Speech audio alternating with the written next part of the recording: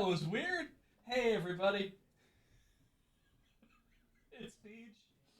You got me for the next. You got me for the next 6 hours, and I'm glad to be here. Happy to have you joining us on the Loading Ready Run Subathon. Going into the night here. The mic's not on. That's why I didn't put it in front of me. Boy, you think I hadn't been doing anything for a while. Uh, hey, everybody.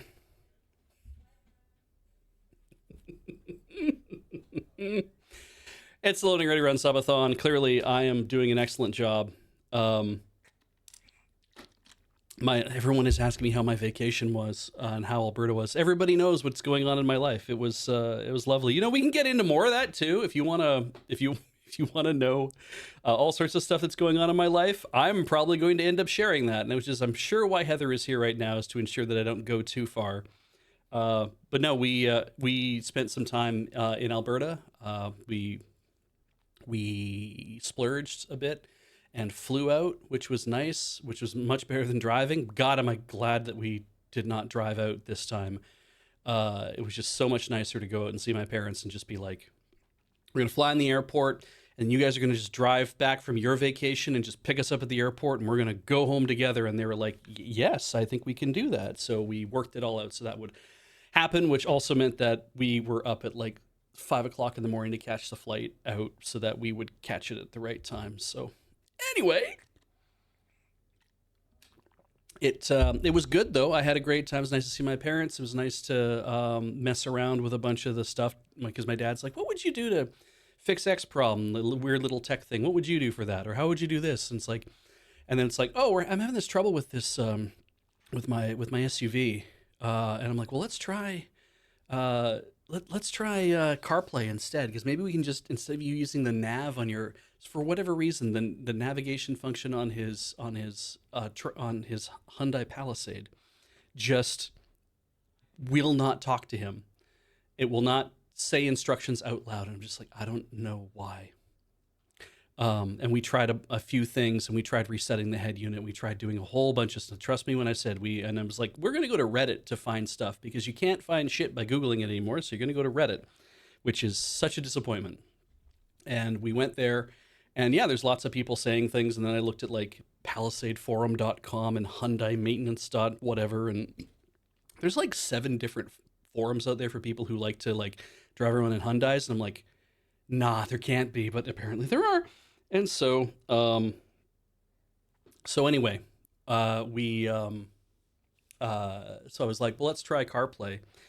And I plugged in his phone, and it did not want to play nice with he's got an iPhone and a 10R, it was my old phone.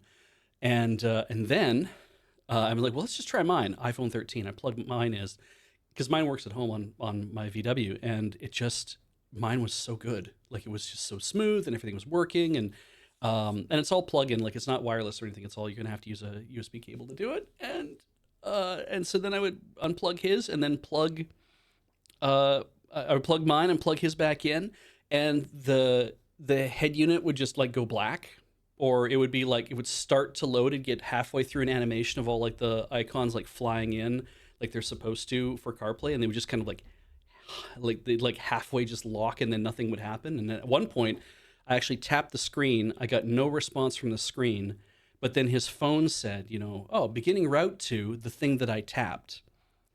And I'm like, the screen's not registering any tapping, but when I just tapped to say, what about if I pick this destination? It was like, this is no good. So I was like, all right. So anyway, Hosk is sharing images that I can't see. Yes. You got a little bit of BC in there, I noticed too, Hosk. But yeah, you're pretty close.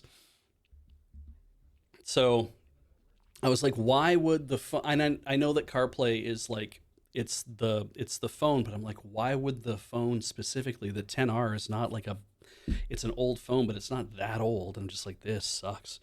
So yeah, it's so we're like, let's just try to do it with the onboard nav system, and that's not great, but it because it won't say anything out loud. And finally he was like, you know what if I'm just going to go to, because I said, maybe we just need to update the firmware in your head unit, which you can do yourself, because Hyundai allows for that. They're like, you can go to a website and then you can download an updater program and do all this. And I'm like, what? Just tell me what version is the new version so I know if I have the new version or not. It's like, no. You have to install an app and you have to do or install a freaking program and like all these things. I'm like, no, just tell me what the latest version is so I know what it is.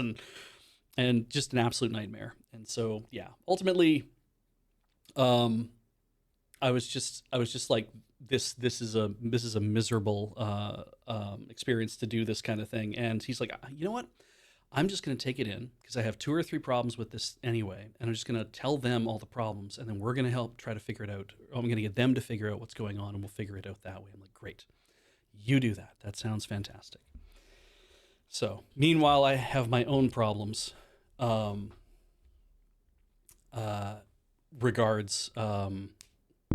Innovative Methods mentions the 10 hours older than the SC. It's definitely out of updates, except it is running iOS 18.5.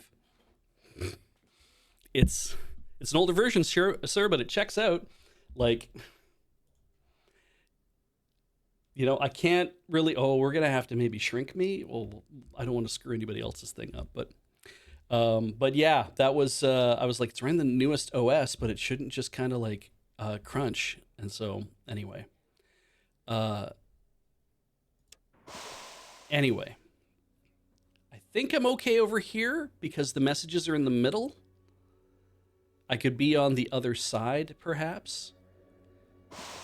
This really, really feels like this feel. I mean, this is the one with the high-res patch. I'm going to say, do you want to use the high-res patch by Mash? And I was like, no. And I'm like, right. Is everything much? Was it this size last time, or was everything zoomed in a lot more? I cannot remember. So every modern vehicle, I think, just has nothing but problems when it comes. Heather's asking when I last played, and I'm like, that was at least, if it's not if it wasn't in last year, was it during Friday night's filming? Maybe. Okay, let's see here. I have this preferences. I don't know if there's anything about it doesn't have it in here. We could just jump out and I could say yes, turn it on instead. I thought we said not to turn on the Mash one, but right, last time I was on the game is the same size, Sokar tells me. Okay. Well, we can always put me on the other side. That's not a problem. Click. There I am. So then I guess we'll just leave it like this. Now here's the second problem. I have to remember how everything works. And then it also means I'm going to end up getting very mad at why I don't remember how stuff works properly. Reading the thing. I also have to remember what I was up to.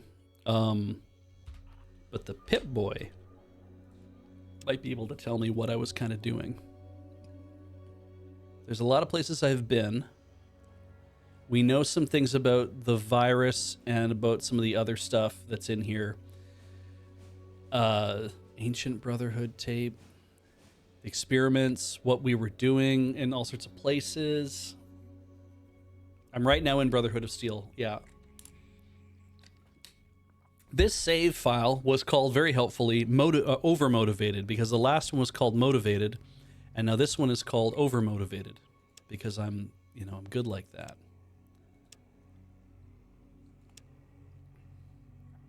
I'm on level 3. I'm pretty sure that's all the videos there are. I'm pretty sure that of the things that I did, I got a lot of the upgrades for other stuff as well.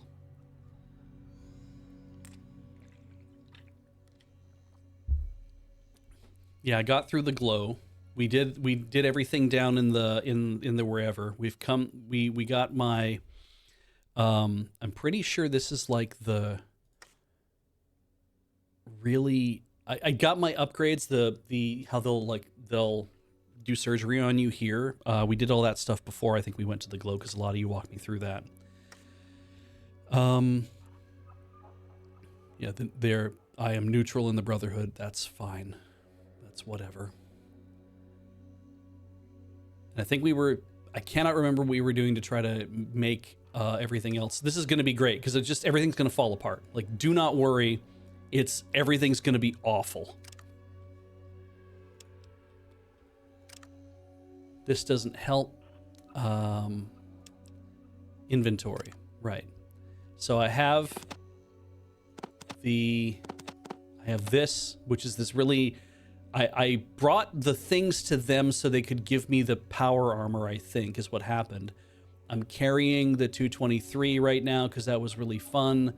I have all these other things. Everyone is hanging out. We don't let anybody die. I was watching, what's his name? Tim, the dude who worked on one of the guys who worked in this game.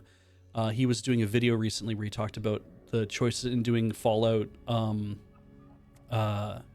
in doing the, like, why did you do things the way that you did them? Tim Kaine, thank you.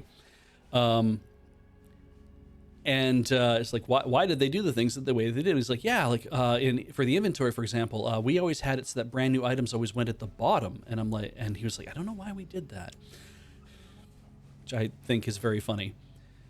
So I see a knight. I see all my friends. Knight Paul. Right, because Paul did the upgrade for us. Hello again. Vree told me I could see a new weapon. Well, let's just try this. Who are you and what do you do here? We energy weapons development. Do you have a laser pistol with free design? Well, let's just ask about things first. Laser plasma, I've built it, or at least rebuilt it. Can I get one? You'd have to see Michael to be issued a weapon. You can't authorize you to get one. You'd have to see Talus. Where can I find them? They're both on the first floor of the base. Talus is usually in the training room. Michael just does duty outside the storage room. Can I ask you some more questions? Can I see the new laser pistol? Yes, the latest in handheld laser technology. He takes a small pistol from a work table and hands it to you. This is nice. What kind of damage will this do to a person? In the hands of a skilled warrior, it can cut a person in half. Jesus. Beam will shear flesh faster than you can run your finger through sand. Can I keep this one?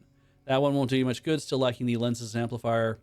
If you really want to go talk to Talus or Michael, can I ask you some more questions? Can I see the new laser pistol? Can I keep this? Can I ask you some more questions? New weapons. Thanks for the info. Let's just talk one more time. Vree said I could see a new weapon. Here it is. Damage. Can I keep this one? Thanks, I should be going now. Okay. Neat.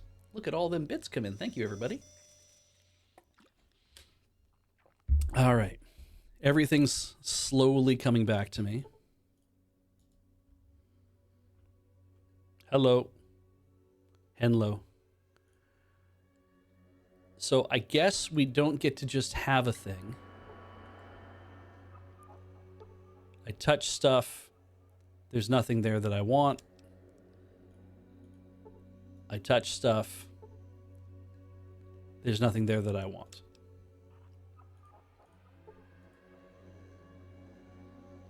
We search everything. I'm pretty sure I touched everything. Because I think what happened is, didn't I come in here one time? Were these the guys that gave me the power suit because I brought them the things they would need so I could have my power armor in the first place? I think that's what happened.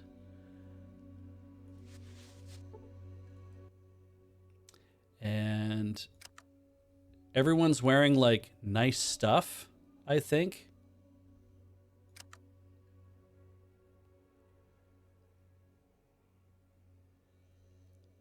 I can't remember. Sniper rifle, combat armor.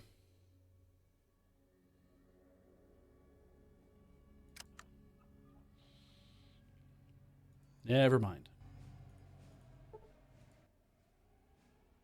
I'd like to know more about this place. Can you help? Oh, interesting. Don't know much about this place. All right. Combat control. What are you carrying around? 14 millimeter and Brotherhood armor.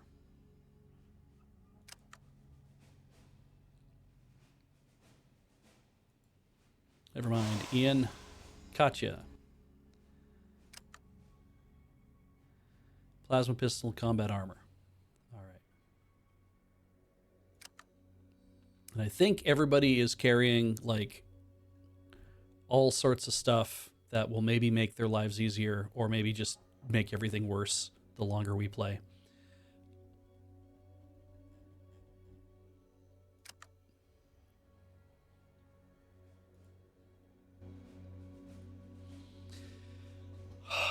What were we gonna do? Were we leaving? It's tough because when I came in here today, I was like, oh, I'll sit down and I'll look, and I came in and all my save games were gone. And I don't know why. And so I had to I had a USB key that I had copied everything onto, and then I plugged the USB key in and it wouldn't mount the USB key, and I was terrified.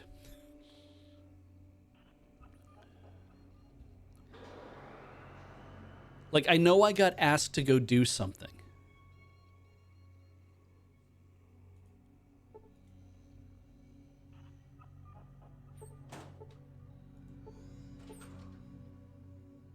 And I'm sure we looked in all these lockers as well.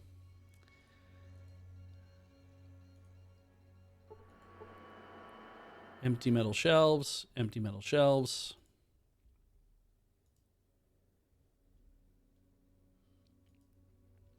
Yeah, I thought we were just supposed to, like, because we talked to some people and they're like, you need to go to this location.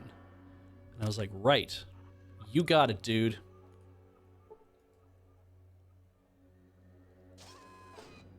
And it did not really occur to me. Do I remember the last time I played Cookie Mom? It was probably during, frickin', I was probably during Friday night's filming, where we were able to have like a lot of, stuff to do. There was like a lot of open time, and I think that's when I did the most of that. And I don't really want to use most of my time to watch a thing to figure out what we should have been doing. There should be a quest log you can check, they say. Well, I mean, if I look in here, like, there's my status for the Brotherhood. Oh yeah, here we go. Rescue initiate from the hub, scout the area to the north. Did I do everything else? All right, destroy the mutant leader, destroy the source of the mutants. That's Vault 13's big problem. We knew about that we had a thing to do there. Nothing to do in Junktown. Necropolis, nothing to do there currently. In the hub.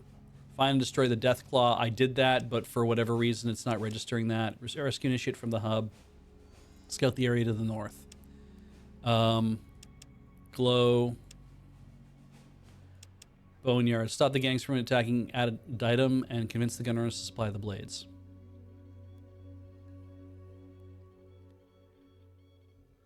I swear we did that, though, didn't we? Didn't we convince the gunrunners to supply the blades? Shit.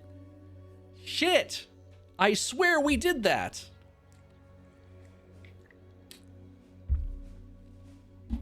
My goodness.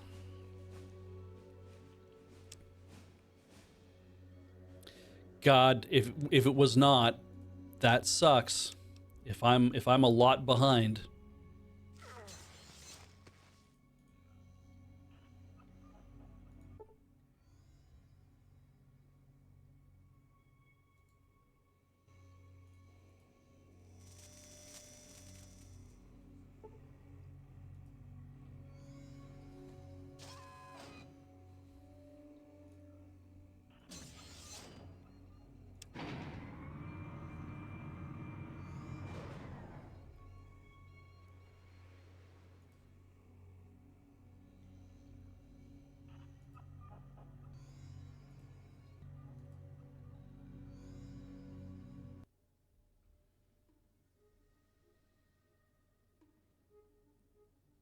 Like, we've been to the cathedral.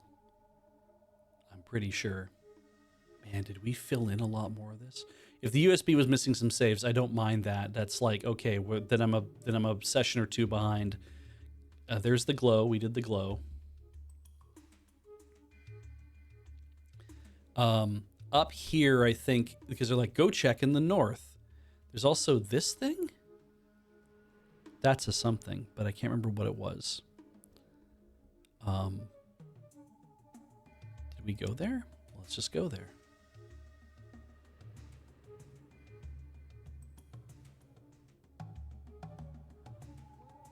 And I had an encounter.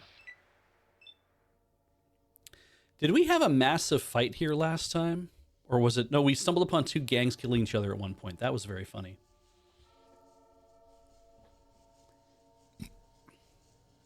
It's hard for me to say whether it had the latest saves or not.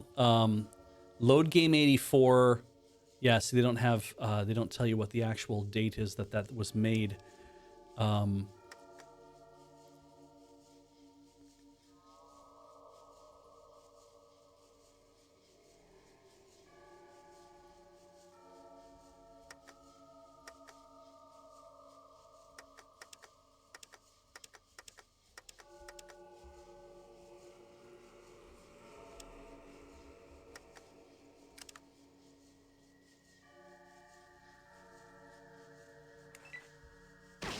Okay, so then I get shot. That guy shoots that guy. Okay, this is all going very well. Raider was killed.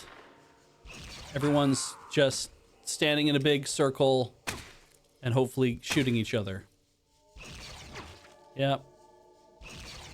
Yep, great. Then we cook everything.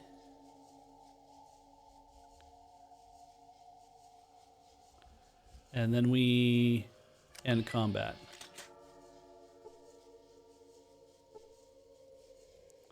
Then everybody gets in the way, and then I have to try to do this. Just caps.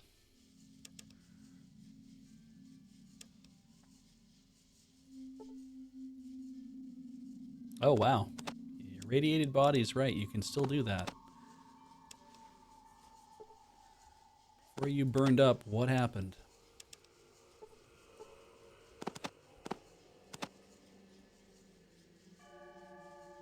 I did kill the Mother Deathclaw underground.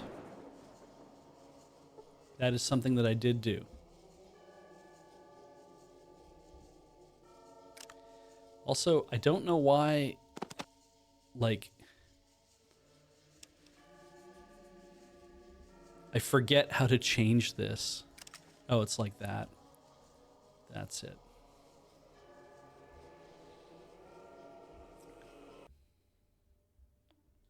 All right, so I made it to this city.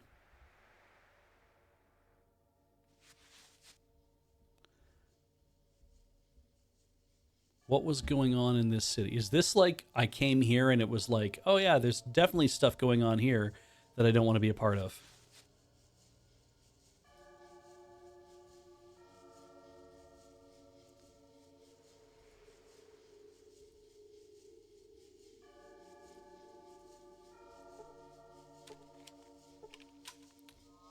I did see somebody post a thing a while back that was like, the trouble with like when you're... The Fallout universe is funny because you have all of these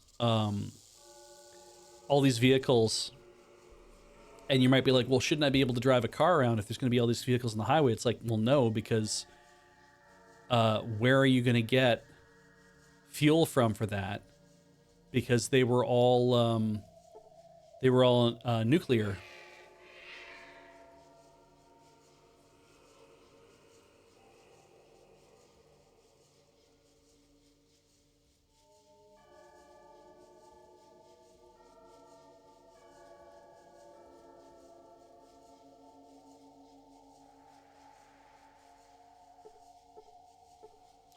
See a bunch of walls. I feel like there's not anything here.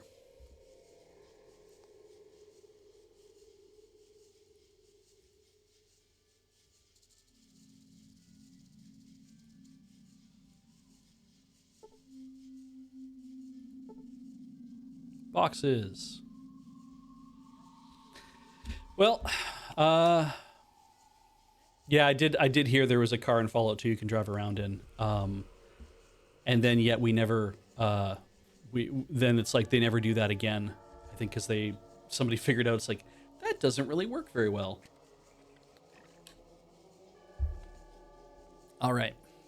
I guess this city is not good for anything right now. It might be a meeting point for something later. Let's go to the hub.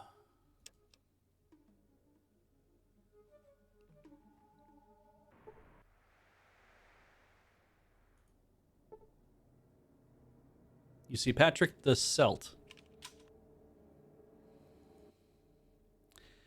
Yeah, hello again. Can I help you? I'm going to give you some directions. Using the coastline as a reference, you got Shady Sands about a week inland, Junktown a few days south of there, hubs across, whatever, not worth the trouble. What do you know about well, just ask about the hub. Major trading center. Cool. Bye.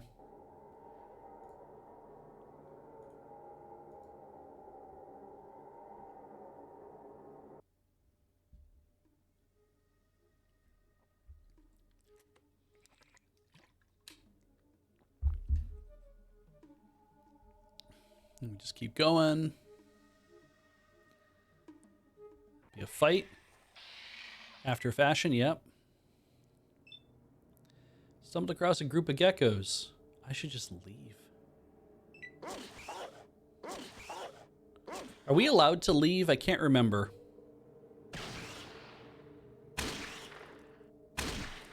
Please don't shoot the dog.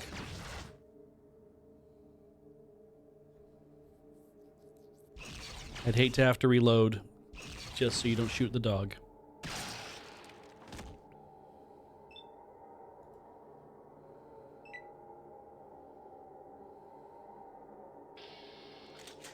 Yep. It was decided that this is stupid.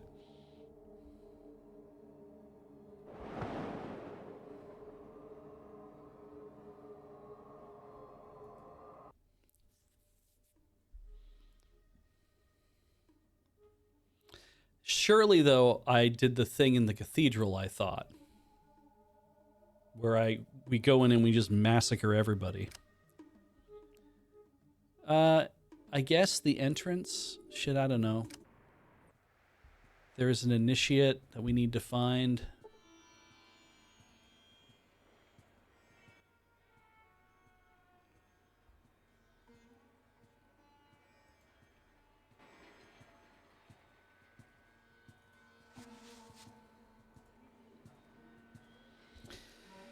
Okay. So, a couple things we're going to cover for the stream then. Let's do this.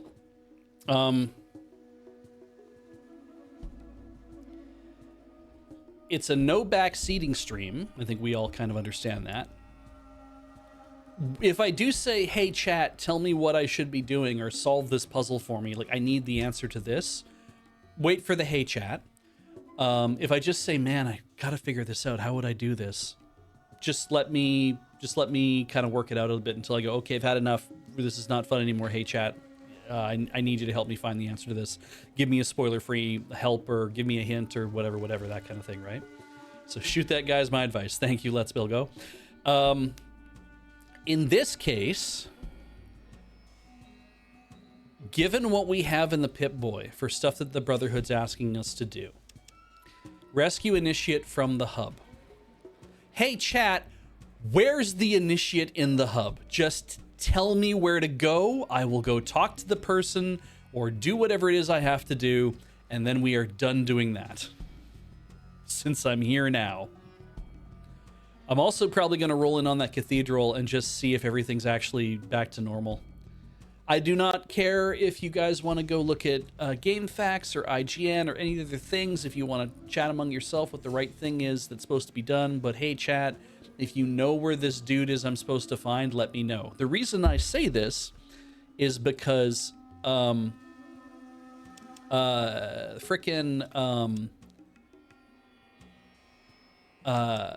one that's about go kill the thing in the cave, we did that and it refuses to mark it off as something that I did. Directly to the right of the Old Town entry point. Oh, I think I know what this is.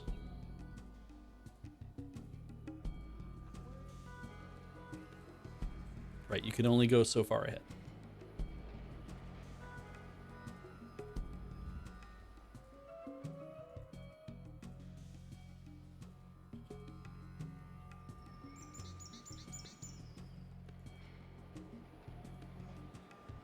I can't remember also if I managed to sell off a lot of crap. We might have been doing that for a little bit too. I thought we were trying to empty our pockets of a lot of BS. It is either this one or this one, and I think it's this one.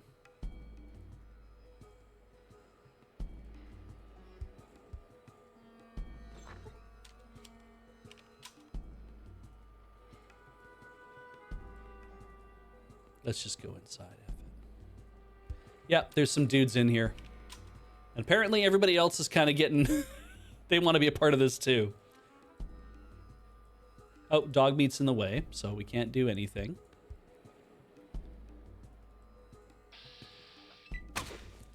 That's literally just... that's a Jack Nicholson quote, and there's no point to you doing that. I'm going to move 3 to here. And we're going to use this, and I'm going to just shoot one of these guys. Can I not shoot any of them? That's why. Very smart.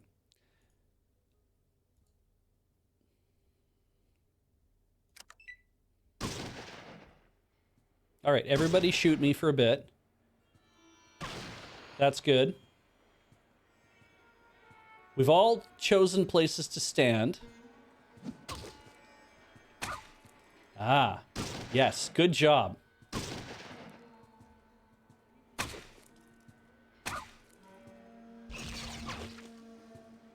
Just watching for if anyone that I don't want to die is going to die.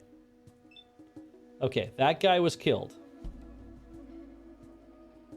I think I can hit this dude. I can definitely hit this guy. All right, we have VATS, don't we?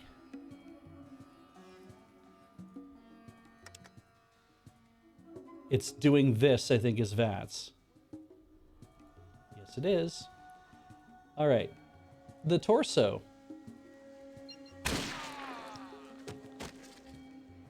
Shit, I killed that man. Critically hitting the torso. Knocked him to the ground. I've got 2 points left. Where's my... Do I walk up over here? Yes. In an effort to try to stay out of the way.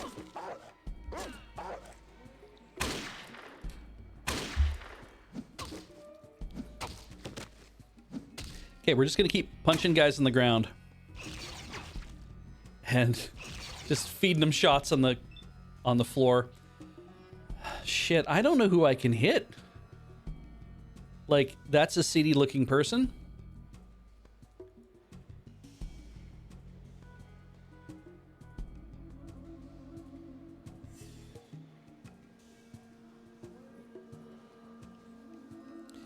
Is it better to put them on the ground, I wonder? I shot him in the leg. 42 out of 70. Left leg, 26 hit points.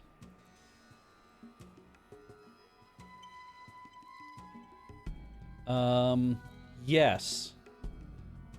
And turn. Okay, that guy was killed by the dog. That person was shot and killed. Everyone is probably fine. That's a lie, and you know it. Like, we know for a fact that not everybody right now is fine. Do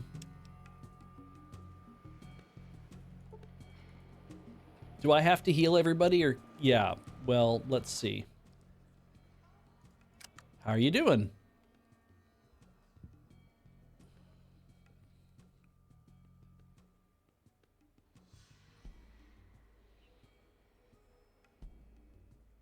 Yeah, there's no way to... There's no heal button or anything, is there? I have to, like, tell them to heal yourself now.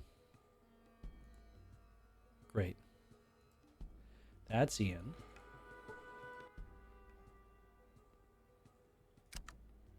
How much damage did you take?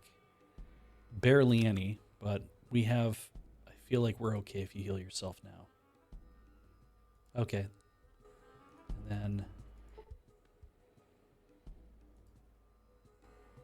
It's so hard to keep everybody straight. Did you get hit at all? Nope. All right. Let's heal my dog.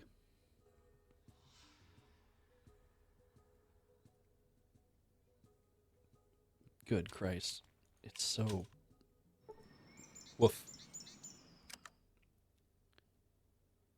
F it. You're fine. I want to get you, like augmented teeth. A big slam on dogs out of nowhere.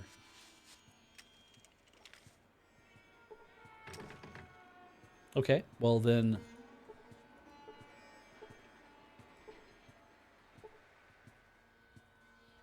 Knife these.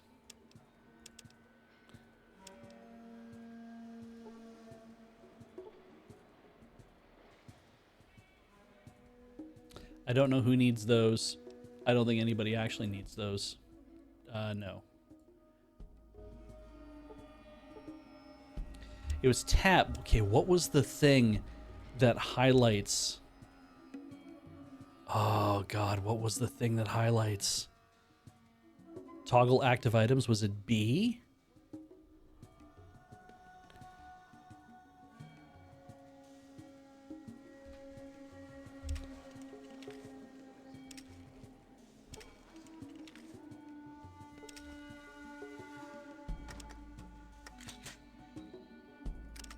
No. Is it X? Definitely not that. Shift, Alt, Control. It wasn't Tab. There's like there's a thing they added into this so that when I press it or hold it down, it shows me outlines. And given a lot of these things, it's like, okay, so A, C, and I can't use.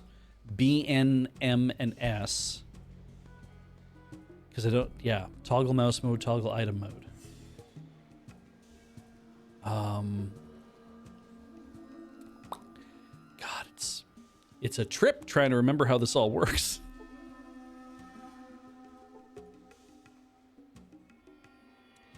All right, lockpick.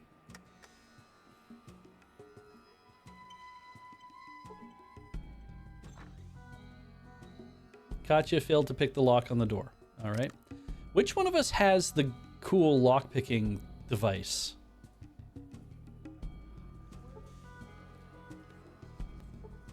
Stealth Boy motion sensor. That's the doctor's bag.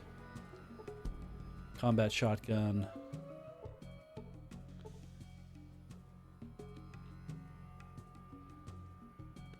Fixed team was shift according to this. Maybe it was shift.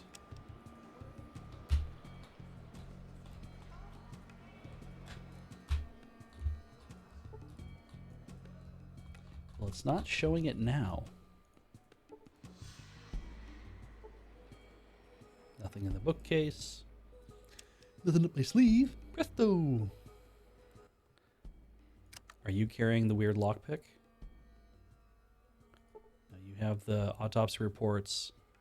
You have Mega Power Fist, backpack, Geiger counter, combat knives, buff out, psycho. Giving you lots of stuff to... I wanna be... Anyway. Oh, I have a technical manual, which I guess I could read at some point. So Ian doesn't have my lockpick. Katya might have my lockpick.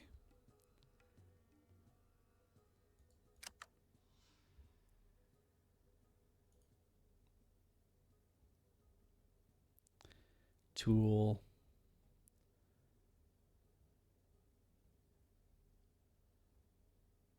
Plasma pistol, backpack, dynamite, sniper rifle, crowbar, so many types of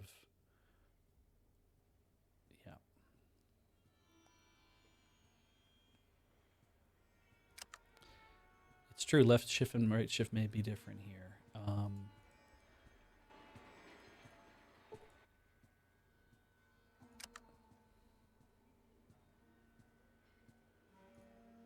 Turbo plasma rifle, microfusion shell, smell energy cell. Didn't we have bags? Didn't I have like a backpack? Didn't I give somebody a backpack? Like, I could have sworn that at some point I had a backpack full of shit.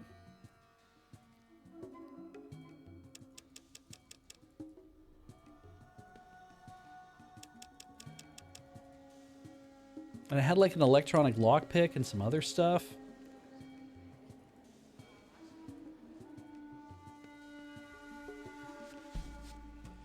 All right, if I hit the other shift key, it doesn't work. This shift key doesn't work. Everything seems like it's okay, is the weird thing. Like everything seems like this is still workable. All right, let's just try this again. Lockpick. Gotcha definitely picks the lock on the door. You earned and then I earned the experience. Great. Makeshift bed, material scavenged from some other source. I see me. I see a battered man. Thank you, stranger. I don't know how many weeks, perhaps months, those thugs have had me here. Very grateful for you. I'm sure from the Brotherhood. I've been looking for you. Really appreciate you helping me, but why are you trying to lie to me? Do you not think I know every member ordered? Talus sent me. You don't know me. Just joined. Talus sent me. Oh, I'm sorry. You must have passed that test the elders made up. I completely forgot about that. Well, my thanks was even deeper. Glad you never gave up. My life could have been in jeopardy at any moment. It must have taken you a while to hunt me down. The city's huge obstacles you must have overcome. I got good friends in chat. I'm just that good. I guess so. That was some fine handiwork you did. Are you going to be okay? I'll be fine now, thanks. I have some friends here that I can stay with while I gain my strength. Try to send word to the Brotherhood, let them know that I'm safe now, thanks to you. Bye. Barter. Do you got any good stuff? You have nothing. Do you like some leather armor?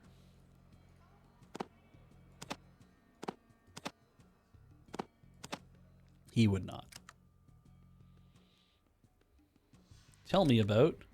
Ask about what? Who knows? Okay, well, so I did the thing.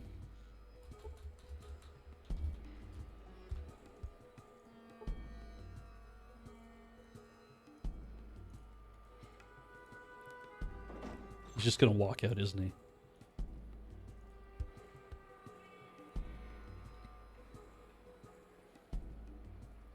And he's just gonna make his way back across the wasteland.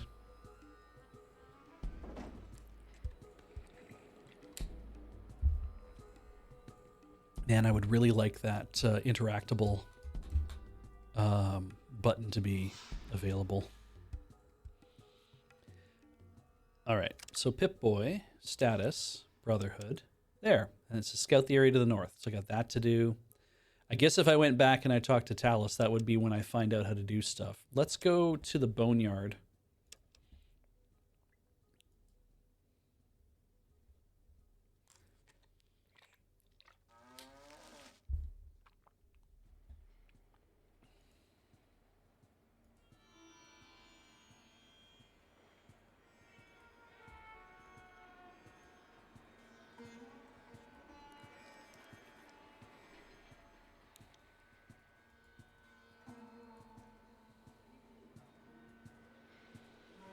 Because why not?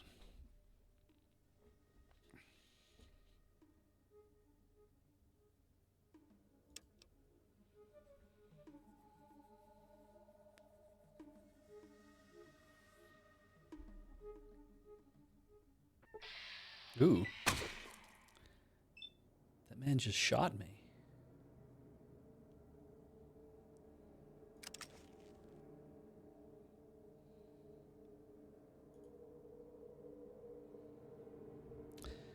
I mean, if we go hot, that's fine, but I feel like I'm going to get, like... Whatever, let's just do it.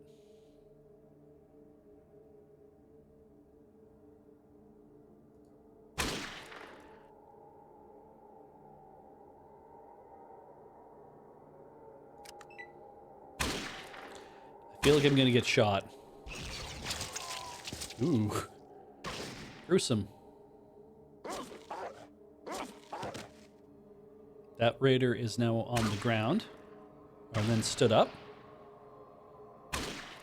Don't kill my dog. Yeah, I got shot in the back.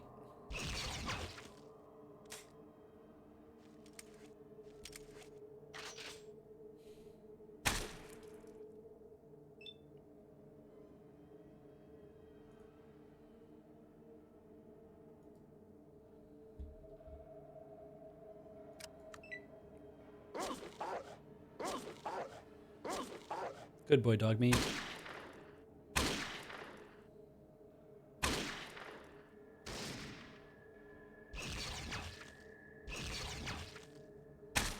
Okay, that's also good.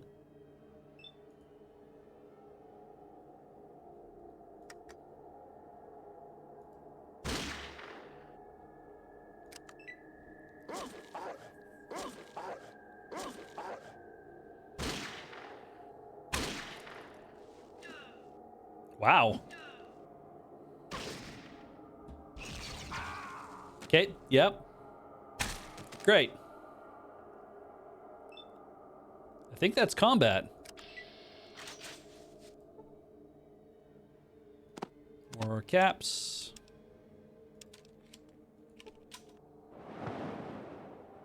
That person had a gun. Sledgehammer. What? Sledgehammer. Small energy cell.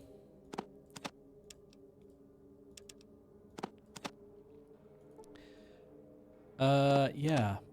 I can't remember who needs those again. We'll figure it out. And then I think this pile here. No.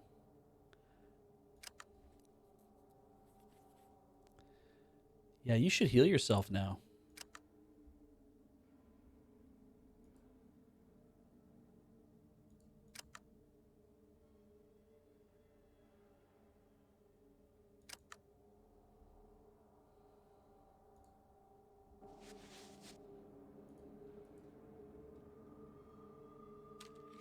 There's only 3, eh? Okay.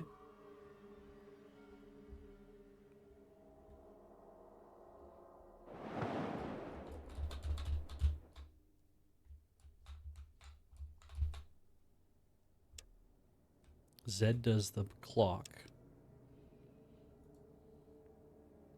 I mean, I think most of the things are enabled, right? Like, oh, wild.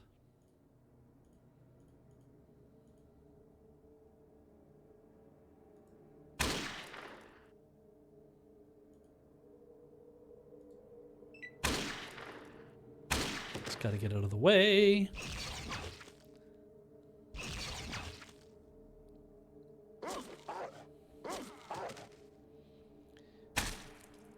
What?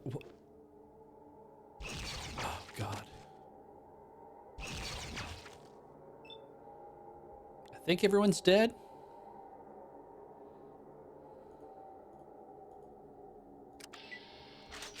Yes. You've got some caps. I don't understand the motivation of you'd be like, hey, look, there's those guys in power armor and stuff, and maybe we can take them. And it's, no. I bet you can't. Oh my goodness. All right. So, cactus. Some weird sounding thing, bones.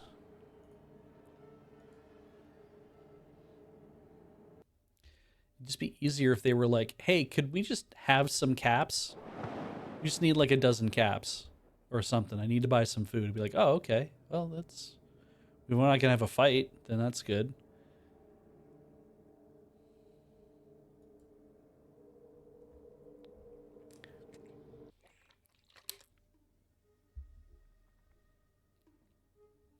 All right. Boneyard.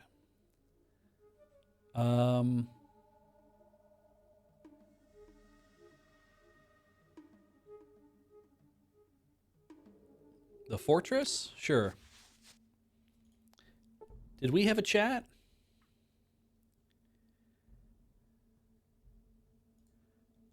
He remembers me, so clearly everything we've done before has already been taken care of. I mean, we don't know about being taken care of specifically, we just know that.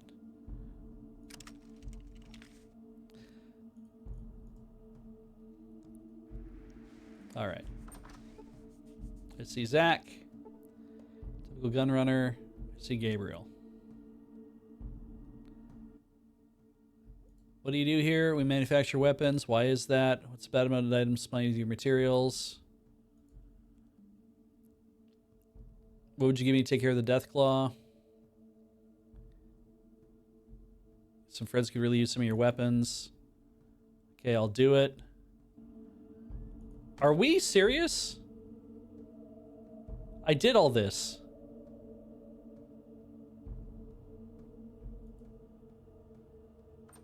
We killed the Mother Deathclaw. This is like the most recent save that I have. I'll tell you what we can do though. If I go to the... We're gonna go on break for a couple seconds while I just take a look at something. Wait, no. If I try to... Let's just go have a look to see if the Deathclaw is actually dead. Because if it is, then we won't have any more over here. No, they're still here.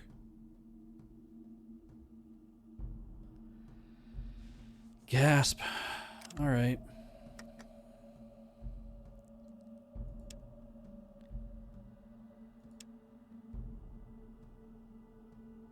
Let's glow to the hop. Yellow key card works. Don't want to get blown up. Blow up some robotos.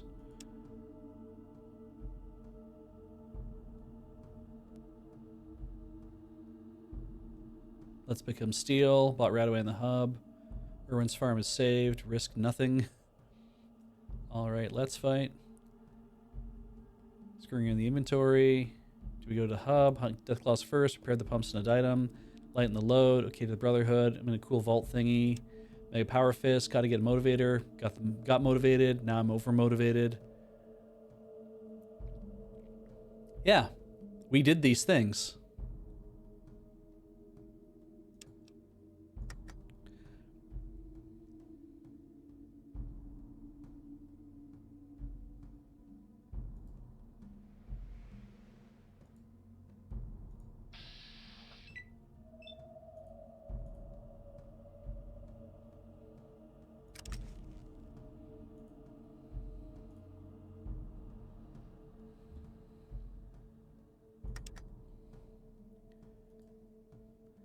Let's go for the leg.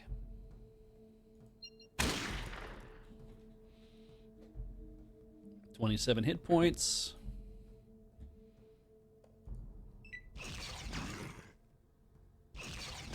That's good. Oh, yeah.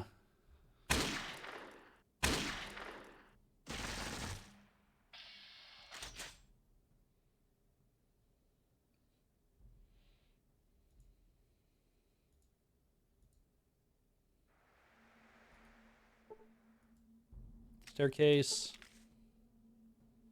No, they're down here.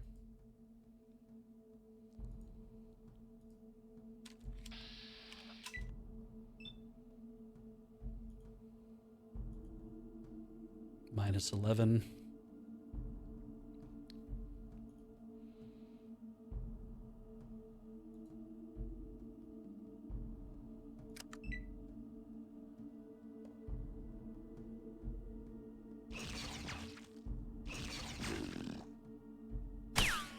Whoa.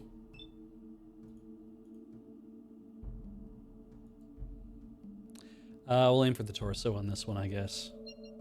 I want to actually hit something. Nah, but I didn't.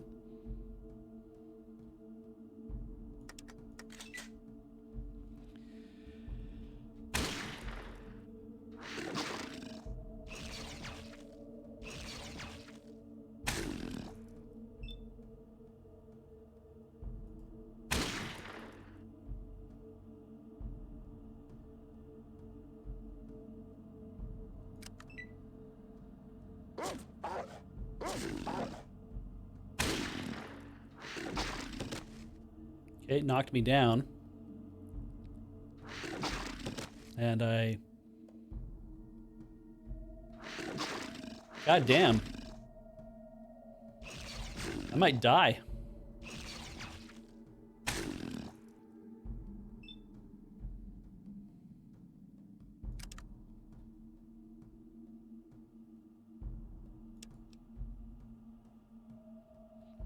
And I went into my inventory, which means I don't have any...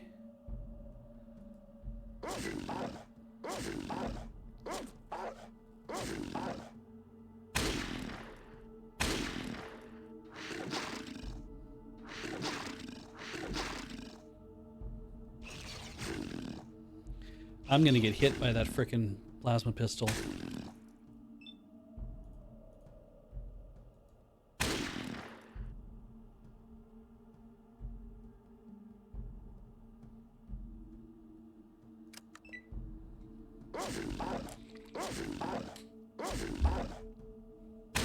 Yeah, this has to be an old save or something.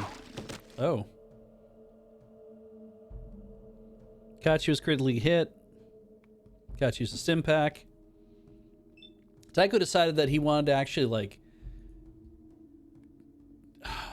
do something stupid, apparently. So, 1, 2, 3, 4, 5. Wait, how many do I have? 2, 4, 6, 8. I can take 3 steps forward.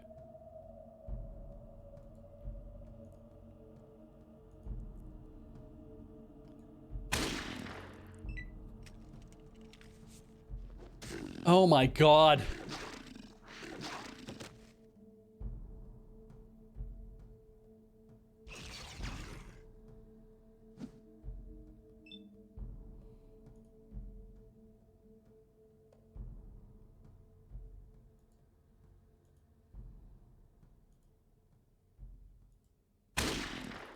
Keep shooting it. Oh my goodness.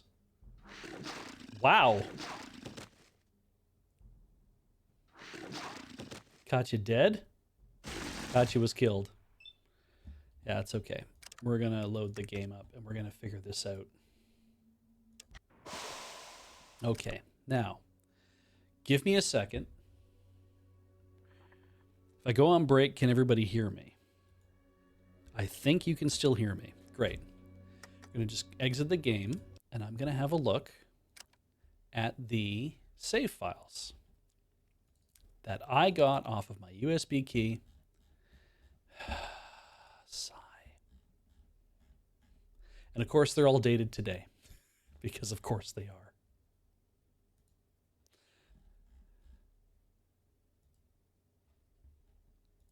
Okay, give me a second. I might be able to...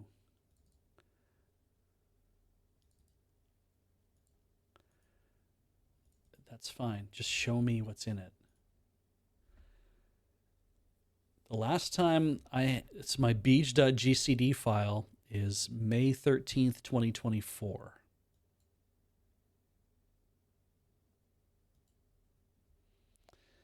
And my save games are May 30th.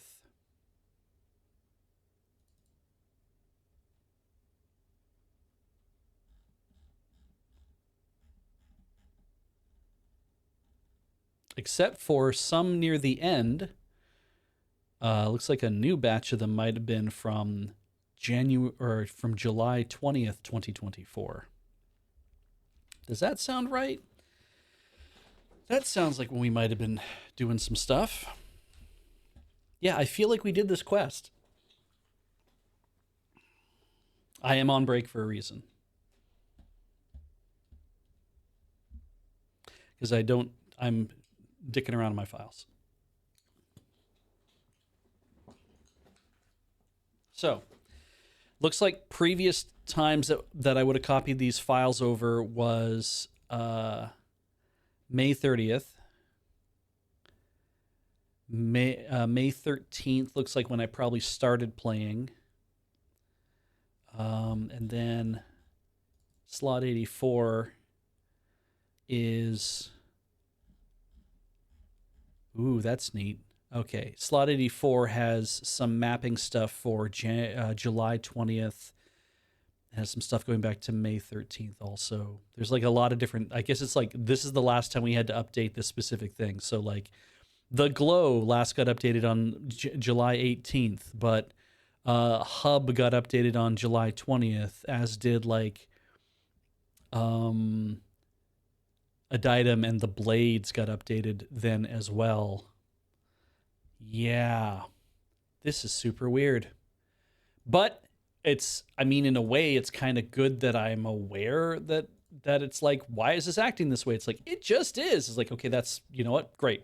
I can deal with that. It's like, this is just how it's going to be, my man. And I'm like, yeah, okay, that's, I can get used to that.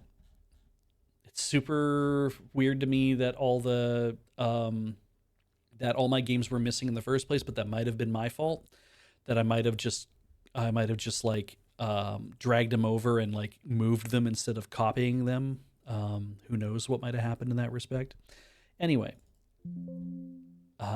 so this version of SFall has its own integrated high-resolution patch mode, which is compatible with the settings of the high-resolution patchy. Let's just come back here. You can see this with me. I thought we disabled the high-resolution patch by mash last time. So I'm just going to say, I said no, so let's try yes and see what happens if I disable it. Does it actually, it deletes the exe file.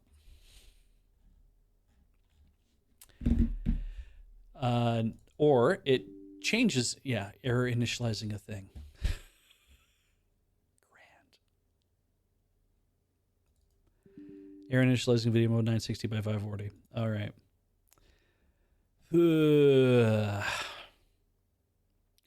Definitely can't roll that shit back. But I would have the entire thing on my USB key.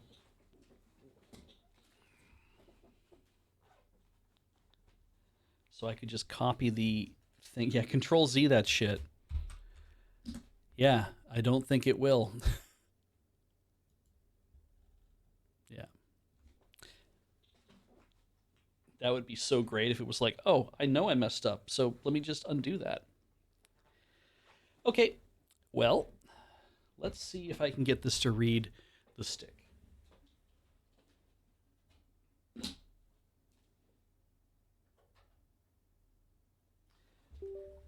Whoa. Holy shit. It wasn't doing that before. Give me a new, I need a new file explorer. Thank you. I'm not gonna try to do tabs and stuff. We're just gonna go into here and find this and find this and find Fallout 1 and 2. And we're gonna just copy this application over top of that application.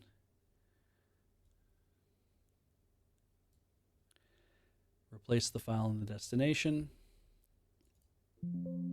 There we go. Do you want to disable the high resolution patch by mash? We clicked yes last time, and that really messed up because you had to turn off that mode. You can disable external high resolution from SFall. So we're going to say no. Everything launches just fine. Load game. There we go. Going back here. And if you press that often enough, obviously sticky keys comes on. Yeah. Let's do that. It already is.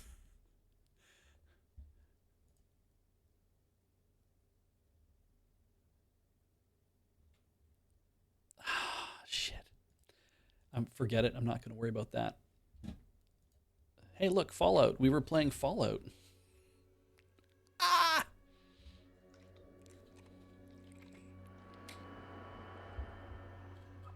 Okay.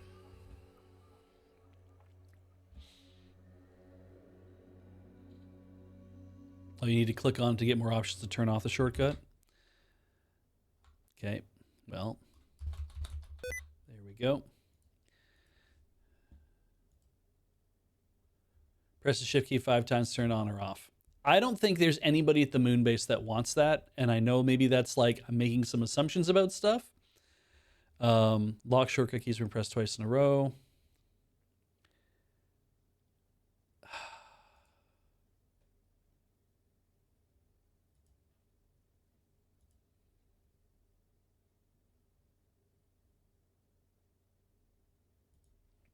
There's just some stuff that's like accessibility is nice to have accessibility, definitely. But hi, what's going on over here?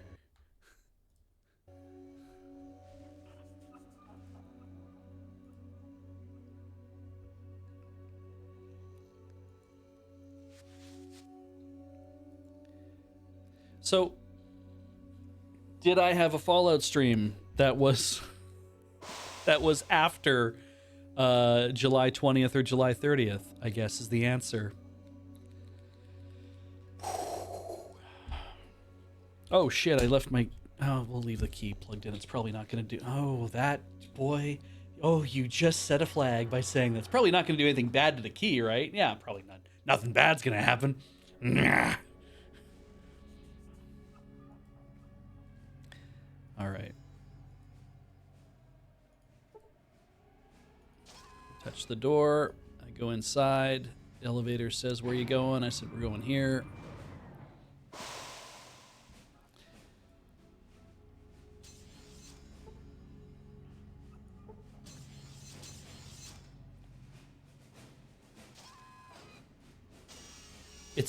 It's a little funny to me that like I feel a little less patient about this. That I'm like, oh well, we can, you know. It's like if it's been a year since I've played, part of me really does feel like, F it. I don't care about. So I've seen a map of this world, and I know that the Enclave is like way over here or some shit. And I'm like, well, don't I want to go find all those things too? And I'm like, I guess, but also I could just go straight north and route around until I find my way into that facility. There's all these open places that I haven't been yet. I'm like, right, so I should go there, like. And part of me is like, should you just finish the game? We've got like it's 10 p.m. and I'm just like, should I just go finish the game or try to get the end of the game going? There's no Enclave in Fallout 1, thank you. That would explain then. So anyway, I'm just like, maybe I should just walk up and do that, and that should be the last thing I do. We'll go to the hub, we'll free this guy. I don't know how I feel about... Oh. No, this is a bad idea.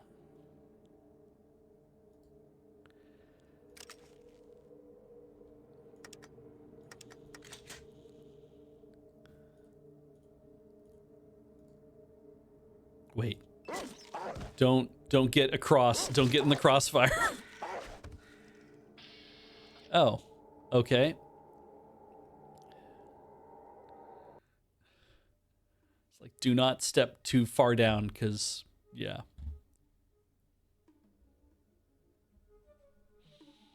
Yeah, I think part of the thing I need to do, obviously, is to go up into the north, because I need to go find the mutant and kill the mutant. Oh, that's a big... You're a big, and I mean big.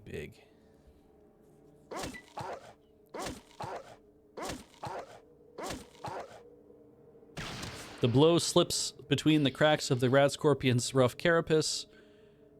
I got no damage, and then I got to destroy my enemies without taking a scratch. Neat.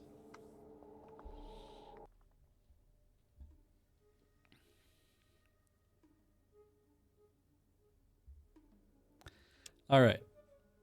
Hub. No, hub. There we go. Jesus, Old Town.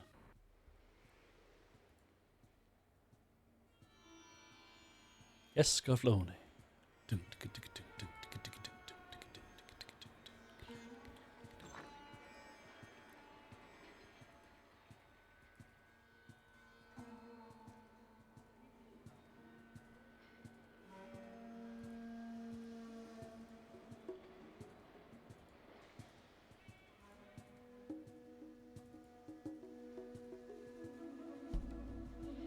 Can I just start wailing on them from here?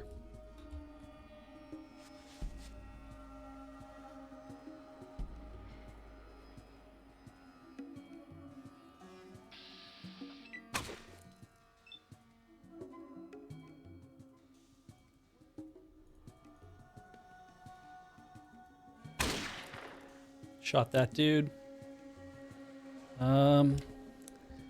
What is the space ends a combat turn? Excellent.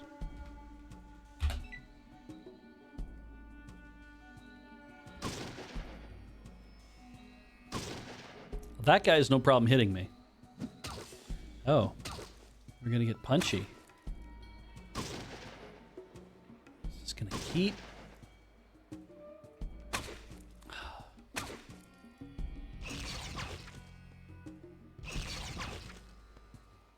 Wow, that's a lot of hit points that he was done for. Okay.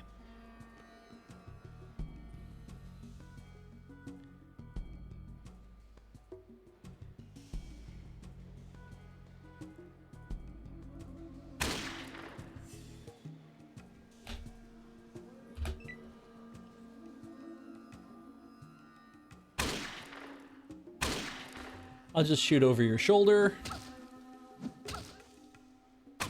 Katya's taking some righteous damage. Okay.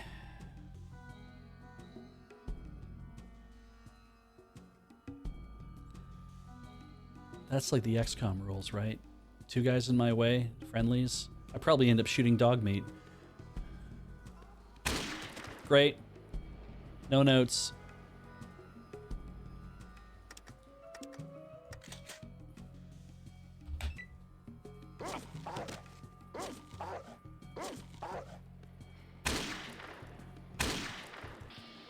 Okay, everyone's dead. Everyone's dead, Dave. Dead, Dave, everyone is. Just don't want to do a bunch of... Katya will do that. Definitely picks the lock on the door. And then I go through it, and everything blows up. We go talk to this guy. From the Brotherhood, Talus sent me. I'm just that good. Are you going to be okay? Done.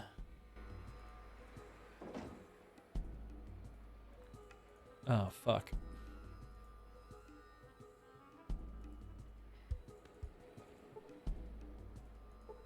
Look at all them stim packs.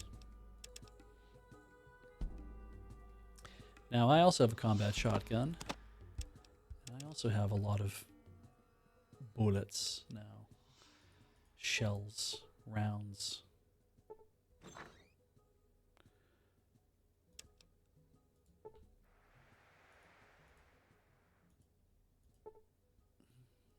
No.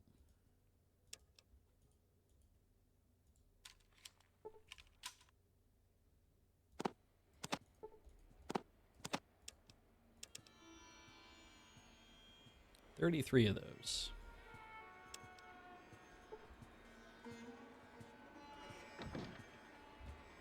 Okay. We're going to save a game.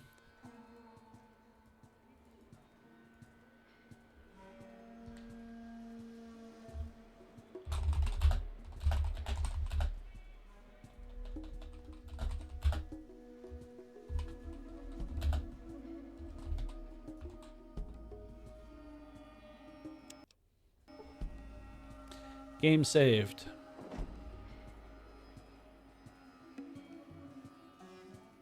Metro Iceberg asked, did I see that somebody made a semi-3D version of the original Fallout using the Doom game engine? I think I saw something like that past my YouTube feed at some point. Yes. So I did.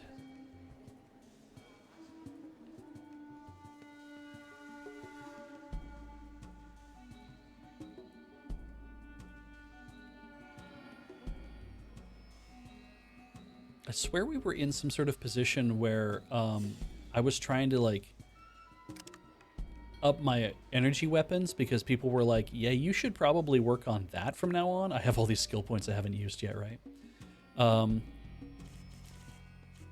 Right. There was wasn't there a perk that I got that was like you can have a 4th trained something or other?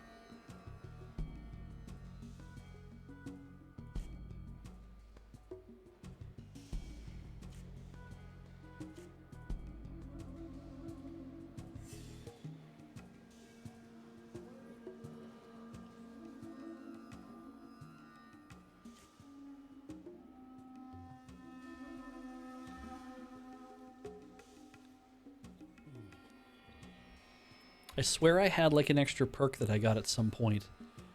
That was like, oh, now you get to have there's this extra thing you can have an extra trained one of these, and I was like, oh, we're gonna put in energy weapons, we're gonna spend all our skill points on energy weapons, and we're just gonna bust it up.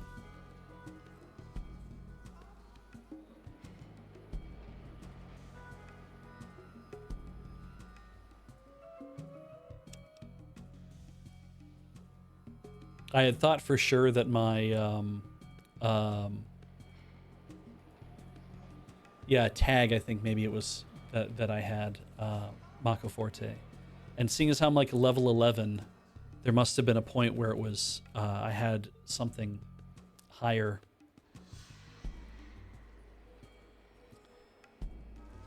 I think. I don't actually remember that well. Anyway, let's go to the boneyard. So we let that, we help that dude out. We go here now. I'll go to the Blades and talk to them. What are we doing here? Oh, police officer of the hub. Let's have a conversation. Underground's finally been wiped out. Tell me safer with Decker out of the picture. Decker's dead.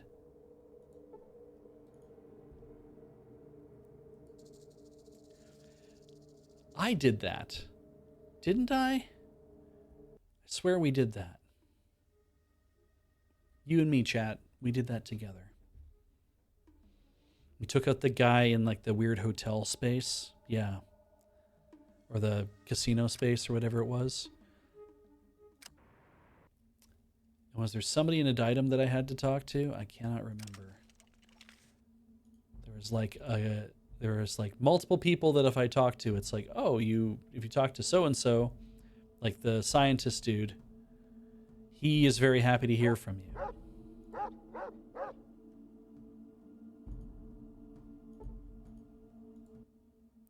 So you found from power armor. I heard of a chemical process that I could use to harden the surface of the armor. We did this too! Okay, we are several behind then. Okay. These information give me the last few clues to the formula and reagents. Your librarian in the hub, Mrs. Stapleton, has some journals and books that might be of use. You get those from there. Probably test whatever. I'll go talk to Mrs. Stapleton.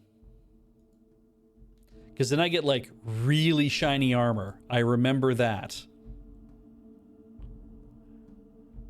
And I think that means that I don't know if I talked to the fortune teller guy to get my additional boost. Somebody said, here's how you do that. And we did that. So guy says I should get back to the hub if I were you. I'm like, you're damn right. That's where I'm trying to go.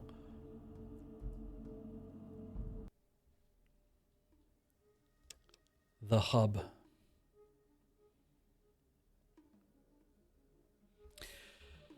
Man, I could actually really stand for a proper break. We might go do that here in a minute or so. Oh, this is awkward. That's gotcha. You see a dog. It seems to be following you. You see a Radscorp.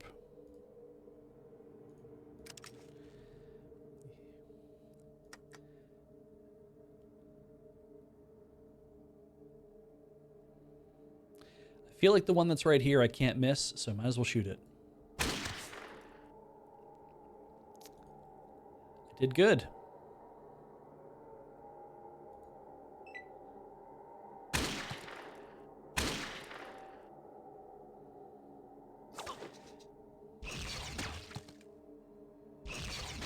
Punk.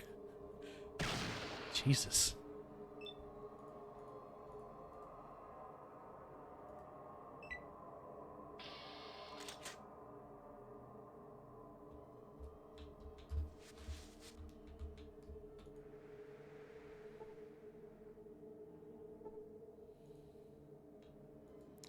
Yeah, I'm gonna go take that break, I think.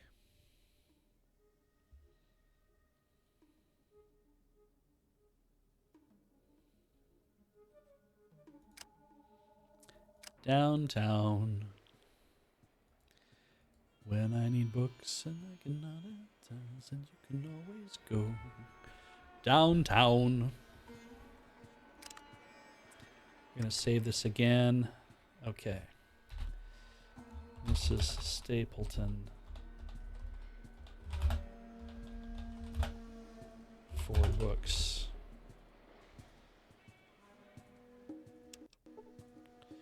And we're just going to slam that there. And I'm going to go for a quick break, and you should all do the same thing. I will see you soon. Hang tight. There's even like a piece of pizza here waiting for me, I think.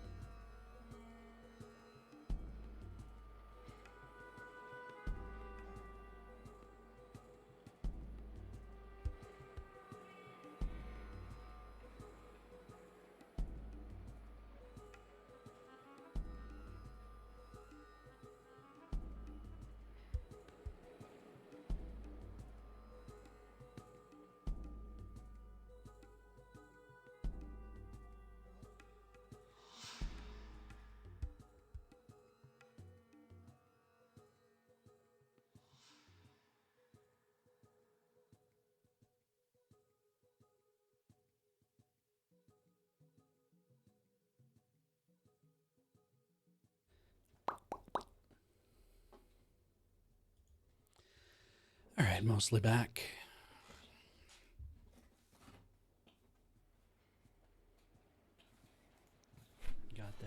Got that pizza.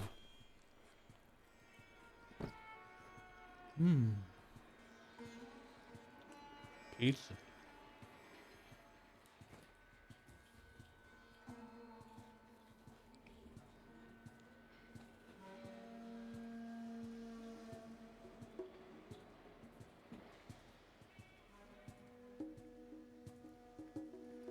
Oh, it's cold.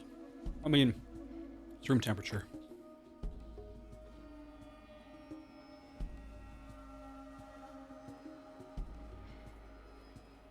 It was probably what they ate today, for all I know.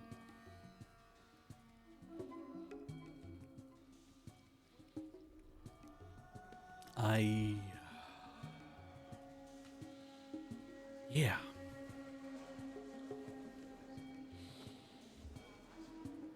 Other big news in my life, I need to buy a washing machine. Now, 95% of the time, why does anybody buy a washing machine?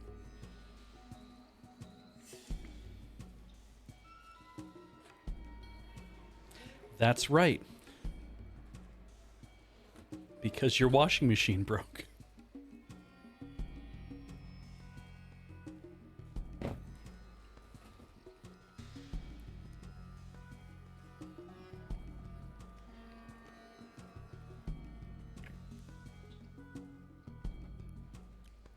I hope it didn't flood, Lysander says.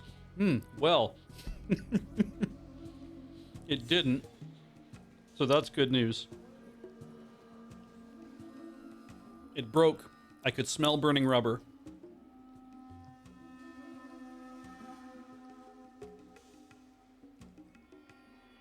And then the spin stopped. And I was like, ah, shit. So I went out and I rebalanced the load because I'm like, that's usually what happens. The washing machine we had was a Maytag commercial duty washer and dryer. It's nice. In your own unit, you have standalone machines, not a stacker or anything like that. Just two machines on the floor. And I'm like, yeah.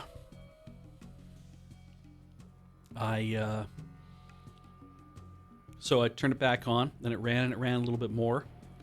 And then I could smell burning rubber again, and I'm like, maybe it's just because it hadn't actually like given out yet completely. And I'm like, that belt's gonna go. I just know what's gonna happen. The belt's gonna go. Is it old enough to be out of warranty? Texan, this machine, it definitely not only predates the AI craze. I think it predates what Maytag changing their logo. Like this thing, I think this thing is 30 years old. I think. So, I'm like, it owes us nothing, obviously. We didn't buy it initially, though, either. Like, it was with the place when we showed up.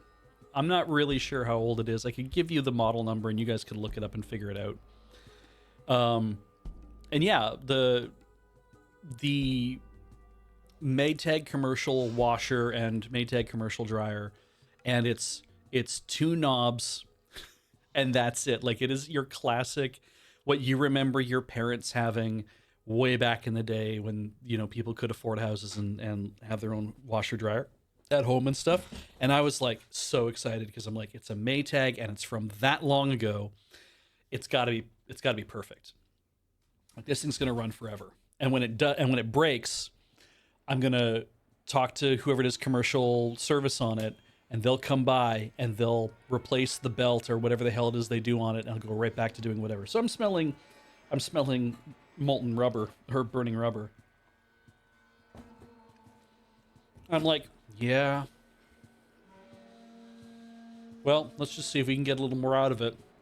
And I turn the thing, I rebalance the load. I'm like, let's try again. Spin. Stops again. Rebalance the load, try again, spin, stops again. I'm like, ooh. I'm pretty sure I balance this thing as best I can. Something else is happening. Try one more time to spin it. It will not spin. You can hear it humming like it wants to do something, but there is no engagement of anything. And so I have to take mostly wet clothing out, because this is a spin cycle, so it's trying to drain off most of the water. Take mostly wet clothing out and you know, squeeze it out. And then I'm squeezing it into the tub, because I don't... And it's like, ultimately what I should have done is I should have put all the wet laundry into a thing and then gone to the bathtub and squeezed it all out in the bathtub. Not thinking, frustrated. And yeah. Threw everything into the dryer once I'd squeezed out most of the water and been like, let's just go. Let's let the dryer dry it all out. Dries it all out. Dryer's working fine. So it's doing its job. Washing machine is what's broken. I contact Maytag commercial whomever, because I'm like, you guys will probably know what to do about this. They said, yes, we can. All I get is just a, you know, book online for whatever. And so I submit all the information, the serial, the model number and everything else. And they said, yeah, we can have somebody come by on like Tuesday. Now we were flying out on like Wednesday or Thursday or whatever it was. I think it was Thursday. So I was like, ah, shit, well, this will be close. Guy shows up. It's first thing in the morning. I'm barely awake. He comes in. He gets a phone call at the same time while he's there. He's talking to somebody at the other end of the phone. And he's only there about, I leave him to it. I just walk away from the area where it is, and it's around a corner. And I'm just like, I'm not going to deal with this. Nobody wants somebody hovering. And he's there for about like 4 or 5 minutes, and he says, okay. In that way that like, I'm done. And I'm like, ain't no way he's done, because clearly there's a problem internally. And he's like, okay. And then I come around, I'm like, what's up? And he's like, I am sorry to say it is new washer time. And I was like, damn, really? What's up? And he's like, transmission's gone. I'm like, oh, great. I go online to try to find a transmission to see like, okay, what would it cost if I had to get like a part for this thing and get someone to replace it? I can't find them anywhere. And I mean, that's probably why he was like, new washer time, because it's like, you know, it's one thing if the belt breaks, you can probably find a belt, but it's like, you want to replace the transmission, it probably costs you $500 for the new transmission, and then another few hours of us fixing the damn thing and then putting it all back together. And I'm just like, so yeah.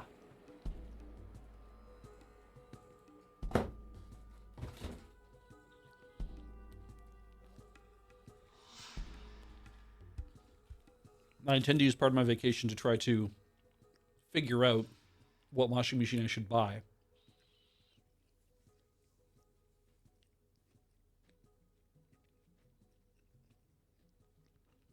And there's a channel I've seen online before called Ben's Appliances and Junk, run by a guy who dresses like the Maytag repairman. It's very cute.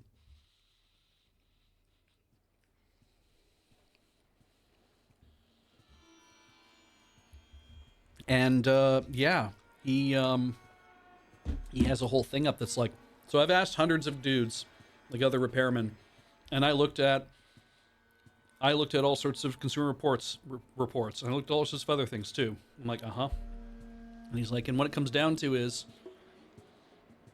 here's 10 models that you should look at. I'm like, great. And it's like, this is all for the United States market. I'm like, fuck. That's correct. Because that's what it's going to be.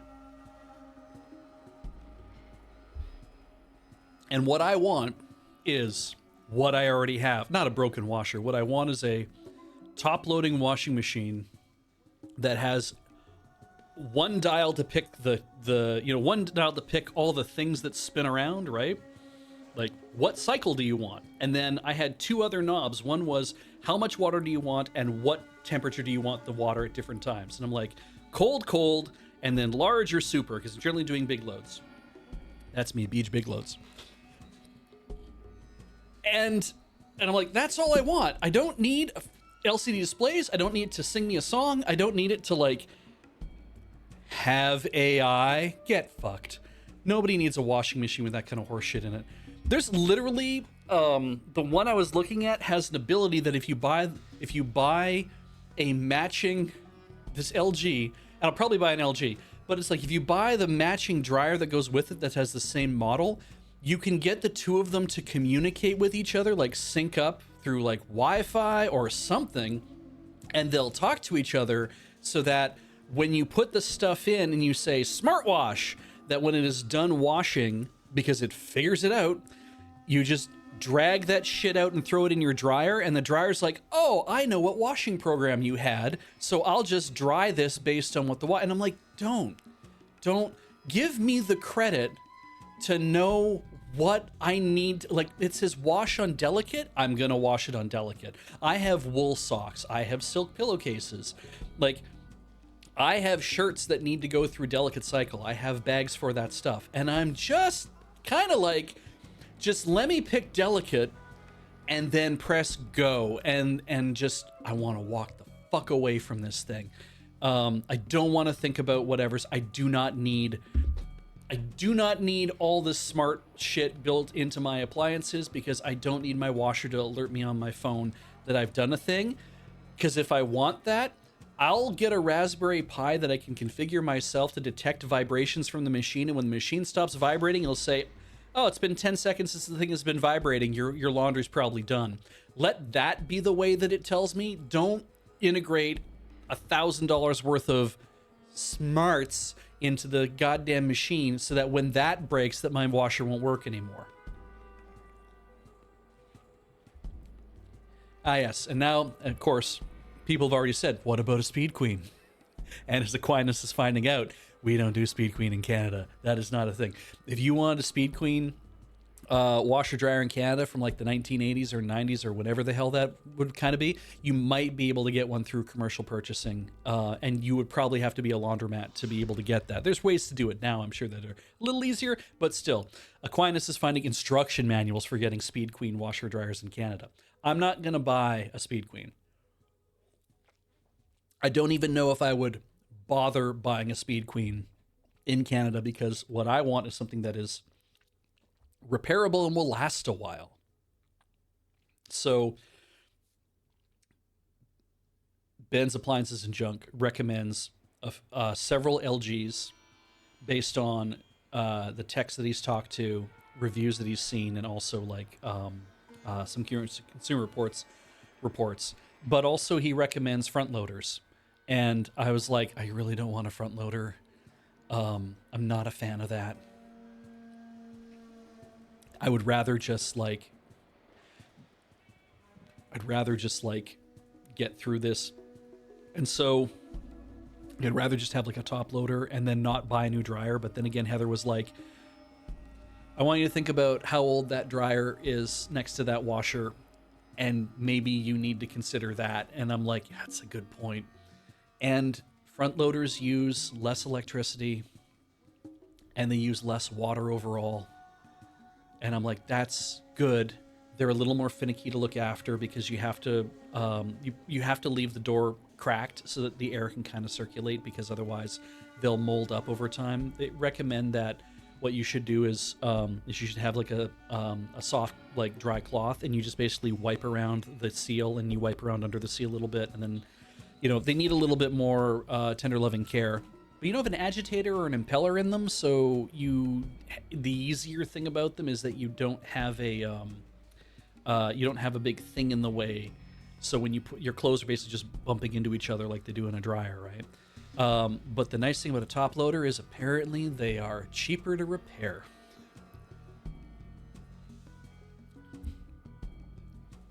Front loaders use less water because they don't drain, and the inner workings mold, not just the drum. Awesome, thank you, Haas. Glad to hear that. Fuck. So, yeah.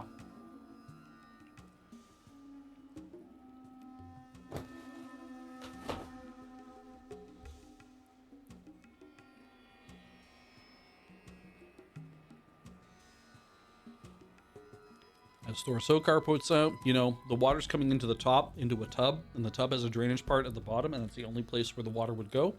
But of course, on a front loader, you have a drum that's sideways, the water comes in. There's a great big hole on this side of the front loader. Great big hole there, so you can get your clothes in and out of it. And it's all turned sideways, which means that the water can come out in other places. Yeah.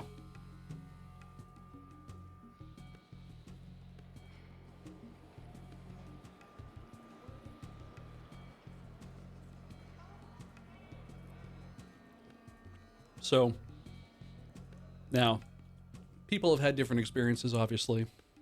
A lot of you in chat apparently have all had different experiences. I was even looking at, should I get a heat pump dryer? Ooh. Didn't know what to do about that. I wanted to wait long enough that heat pump dryers would be kind of de rigueur, like they'd be out there, and that'd be the way to go. The thing is, I already have electrical hooked up. Like you practically, gas dryers are harder to find in Canada. I think you can get them, but it's not really a thing that I think we're really into here. I was surprised to find out that you could get gas dryers. I'm like, how's that work? They just pump the methane into your clothes and then dry it off with the methane. Is that how that works? Because that's stupid. It's like, yeah, no. It's we use the 240. We use the 3-prong 240 to run your dryer, and same you'd use for like an electric stove. And it's just like you plug that thing in and it works great for your dryer. And I was like, well, all the new heat pump dryers run off of 120, and it's just a heat pump that puts like hotter air in so that it could get all very nice and moist, and then it sucks all that through the condenser, and then when it cools it out, all the water falls out of the air. And you generally need to have a drain on your dryer then, or it collects in a container that you have to pull out and drain it yourself. I was like, all right.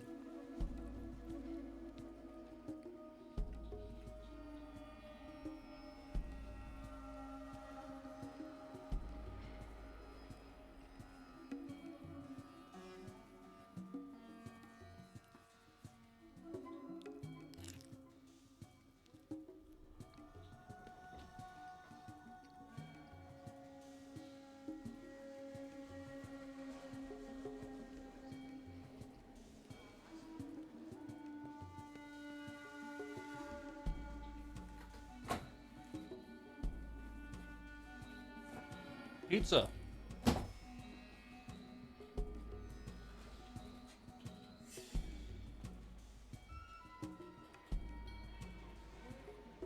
So, Melodius says, so glad Beej does so much research into the things he buys. Normally I would do, 2 or 3 months of research. I don't have time. Like, I could get a month, because Heather and I will need to do laundry in about 2 weeks. When I went on vacation, I took all my dirty clothes and I washed them at my parents' house so that we would have clean clothes longer at home. So I have like 12 days or so left. And then maybe I can put everything in a bag and go to a friend's house or go to a laundromat once and not, want to just absolutely die. And I have lots of sheets, so we can just basically keep changing the sheets and put the dirty sheets in the clothes hamper and just be like, yeah, we're gonna do like 3 rounds of sheets when we get a new whatever. And I'm also not hard up for cash in a way that it's like, oh, it's gonna be hard for you, to pick the whatever. The problem is, I need to go out. Like, I need to drive out to frickin' Langford where all the appliance stores are, so I can go to their scratch and dent sections and just see if they have what I need, so I can be like, I need that. I need that, and yeah, it's got a big scratch on the side or the front or the whatever. I don't care. The LG WM5500 is like the #1 washer front loader that Ben's Appliances said this is the one that tested the best and like has the least amount of complaints or whatever. And I'm like, cool. Rona has it on their site right now for like $300 or $400 off because it's on clearance. And I'm like, oh shit, I can get that for under $1,000. Maybe I'll do that. I'll probably have to buy the dryer that goes with it. That's not on sale. Who knows why? They're match set, but who knows why? That's like $1,300. I'm like, so do I buy them both? Or is that a shitty deal? Should I actually look for both machines that are a match set from somewhere else and get that? Would that be better? So I'm really kind of like, I'm drawn for a loop. Yeah, it's Drawn Binary has appears to have a heat pump dryer. That's the kind of thing I'm interested in, but at the same time, I don't want to do that. I don't want to buy a combo unit because it's like Now I have to like, it's like a 3 hour or 4 hour cycle for one load of laundry to go through because it's got to wash and it has to dry everything in there. And I'm like, but if I take everything out of the washer and put it in the dryer, then I can have another load washing and it'll only take like 30 minutes or so, but at least the dryer can be partially along its run. And if I do all my delicates first, the delicate cycle I always have on less dry, and like I'll get through all of my delicates first and they'll dry in about an hour and 20 hour 30 minutes or whatever, which is even faster, so that I can have my sheets follow after that, and they'll have to stay in there for 2 hours or whatever, and that's fine, but that's how that is.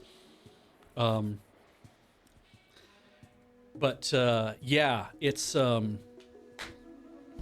bit of a pain in the ass.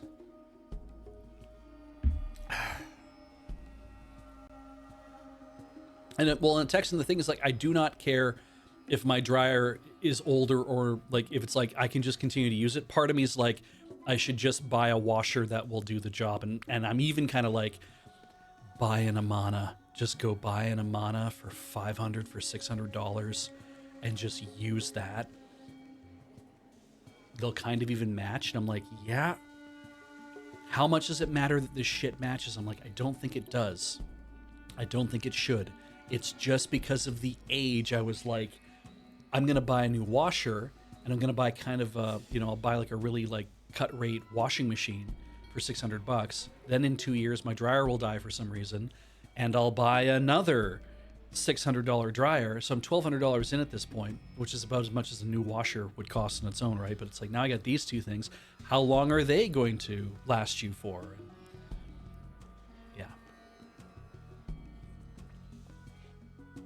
Yeah, a lot of places I've noticed do the discount thing when you buy a washer dryer together.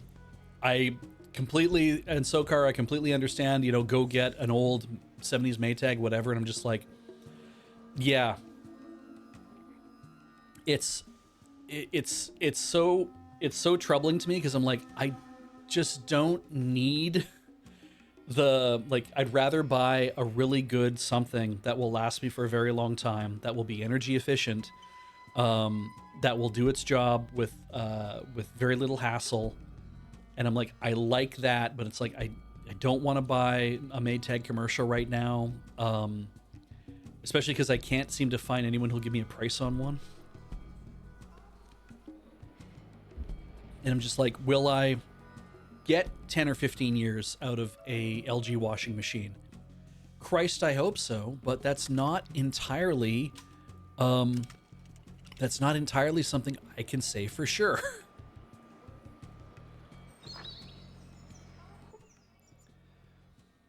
All right.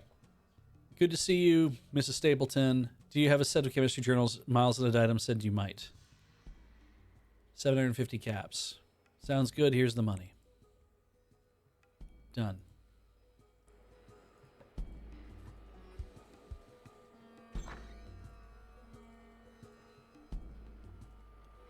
It would be super nice if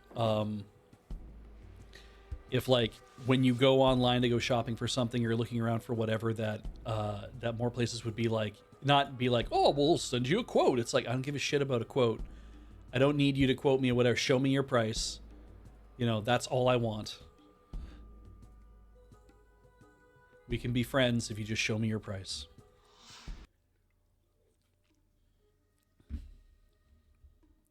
Order direct from the website because they have coupons, codes, and free delivery. Yes. In the United States, I do not doubt, Texan, that they do have all of those things. I don't actually know in Canada if that's the case or not. And again, if they start with, oh yeah, you can buy, they do have that, great. I also don't know if it's like, yeah, you can totally buy one of these really simple commercial whatevers. They'll be $2,500. I'll be like, no, I don't care how. You'd be like, well, it lasts for 30 years. And I'm like, I'm not spending $2,500 on it should last you for 30 years. Unless you give me a 30-year, 100% money back warranty, like that kind of thing, where it's like, if the thing breaks and it's like, well, we'll either bring you a brand new one, or we'll just give you your full money back if we don't have a brand new one we can do for you. It's like, I'm there. But Maytag hasn't been Maytag in a while, and it does make me nervous. And while I'm not a fan of like I'm looking at Electrolux, because apparently the Electrolux ones are a good, they're supposed to be a good deal. That they work very, very well too. And I was like, I remember that brand. Is it any good? I mean, they're saying these are good, but I'm like, what's the support like? Who owns Electrolux now? And it's like, I need to have some time to sit down and like really look into that.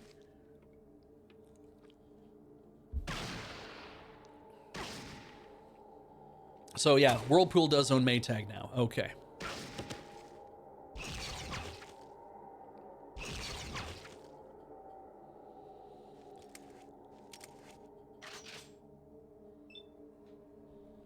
So nobody's dead.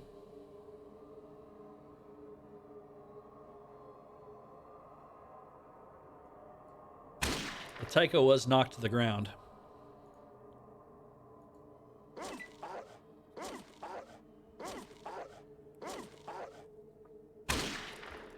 Electrolux is just Frigidaire now.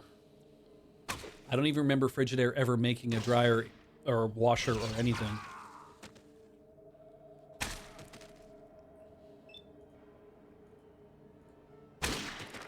I think we're done here.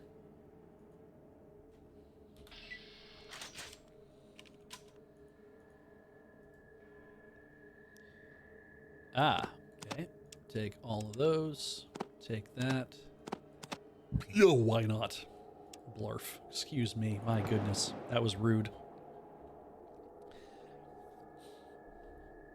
I saw the thing that Doodles posted earlier where it's like, oh, there's this thing that keeps your house from getting this pump you need in order to get insurance. You need this pump or this part or whatever can keep your house from getting flooded, except that you have to pay $1,200 for it, and then it is not you need a smartphone to operate it. And it's like, wow, that's miserable, because when that company goes out of business, so does your pump that you installed. I hate this world sometimes, but you know what else? I also dearly love it. So boy, do I like being alive, and I like being here with you guys too. So is that just a fucking bear? Oh, tremendous male rats.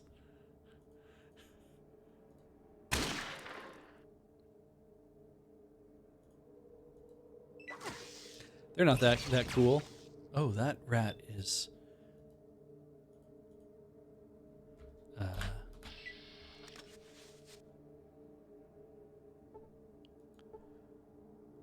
see a lesser mole rat. Oh, tremendous mole rats, not male rats.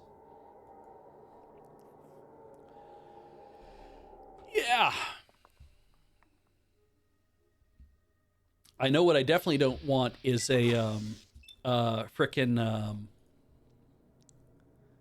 oh, I need to reload. Reload. I don't want anything that's Medea, because I mean, I guess if I bought something that was Medea, the nice thing about it is it would be, yeah, cool.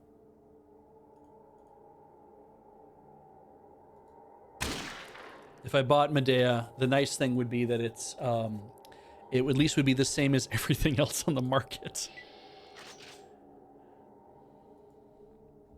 But yeah, I don't really want to use that.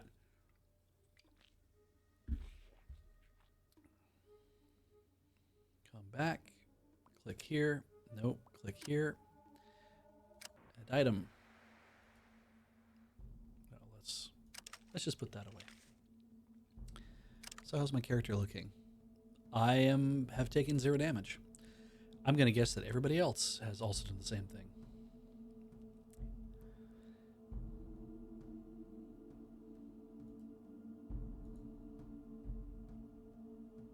They're watching me. Oh, that's nice. Miles. Yeah, here are the books. Yes, yes. I think you can figure it out. Take a full day for the bonding to occur. Is that acceptable? Not a problem. He takes my armor from me. Hands your armor back to you. it seems to glint a little bit more than before he just polished it.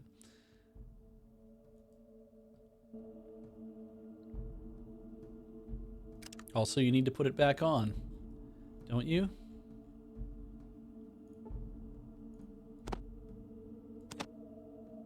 Hardened power armor. Nice.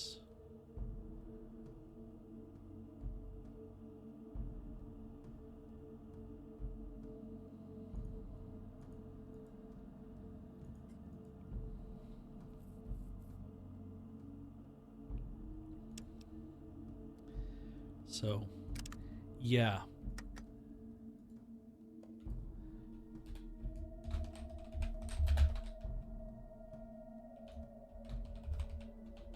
Screw it. We're just going to give it, like, fun names.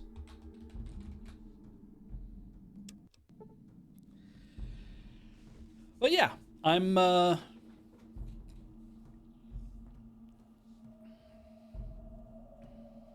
You know, it's funny. I remember watching Homes on Homes like years ago, and I saw he had a when he was working in somebody's house.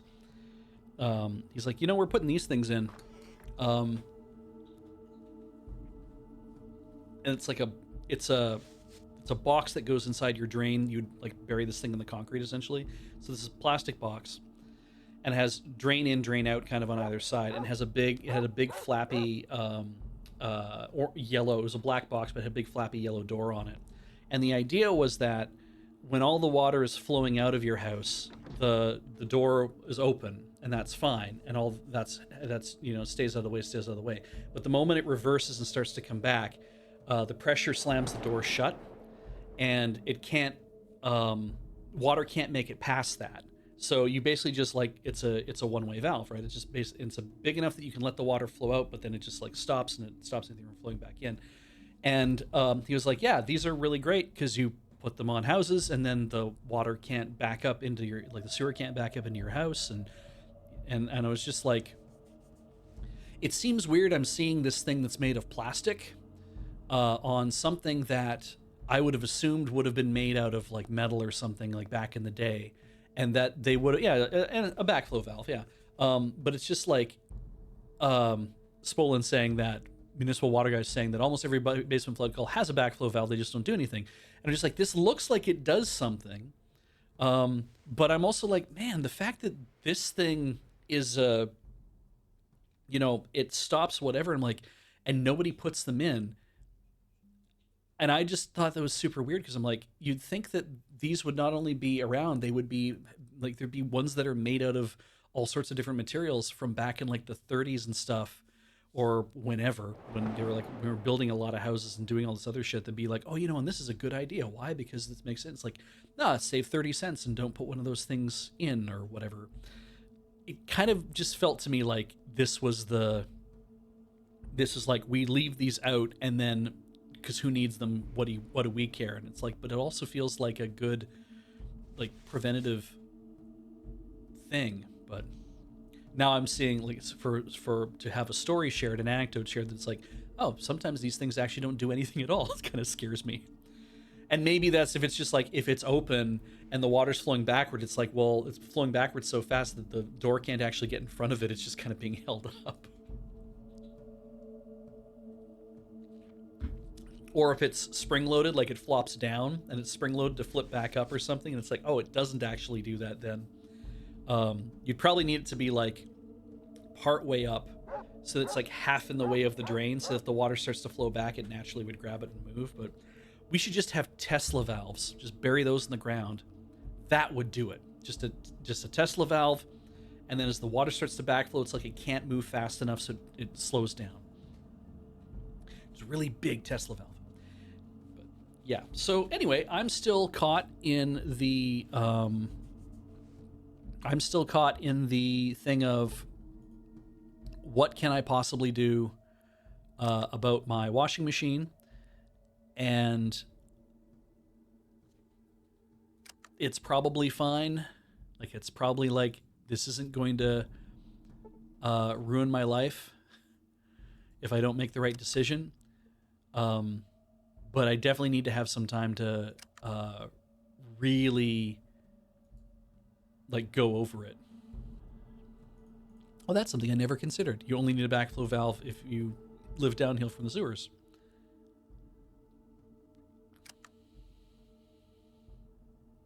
I guess everyone's healed up. We must have had a long enough walk. Okay, so we did that.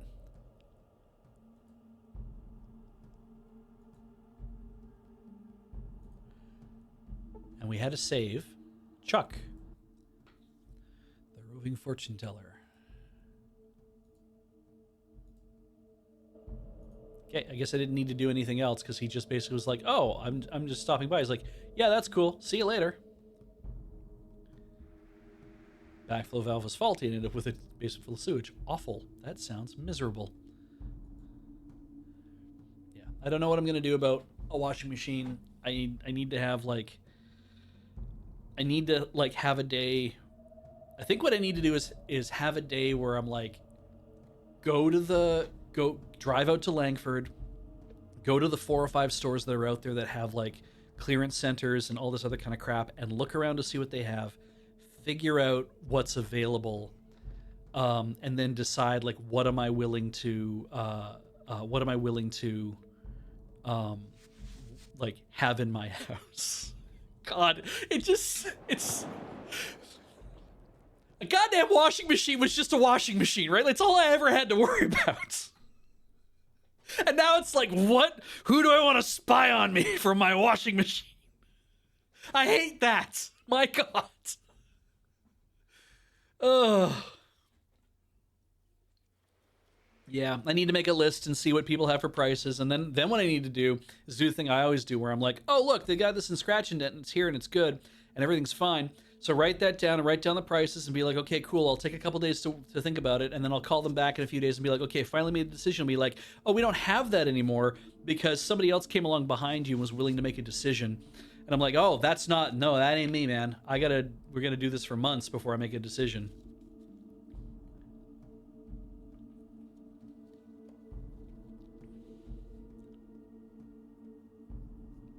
I have this problem where I'll shop for a printer, then I will buy, and then 6 months later I will buy a printer, and then I will shop for a printer for the next 6 months because it's habit.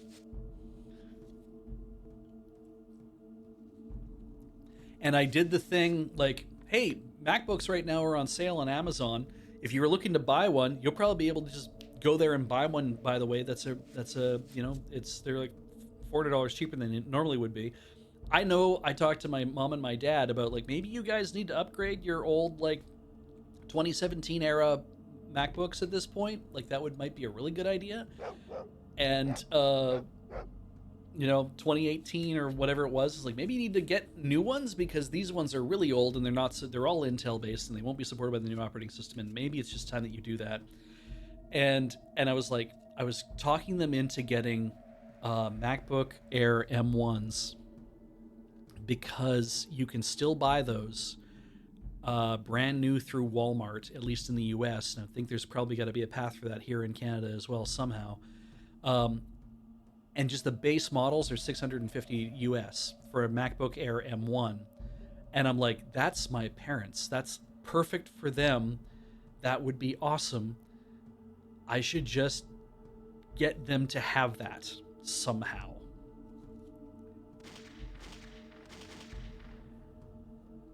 As the Old West.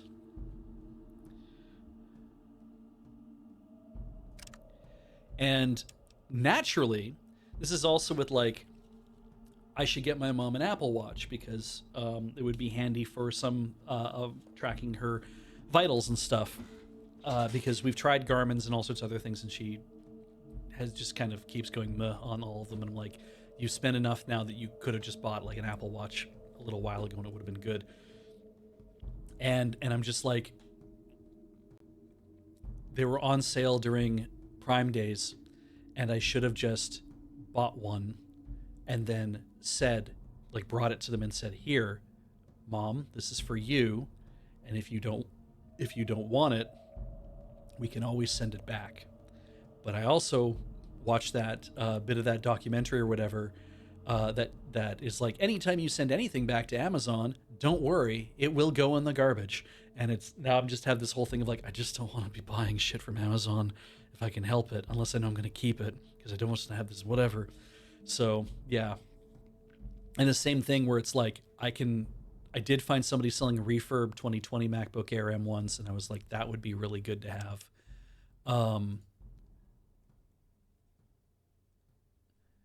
But I would need, and I was like, I want to get one that at least like certified or refurbished by Apple, being sold through wherever. And what I'm finding on Amazon up here is for $606, I can buy Canadian. I can buy that proper MacBook Air M1, and it's like, this is a refurbished product coming not from Apple, it's coming from somewhere else. I'm just like, that's still really cheap, and I could convince them to buy Apple Care on top of it. Probably that might work. Sigh. It's 11 o'clock. I took a break at 10, and we have barely played this game. I've mostly just been bitching. So I'm going to go on break for a couple minutes, and I'll be right back. But we'll be faster this time, I promise.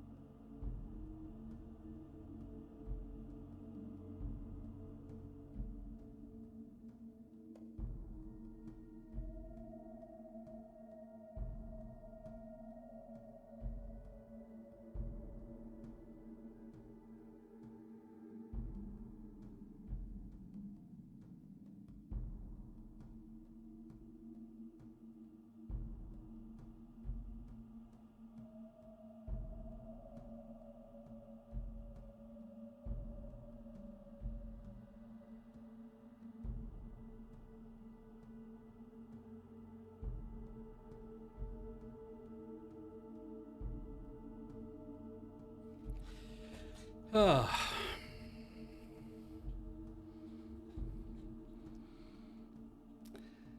right.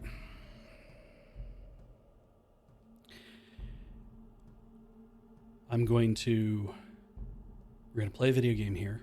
I'm going to not think about trying to find time to go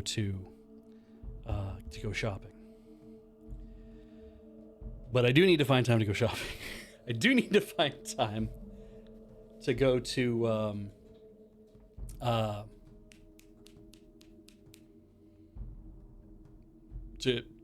go out to drive, place, look at machines, make notes, write things, do the thing. Yeah. Okay. Hey, chat. If you were looking at a write-up for this game,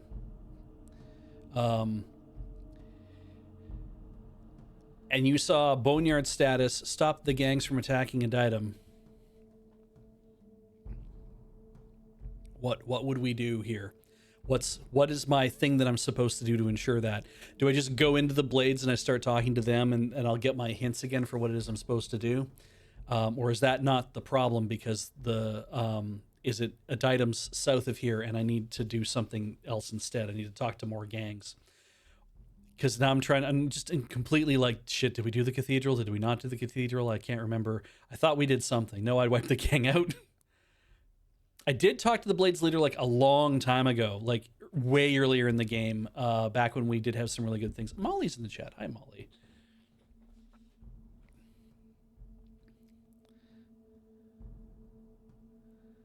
Molly, you say everyone should try miniskirt once. I walk around in my house in my boxer shorts. Is that sufficient? Can that be okay? When I was a child, I wore a bathing suit that was briefs, like a Speedo. Is that acceptable? That was like a thing that, because that's how they dressed kids back in the early 80s, because we didn't do board shorts or any of that kind of stuff. Is that good? Can I have that? I'm gonna see my butt snatching that sassy tube. I would just look like a cylinder. Let's be honest. It'd just be like I would just look like a cylinder in some sort of it would look like fucking heat shrink is what it would look like. It'd look like somebody tried to heat shrink my ass into something. This is weird. It's purple. It's gonna be purple. That's what it's gonna be. It's gonna be grape colored purple. That's what I'm seeing now. All right, so let's see. I'm supposed to talk to the Blades leader. Sometimes things glitch and the leader just is suddenly dead. So that's fine. We saved. We're saving a lot. We're saving some things. Let's go see if we can go in. What can you tell me about the Blades? Good group of people. Blades are stuck here between the damn regulators and the death claws. Ain't the happiest life for them, but they survive. Can I ask you for something else? Yeah, who are you? McRae. I helped the Blades same against the death claws and that regulator bunch, teach them a bit of protecting themselves against those nasties. What's the deal with the regulators? Death claws is spawn of a natural act, but them regulators are evil. Come once a month or so and they shows their ugly faces and drag a father away from his wee ones. Anything I could do to help? You'd be wanting to talk to Razor Good Lass if there ever was one. Thanks for the info.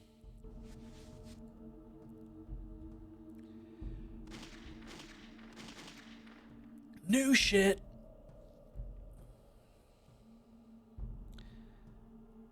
Razor's over here. Walk around all that Nuka-Cola. Very beautiful woman with a sad look in her eyes. I swear we did this. Talk to the gun runners already. We could use their weapons. Where do I find them again? The least of here, Deathclaw Nest has never spoken with any of the gun runners. Done. Okay. So we know that much. Oh, hey, is everybody in the fucking way? Hell yeah.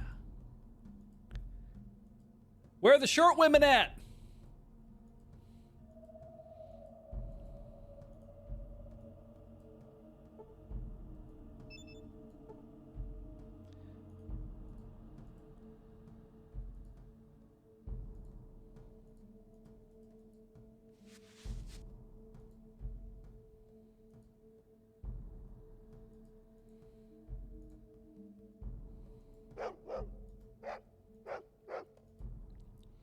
I have never seen Blazing Saddles end to end.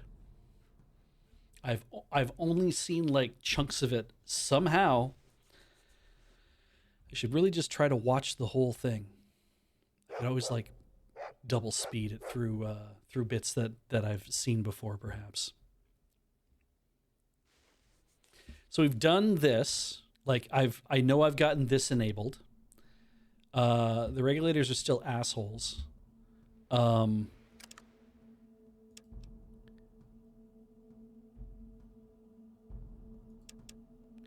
Stop the gangs from attacking an item.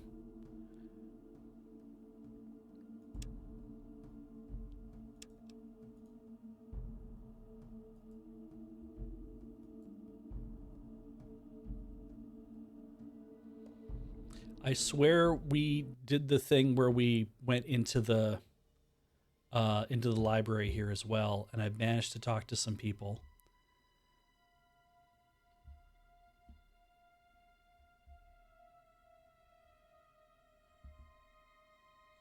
Those just lead out.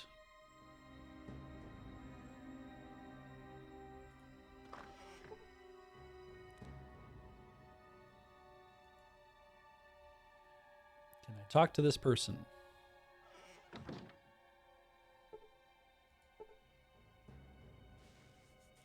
Who knows what goes on below the Children's Cathedral? I swear we already took care of the cathedral as well.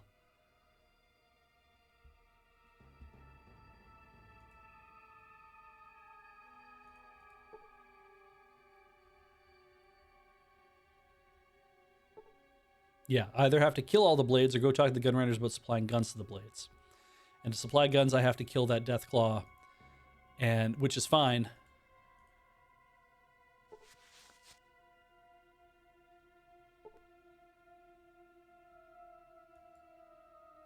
This is Talius. What are you doing here? It's just as good people understand the workings of the children of the cathedral. How can you know anything about the children? Sleep with a night can and nasty can of super mutants. It's they who transformed me from my original state of being in Necropolis. Why are you in Necropolis? Some time ago, I lived in a place north of here. They were having a problem with the water supply and saw people trying to fix it. Did you find a way to fix the problem? Fortunately, I did not. I've heard some others sent from the vault search for a way to fix the water pump. Why'd you go? For some of the other travels, produce water without much difficulty. So let's see what they're doing. What'd you find? Found a great deal of the mutant things there. There's they who entrapped me and transformed me into my current form. Apparently they messed up because I took on a different evolutionary course rather than enhanced ones. Who led them? Who lead them is what it said, because I think it should be LED for that kind of lead, but yeah. It's hard trying to keep track of, like, so it's the Blades are a gang, and Aditum's down south where the regulators are as well, though, but you want to keep the gangs from attacking Aditum.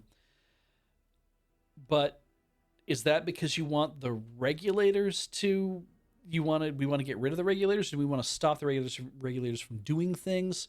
Did we kill a bunch of regulators at some point? I can't remember. Anyway, leader is the head of a mutant army. What he does is take pure humans and transform them. Not quite sure because I wouldn't knock unconscious during the process. I will go kill them for you then. I thank you for the kindness. You do me a great service. Please accept this as a token of goodwill. I permanently from the body of deceased renegade. Done. UC chair. I received a flamer. So I hadn't done any of this already, apparently.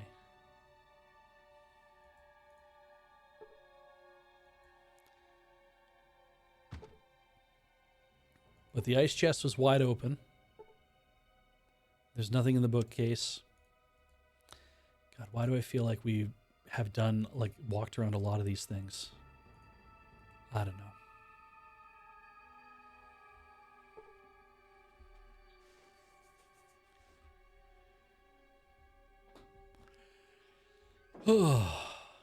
You heard me, Matt. A flamer.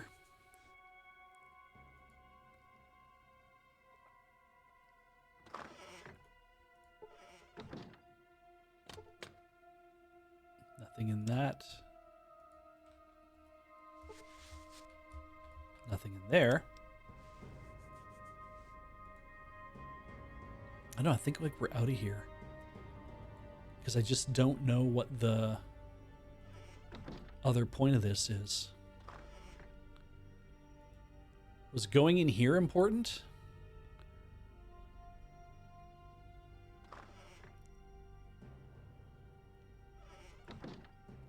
Well, we have a save, don't we? Shiny power armor is where we have our save. I just got a flamer from the whomever, but I don't really need it. Talk to this guy. What do you want? What are you doing around here? None of your business.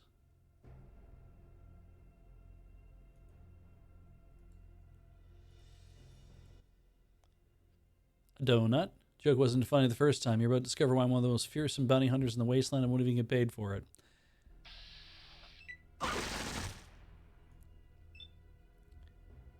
Oh, he shot a lot of us. Oh, he has a burly bounty hunter with a button that reads, I'm Christopher and you're meat. Hello, Christopher.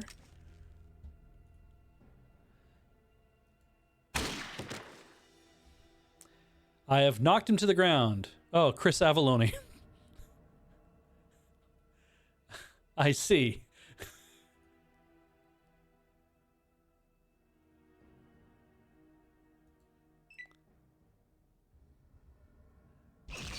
So are these all the developers?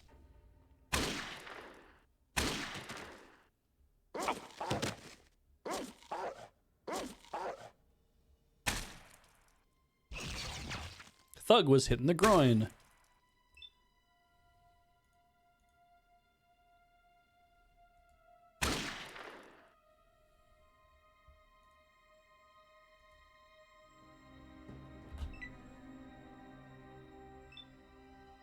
Is that guy making a break for it? What the hell happened?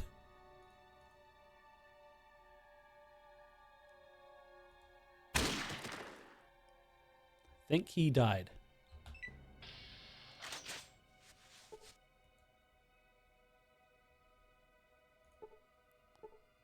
All right, so he had lots of 44.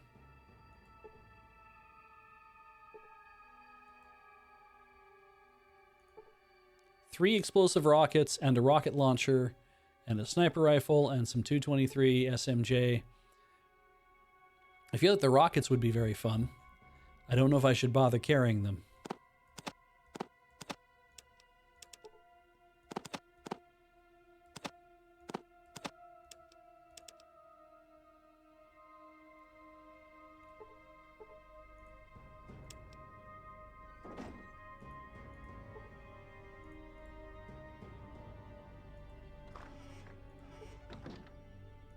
That guy had a spear.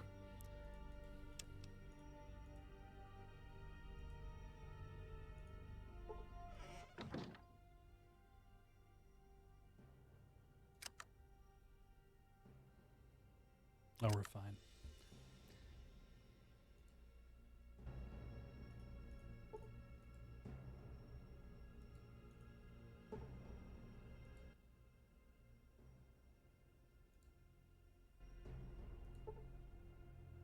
There we go.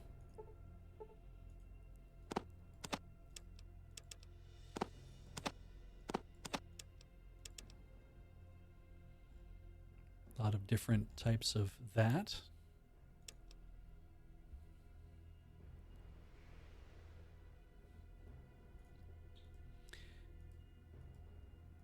I don't actually know anything about Chris. I have met him once. Seems like a nice enough fella. But again, I met him in passing, so yeah. I don't know anything about anybody in the industry. And I kind of don't, like, keep track of... Oh, you gotta move.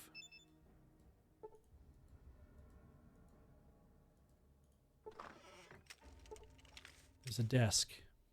Nothing.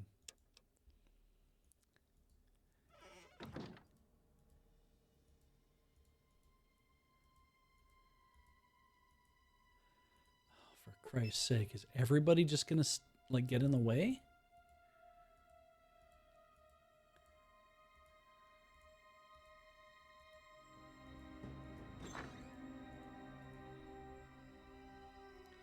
Okay, I shot all those guys. You know, like you do.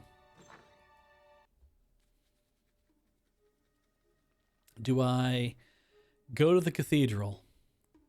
Sure, why not? Let's see what happens.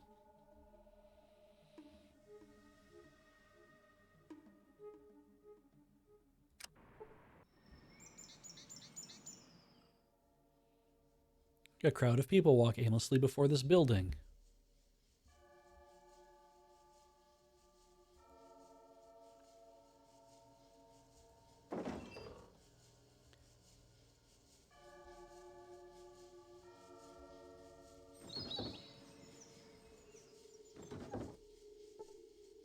Hello, my brother.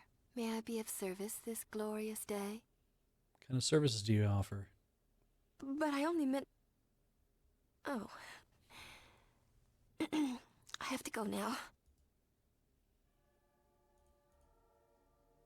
Well, hello again. Are you just walking, or may I help? Questions about the children. Oh, I'm hardly an authority. You should see Morpheus, the High Priest. I'm sure he can help you much more than I. Alrighty. So that's whatever that is.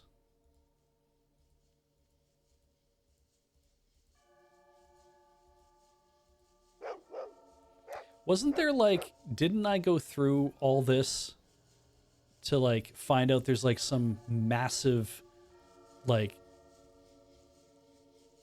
Cthulhu-ish thing that's...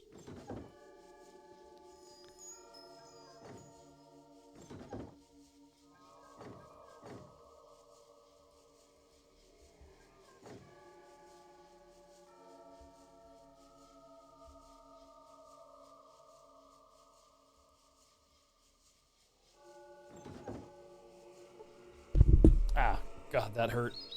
Actually, it didn't really hurt so much as bothered me. Here's a computer. The monitor flickers. A Watts Electrobox power generator, fairly standard of backup generators before the war.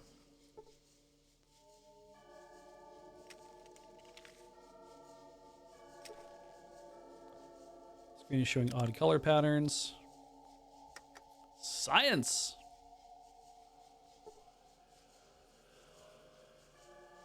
I tried to use my science.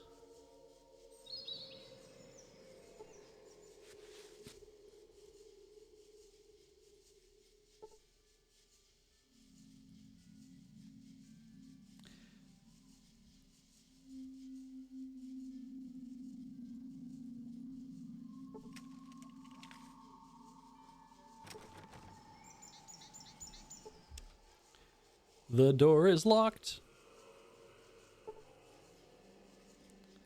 I unlocked the door.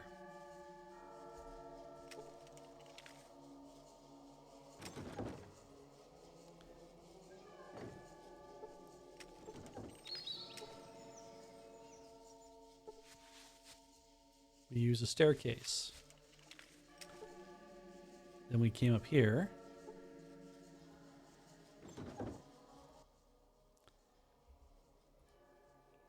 I don't know if I was supposed to hug your sons, but I love you, Dad. Master, is this what I'm supposed to become? What the hell is happening?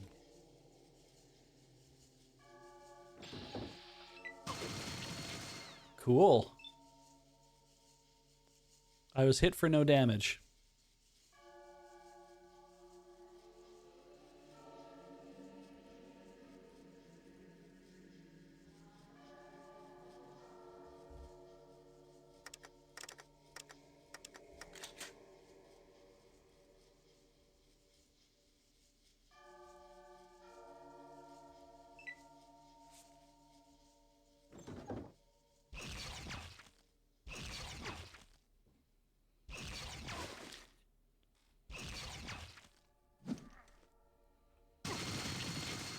And I was hit again for no damage.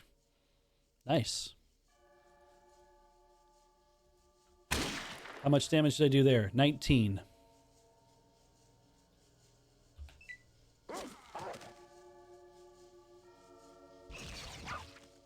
Oh, good.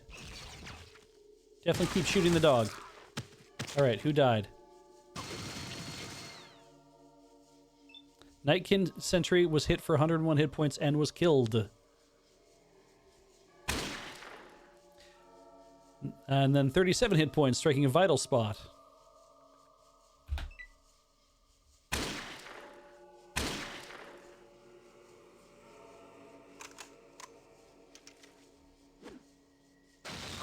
Whoa. I was hit for 35 hit points. I'm assuming by some sort of... Ah.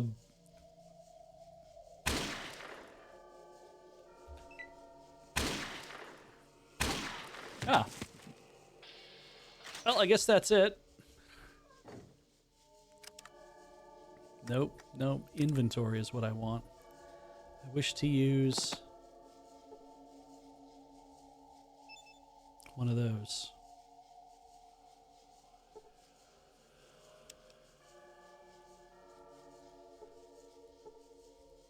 I don't remember coming up here, though. He has a stealth boy and a grenade and a minigun, and I probably can't use that anyway. I am not trained in big guns. Ooh, wait. But he does have... desk. And in the desk, there is these.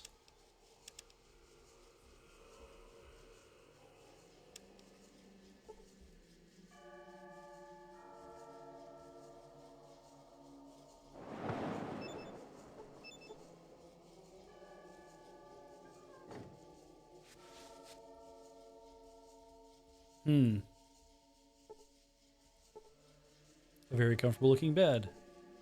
A bed.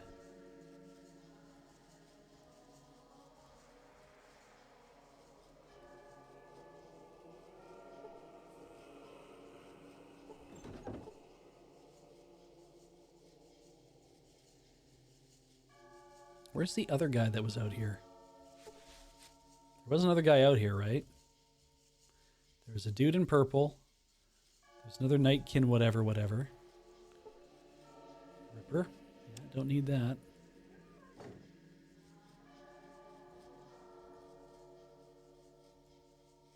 There we go. Got some Radaway.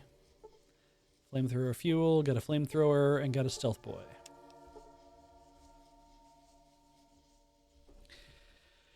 Are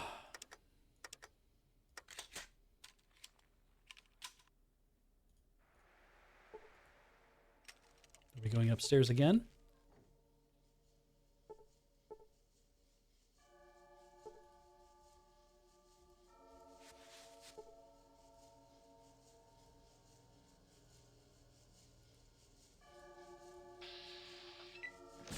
Ah.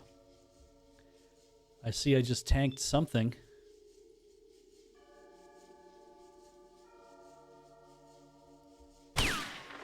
I missed. Well, everybody, have at her.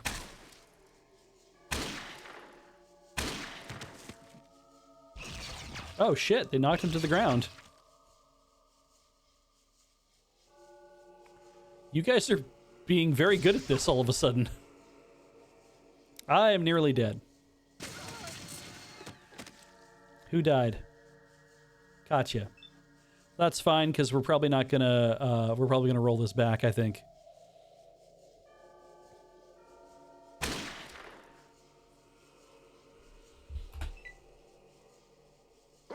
Hell yeah, get involved.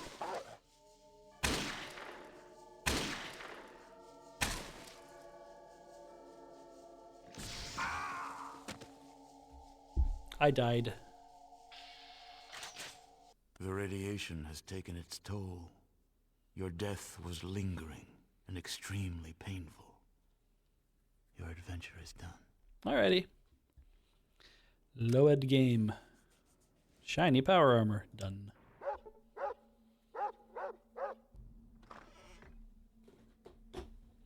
Oh yeah, this has been here for a bit. There. Now it is not on the camera anymore.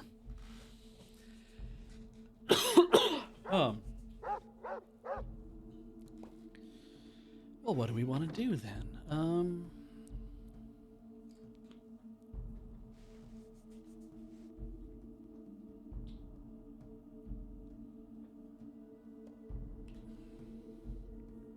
What do we want to do?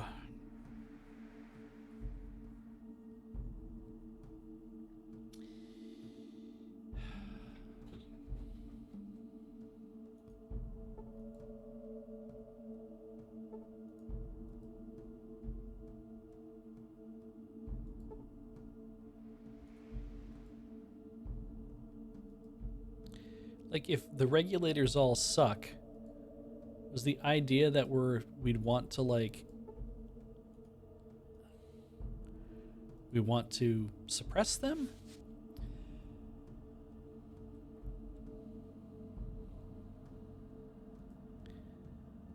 I think we talked to this dude already.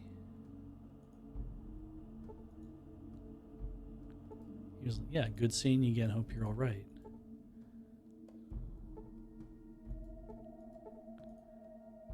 Nothing on that.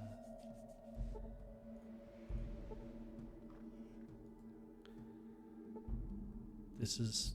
no. Yeah. We did that. We have, I swear we have talked to Chuck. Like, we have already had this conversation where you get the an upgrade. What can I do for you? Just stopping by to say hello. Hello then, I hope you're doing well. Good journeys, Wanderer. And that's it.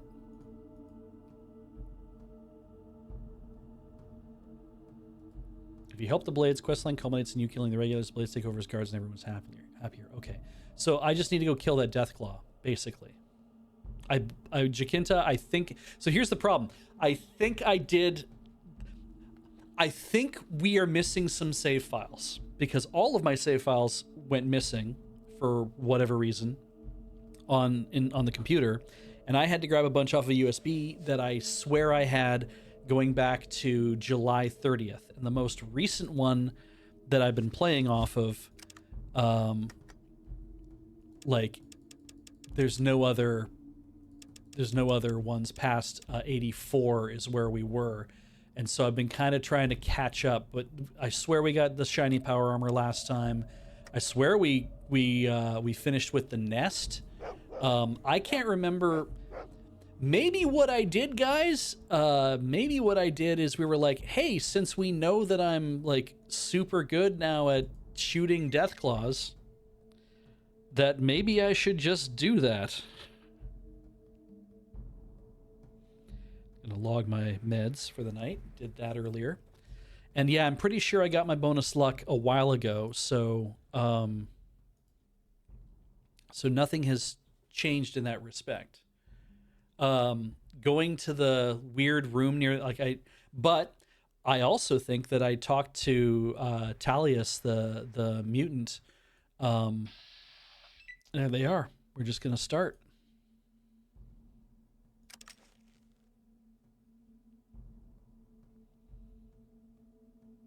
In fact, I'm gonna do this.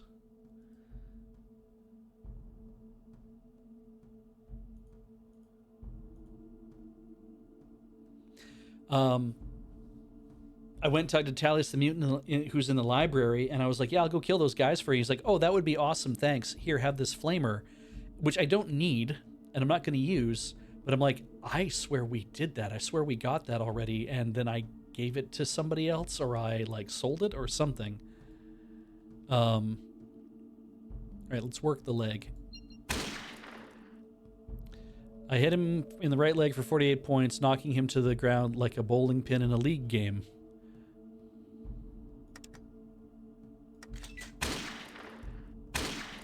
Everyone just keeps shooting. And then at some point, yep.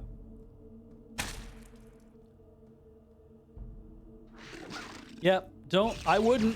Fucking Dogmeat was critically hit for no damage, but has a serious wound. I'm just going to end up losing Dogmeat. That's all there is. That's what's going to happen here, I have a feeling.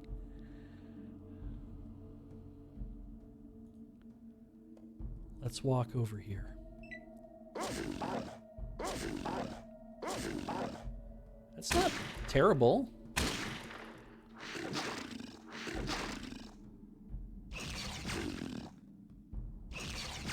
Please don't pick... Thank you.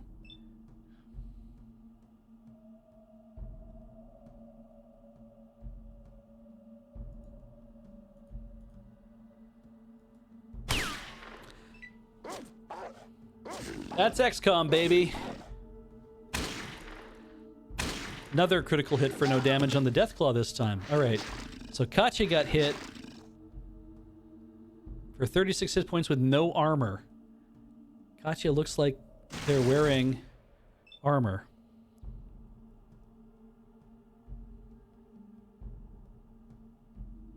Sure.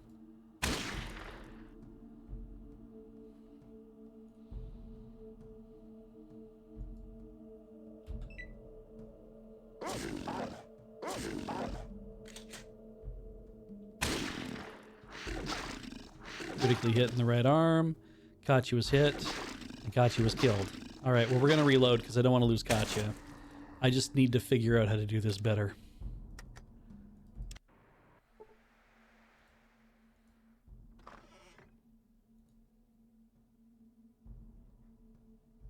Weapon you have with high luck and right perks come out, stop against non-armored enemies.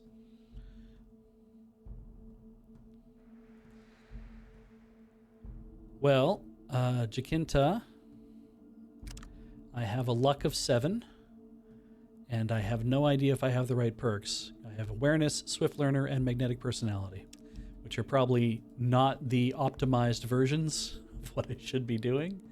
I also, you probably noticed I have a lot of skill points I haven't been using. But I have 100% in small guns right now, which I'm thinking was helping me quite a bit. We're saving these skill points for when I get tag, so that I can actually blow up my energy weapons. So, bonus critical damage perk. Ah.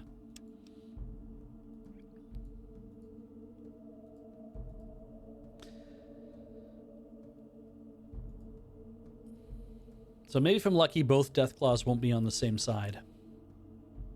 I can just get one. Watch out for snakes. F me. Okay.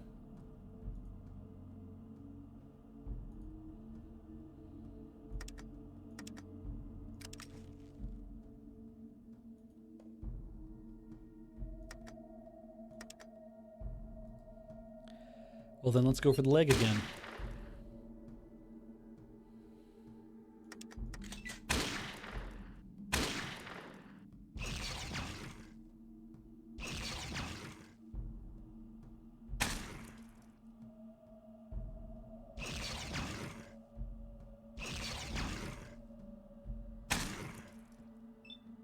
I mean, I am kind of liking how this is going. Let's try that leg again. Maybe the head might be a better idea. Head was a pretty good idea there.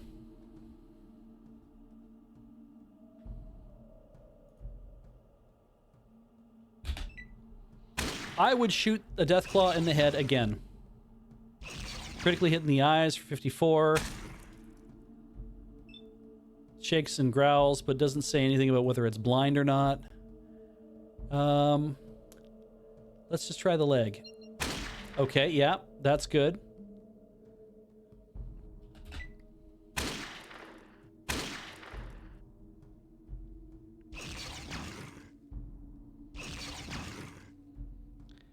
I might aim for the head.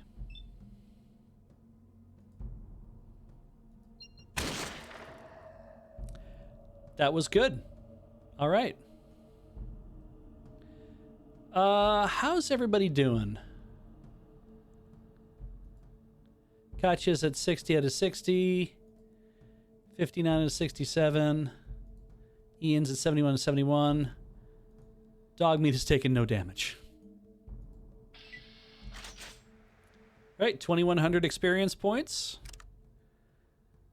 I'm going to need to kill 66 of these guys. No, wait. I need to kill 5,000. Okay, I need to kill 5 more to go to the next level.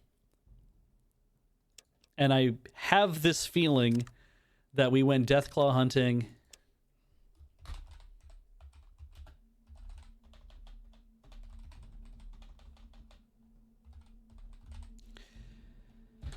In the past, but maybe we didn't, or maybe we did do it and then I just was like, yeah, I don't need to worry about stuff now.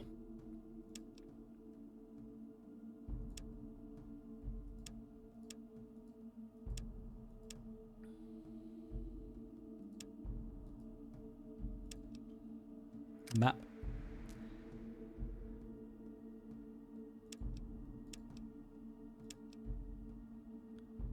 Cool. Sometimes there's 3, right?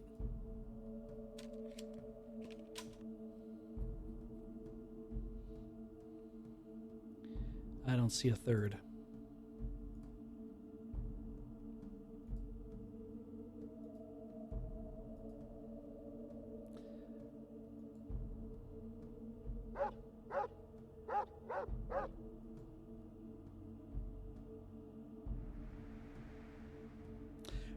Right, you had to like wait a minute or something, right?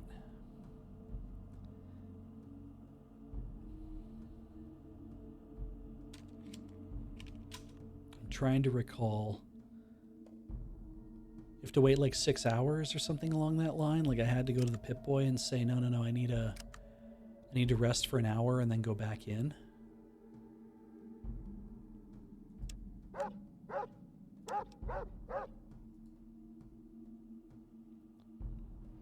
Yeah, there we go.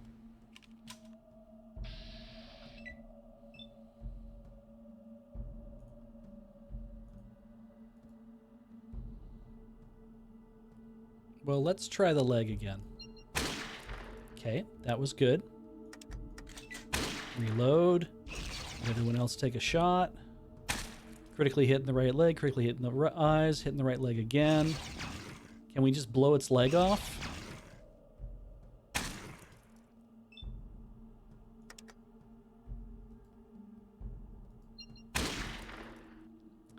I hit it in the leg again. Dog meat goes after the leg. No. He shot the dog. Stop shooting the dog. Oh!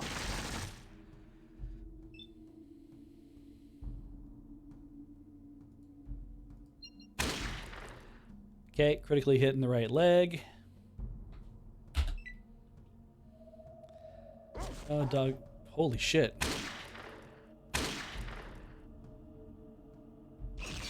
I mean, it's mad now. Oh, good shot. 73 hit points.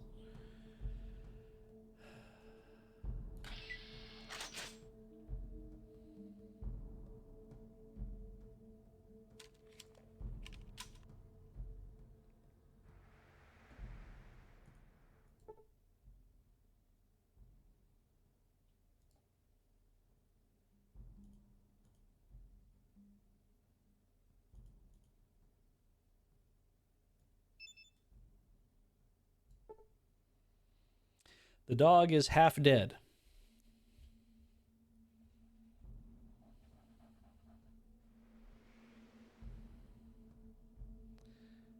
How's everybody else doing?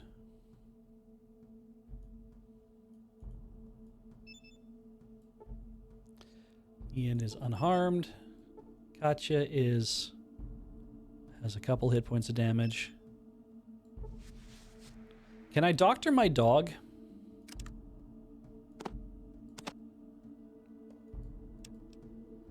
Or is it first aid that I want to do?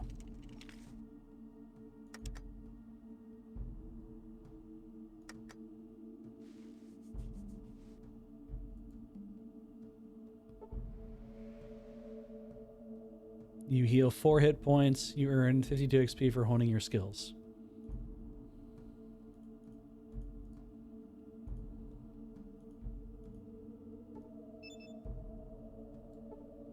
$39 out of 71. Yo, it's the old West. I guess I do it again. So that was pretty good. 43. What if I just want to use a stim pack on the dog?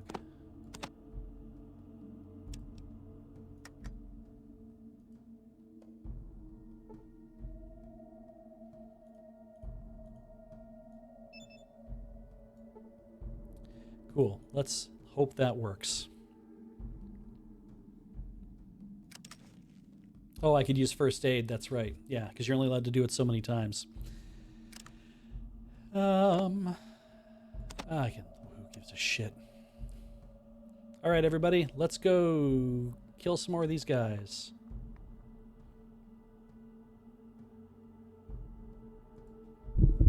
Oops.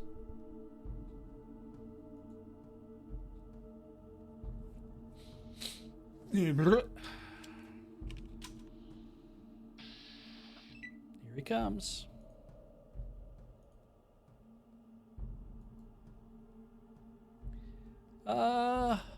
Torso. I missed.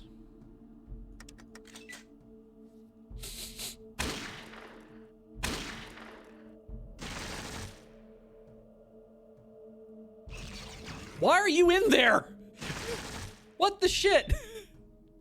I didn't watch you do that. Why would you do that?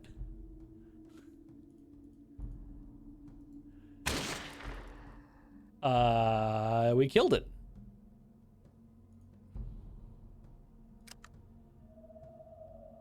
Nearby hostile creatures. Okay. No, no, you dumbass.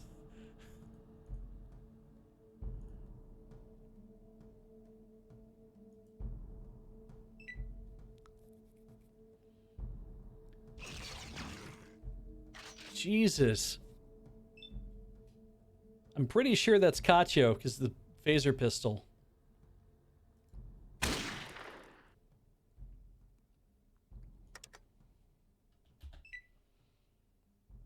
Yeah, okay. Move the dog up.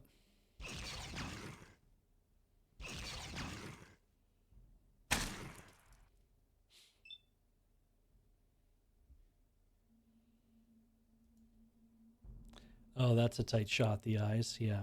Okay, torso.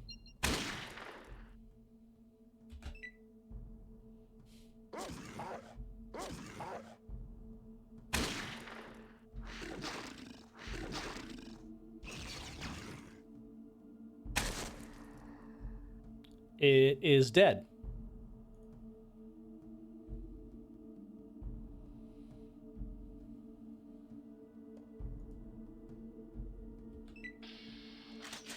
All right.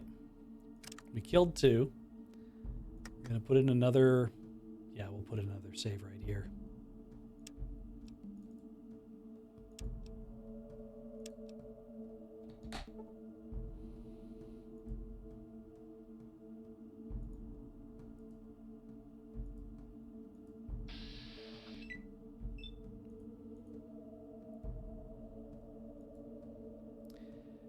The leg. I did hit it in the leg, so that's good. Oh, God.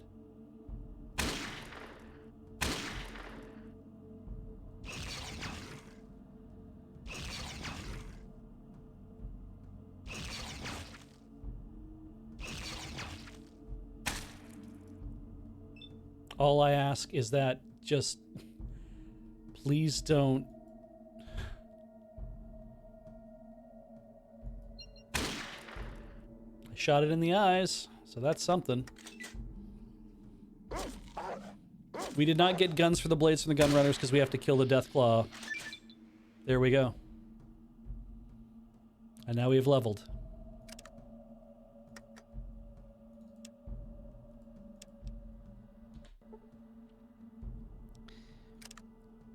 All right, I get to pick a perk.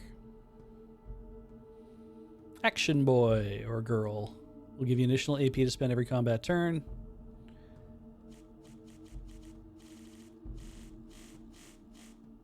But I think I picked tag because it was skills have improved to the point where you can pick an additional tag skill, increasing that stat by 20% immediately and 2% per skill point spent. And I think we picked that last time because then we could give my energy weapons a massive boost and I could start actually using energy weapons. I'd have to start acquiring energy weapons, but that's fine. We'll find those. I believe that was the plan.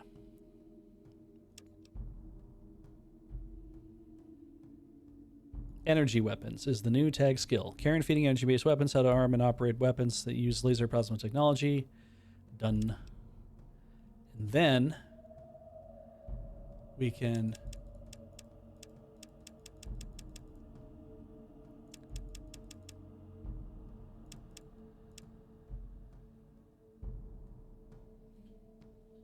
yeah, it's weird, right? It all sounds familiar. It feels like we did this already. Do I just put it up to 100%? From here, that's 20 times 2 is an additional 40. So I wouldn't use all my skill points if I did that.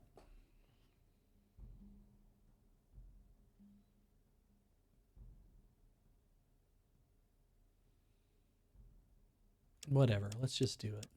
Get it up to 99 or whatever.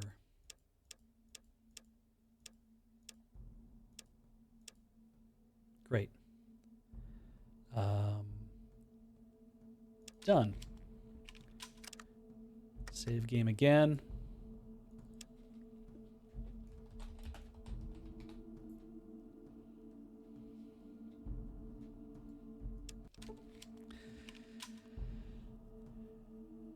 Now, for me to go up another level is another... If I kill 4 more Deathclaws, I go up another level.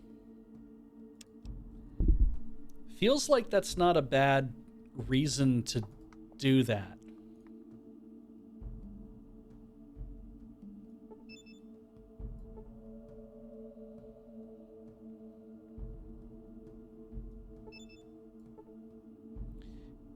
Is 67, 78 is 78. Dog is at 60.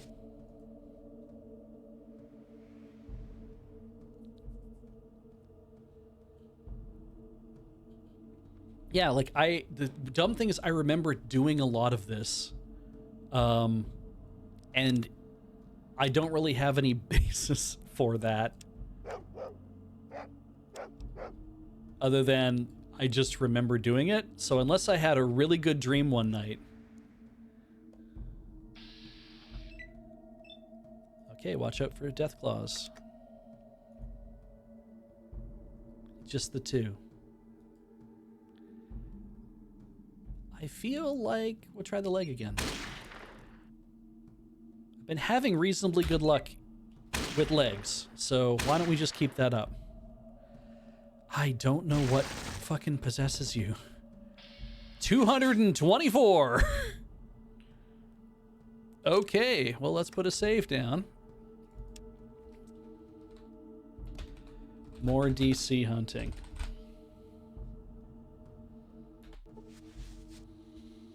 So now I have a place in the middle with a dumb name that we can use as a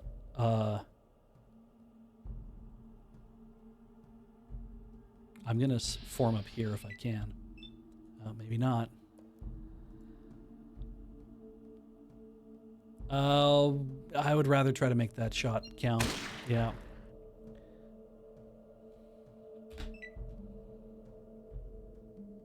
Oh, God. I feel like I have to pull Katya's, like, Katya's losing her mind. Can I hit you? I can't. F.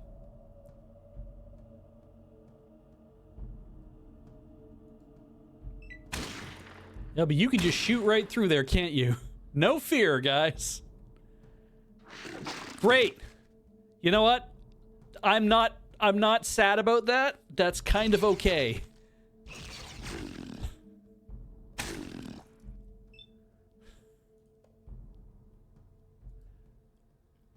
The head.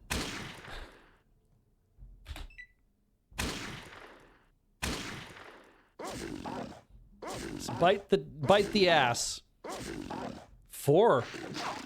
Okay, and the dog has been killed? Oh shit, there's more.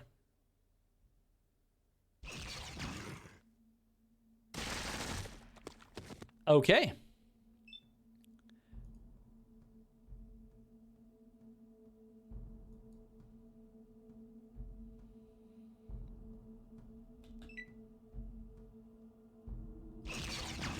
As long as you guys don't shoot each other, I will be fine with all this.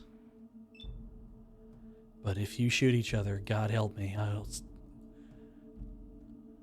The right leg.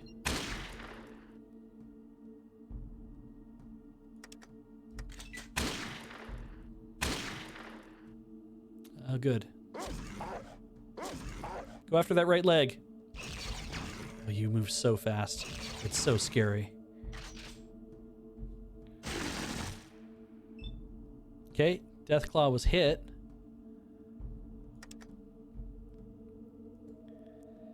The head? I shot it in the head.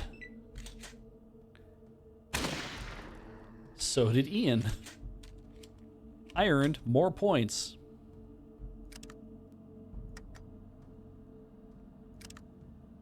Yeah, just need like one more now to get us over the hump there. Save game.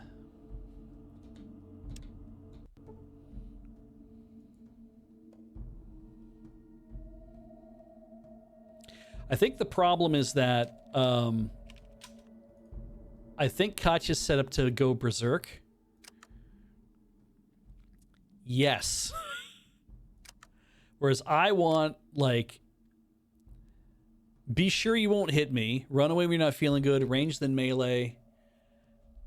Be on your own. Attack who is the weakest. Stim packs when hurt a bit. I'm like, I feel like that works fine. Oh, she won't do berserk at all. That's not what was selected. It's like, that is not an option for her. So I think our custom one is like, all this seems okay.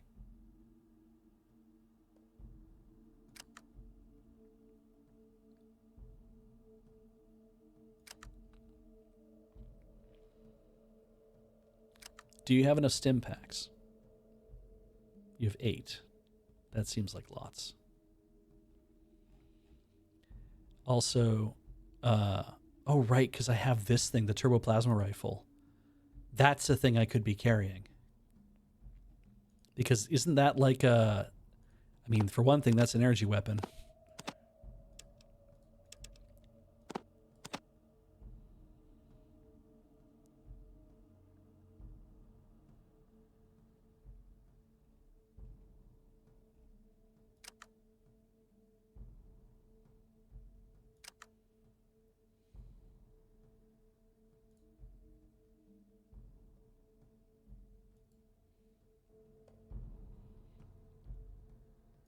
If I go into my inventory, I feel like... Yeah. I feel like I should have been using this. Microfusion cell, 10 shots, 250 shots, plus what's loaded already.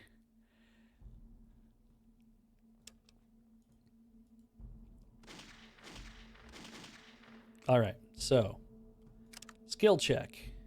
First aid on me. I get back 2 hit points.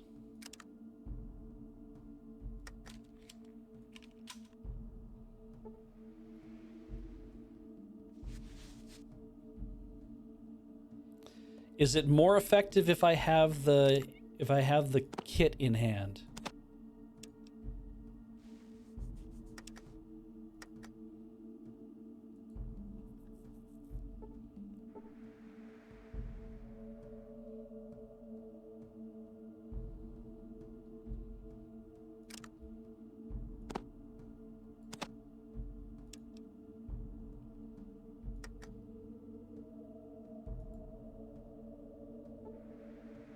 I fail to do any healing. Let's try one more time. No, can't do any healing with that right now. So we're not gonna risk that. How badly do I want to have 2 guns in hand?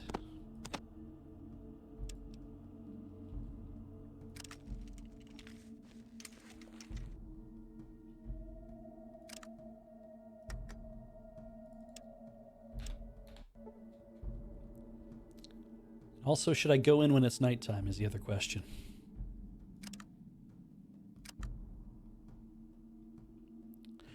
I'd rather see what's going on. Not like days of the week matter, or days of the whatever matter.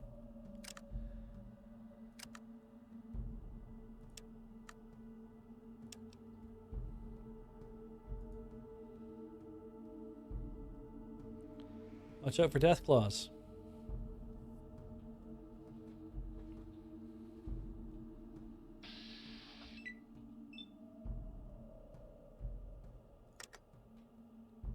Oh, this is an AP of 4 to shoot, too. Oof.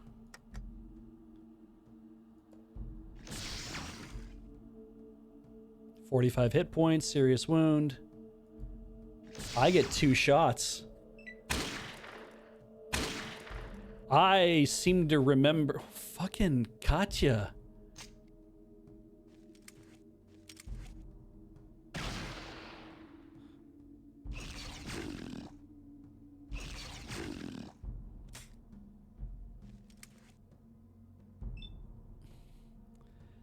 Why? Get out of the way!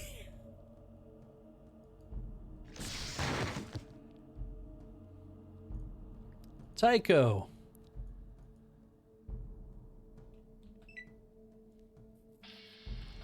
Great. Hey, let's you and me have a talk. What are you currently carrying?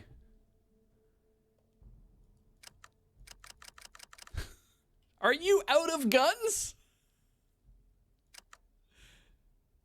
What guns do you have? Oh my god, you have so many guns. And your best weapon is nothing?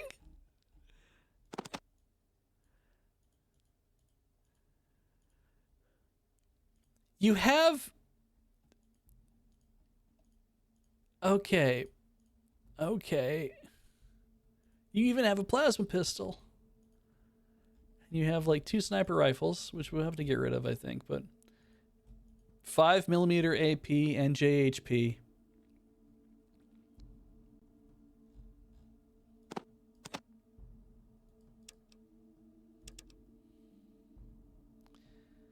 Oh, you're carrying my backpacks. That's what happened to them. Oh my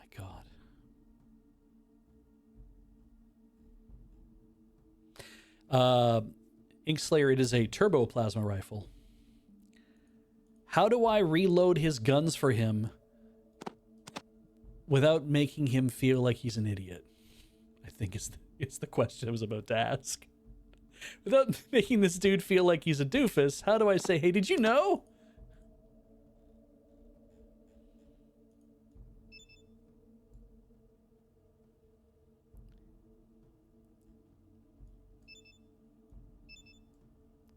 .62, which I don't know if he's holding. 5mm. 223. Okay, so he needs 223 and he needs 7.62, and I've given him I got a ton of this here.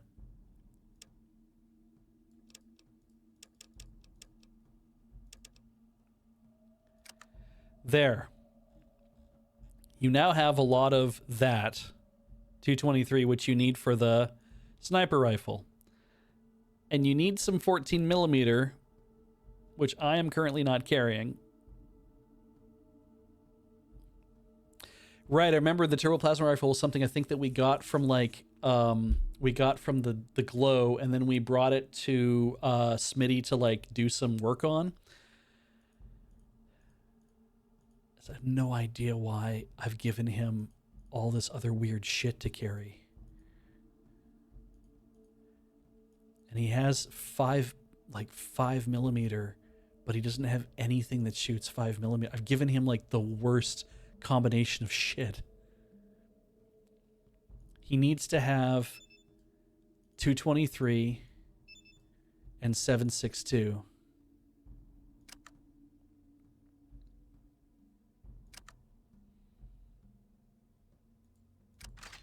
Great.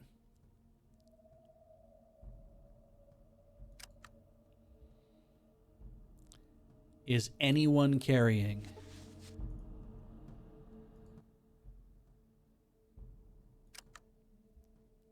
I just gave him 223.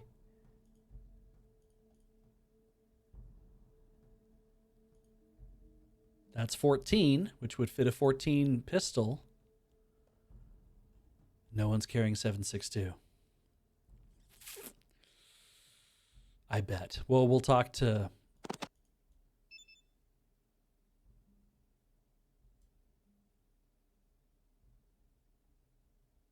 This has all the other like weird shit in it.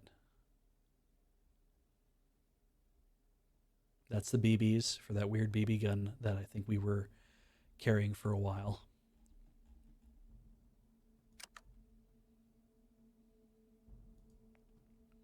What about Katya? Where is Katya?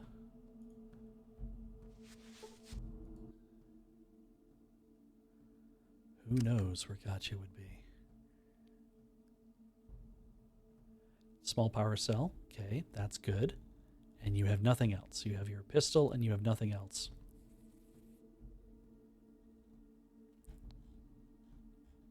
Episode 13 has me going over my Pip-Boy quest at the end.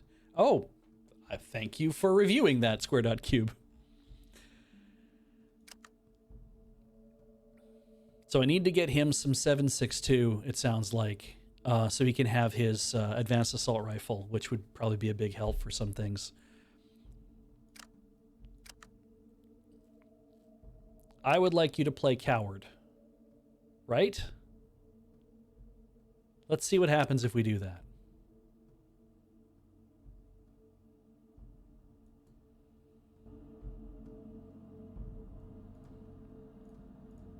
We did not save.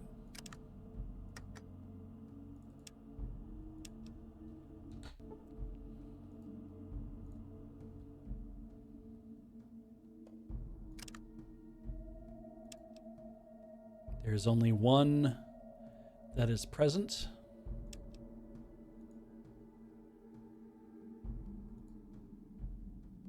I probably can't hit it from here, can I?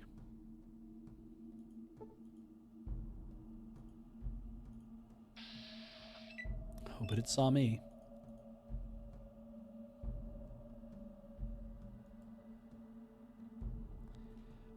The torso.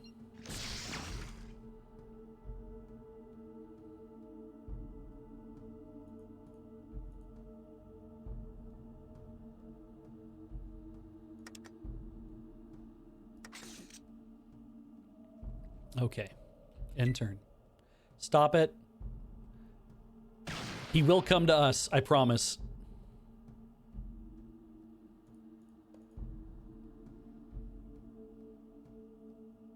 Shoot.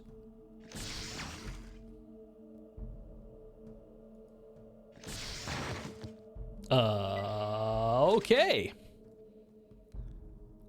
Yep, this is a lot easier.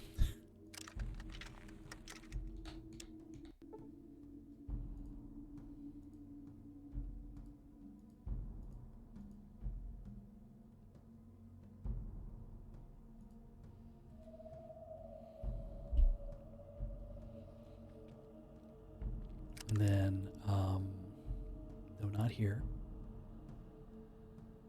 We'll kill a few more. We'll wait an hour.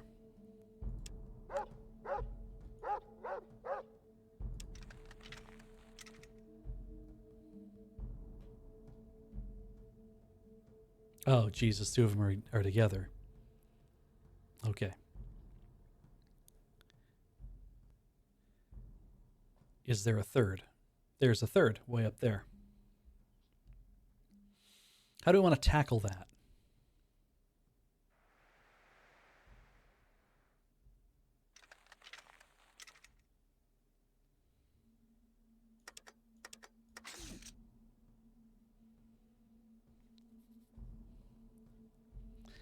Like, okay, he's there, which is great news.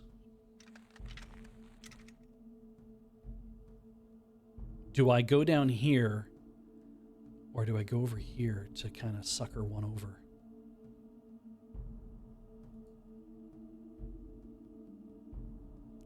Or do we go up top?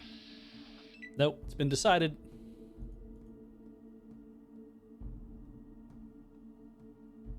Well, I can't do anything yet, because they're not in range.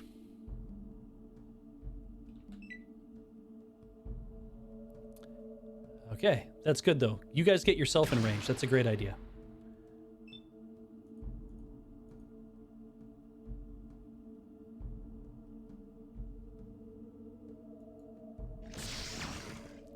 Please just shoot it in the head. Like full crits. God damn. Oh, look at all those gift subs come rolling in. Oh, I see. We're all gonna... Just pick one and kill it. That's just making you a target.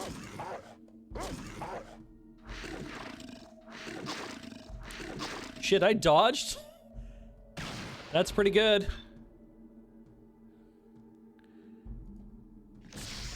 Good. Yep.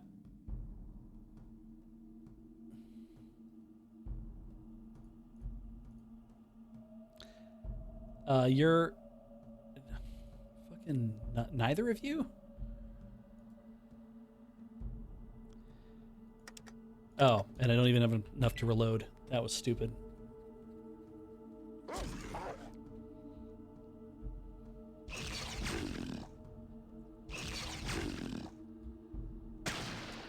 Oh, God.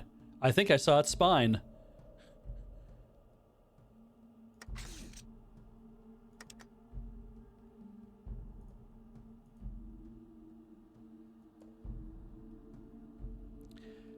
The eyes. 76 hit points in the eyes.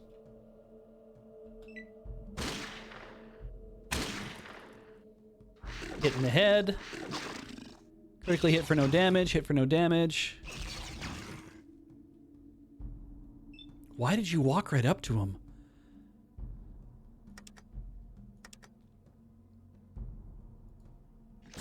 Oh, that fucking sucked.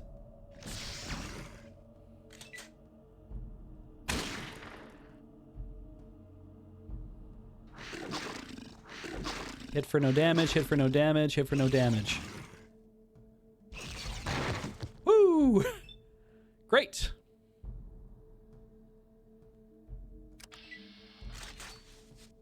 $31.58. That's pretty good. That is getting me closer. All right, save game.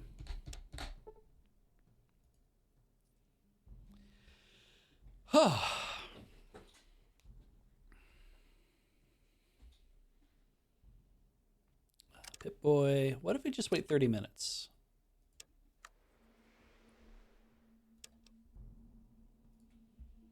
Is that enough time for them to come back? Does not appear to be.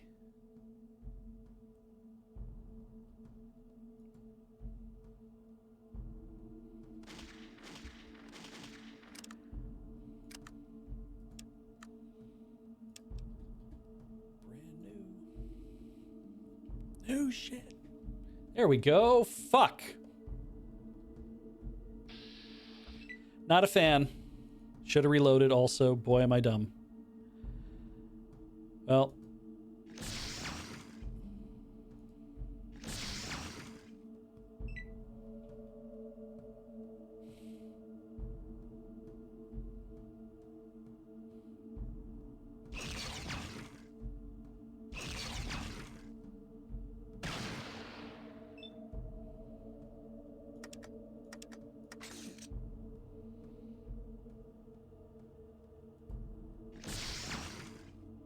Oh, should have gone for a...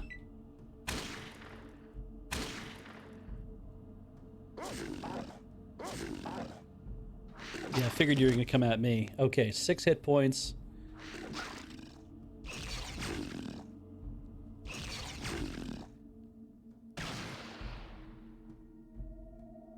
And I slowly get back up. Was it this one or was it this one?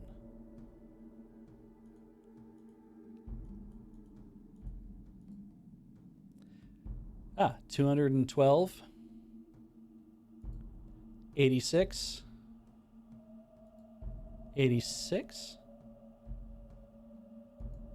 86, 86. Did we have multiples at 86? Fine, whatever.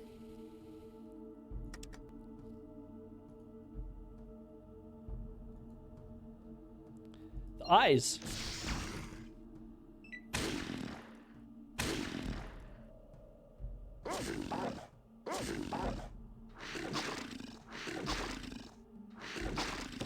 Knocked me down again. No damage.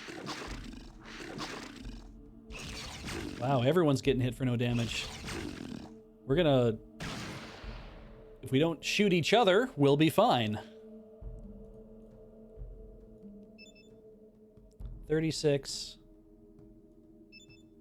6. 212. So is the answer to this to just take out...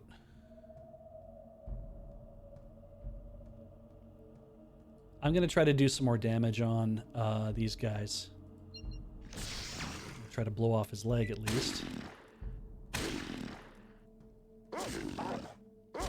Yeah, I figured if you could get in 6 hit points, it'd be great.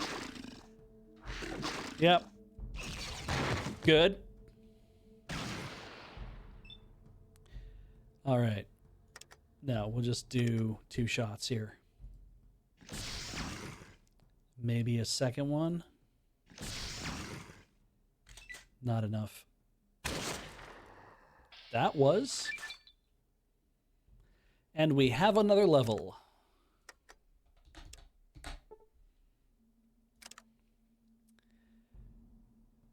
Okay.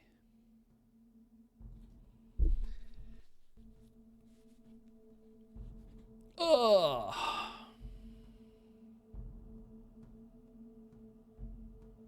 Now,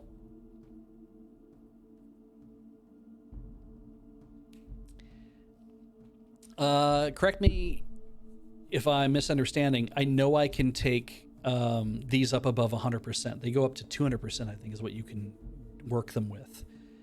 Is it that much worth it? I mean, I'll always make it, right? Like, it's like I'll always be able to, like, you're twice as likely to hit stuff, so therefore you're always going to hit stuff. It doesn't help with crits or any of those other things, I don't think, though, right? Like,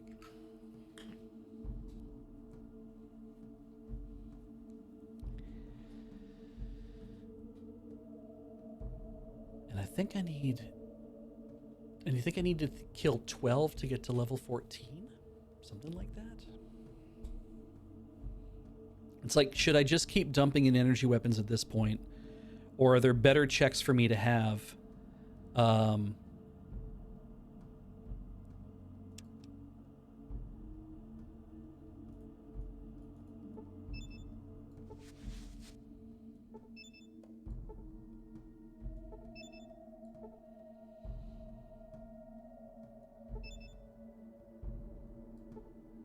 God, even like everyone's like reasonably good health too. My God.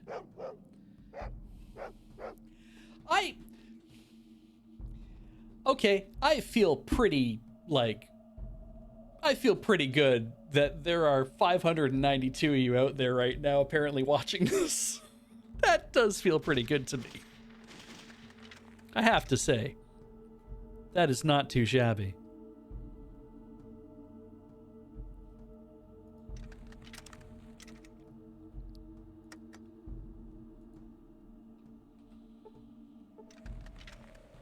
Watching and enjoying. Thank you, Texan.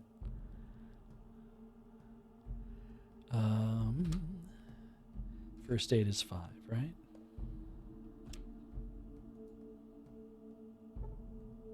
Tax your ability without skill. Okay, that's fair.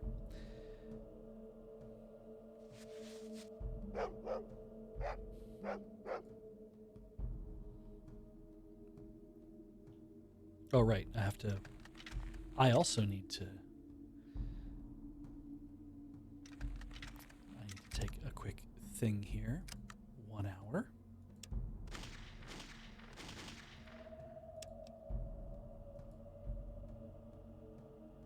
So I looked down and saw Sacrinos say, watching while I'm assembling a model of a Chinook helicopter. I thought that literally was watching while I'm, because I just scanned it super fast. It was like watching while I'm assembling Chinook helicopter. And I'm like, you got a neat job. I remember back when I was living in St. Albert. I'm just gonna wait to see if any of these guys twig to my presence. If like I want to get like maybe one at a time. So we're just gonna wait briefly to see if they actually do. So I remember back when I was in St. Albert and I was working for a community group. It's a summer job. And university, you take what you can find, and it was like, this would be a pretty good thing. It was an interesting thing.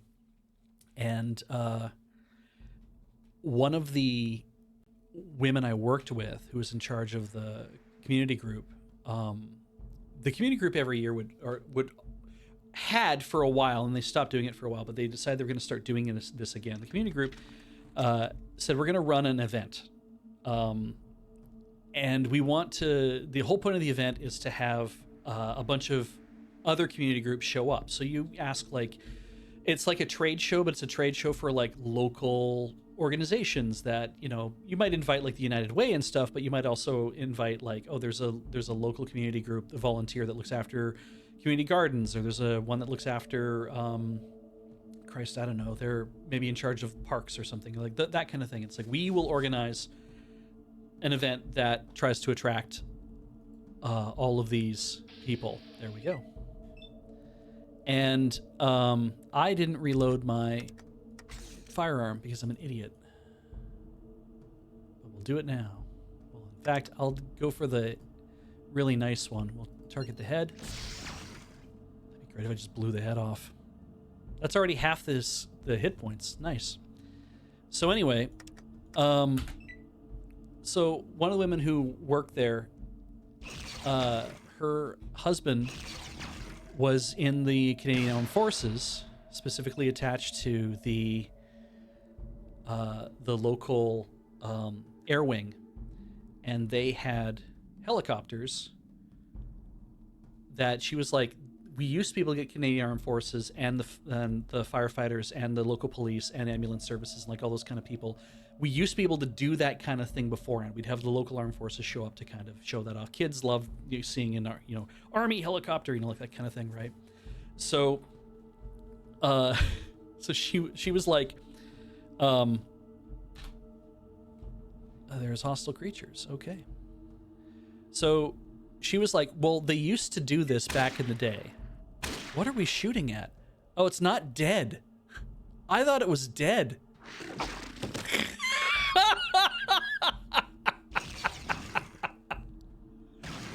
Fool me. Well, if we've only got 5 AP now, I guess we're really going to go for the good stuff, and we're going to shoot this guy in the groin. That's about what happens. So, do I have any weird food I can eat? No, I do not. All right, that's fine. I'm definitely going to need more of this, though. I have a feeling we've already through like almost 50 of these. Anyway, and she was like, my husband's, he's an officer. And he flies these things from time to time, but I mean, and when she means officer, she means like I don't want to give away too much information. So I'm trying to be cagey about this, but definitely he had, he was much higher placed than I would have expected to be like, oh, there's just, it's like, wow, shit. Yeah. Ranked, is that kind of the way that you guys refer to that when it talks about the armed forces? Like this person was ranked as like, yes. And I was like, oh shit, really? It's like, yeah, like it was the kind of thing that made me feel like you're probably making pretty good bank off of him working at the level that he's working at.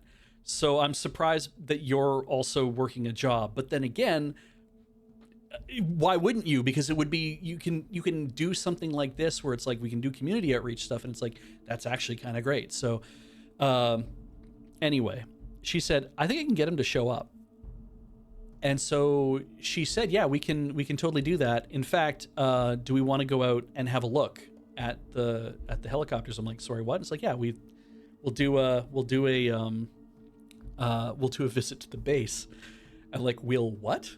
And she's like, yeah, so one day for work, we just drove out to the base, and he was like, oh, hey, yeah, like, come out on X day and we'll show you around. And because they didn't live on base.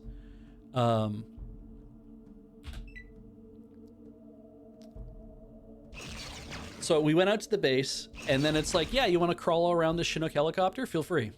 Like, what? It's like, yeah, just, be careful getting on board. You don't want to fall off. And it's terrifying to somebody who, like, I'm in my 20s and stuff too, right? So I'm reasonably limber. But the idea of once you're standing on one of these things and you're just standing on one that's on the ground, like, wow, this is actually a little higher up off the ground than I thought they would be. And the sides are wide open. And it just feels like, everything is designed to, be the way that it is. And I was just like, oh my God, this is really cool. But also I feel like such a poser being here and doing this. And ultimately, he was like, that was just, I think we got pictures. I have no idea where my photos are because this is the year 2000, or it's around there. Like, was it this time? Whatever. And yeah, actually, Hosk, hearing about that, parachuting out, it's like, you parachute at it? It's like, yeah, people dive out of these things. And it's like, well, we're not going to bring Chinooks. Oh, okay. We just got to see them for fun. What are you going to bring? And he's like, oh, we have Kiowas. And then I got to see a Kiowa, which is, I guess, these are like helicopters that the armed forces flew in Bosnia during the peacekeeping mission that Canada did there, when all that terrible shit was happening in the 90s. And So he took us over to one, and he's like, this is the one we use for display. It's why we have the cockpit glass is painted over from the inside black, so you can't see inside it or whatever it was. And I was just like, huh. And a Kiowa is a very different kind of helicopter to my memory, because I was like, how would I even fit in that? Because I think you can sit 2 people in it, kind of like front back, very much like you'd fly a fighter jet. This thing was so little, and I'm like, I would be like, I want to be in a big vehicle, even though I'm in the air, right? I'm like, I want to be in a big vehicle because that means I'm safe. And except in this case, it's like you're in a little vehicle because you're harder to hit, I think was kind of the motivation. So that was it was very neat seeing them, because it really did feel like I don't get what's going on. There's the backpack. I want to open that. There's the lockpick. Okay, now we know where that is. It was a very neat feeling seeing this thing and trying to understand how people would get inside of it. Akai was like the helicopter and the star of the Magnum PI intro credits. Okay. I didn't know it from anything. I just saw this thing, was like, this is a super like weird thing to have. And he was telling us, it's like, yeah, there's like the pod you put on the front. The pod that you would see on the front of these things is designed so that there's a lot of like radio and like all sorts of other things. And I'm like, oh, okay. So it's not like, front mounted guns, warship kind of stuff. It's just like, I'm going to eat some iguana on a stick. I'm just going to see what happens. We already put a save down after all.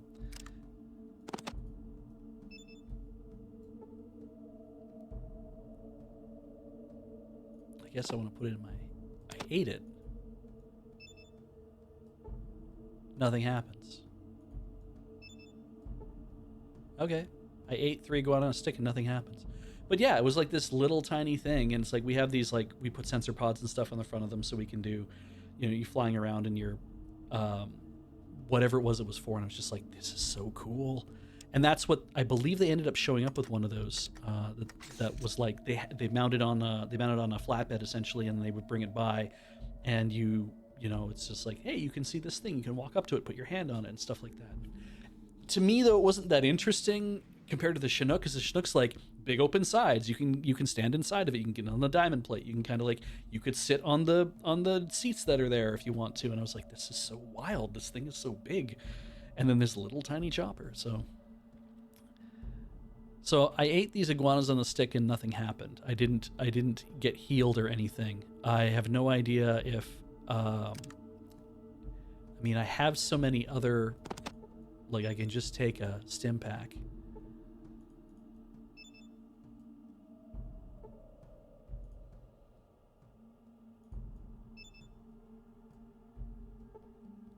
That's probably fine. Okay. Let's wait another hour. Always wait an hour after eating. And there's one, and there's one, and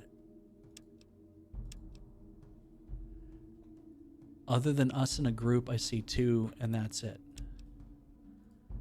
So I think,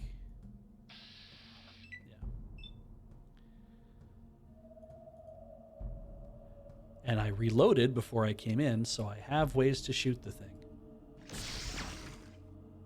Caught that in the face for 41, and then another 51. So that's like almost half of its hit points right there. That's 92 hit points out of 225. We do that again.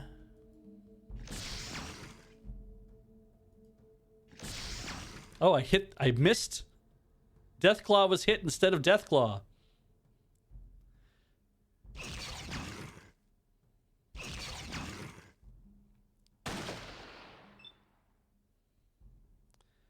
Okay, I have 1 shot left, 1 opportunity.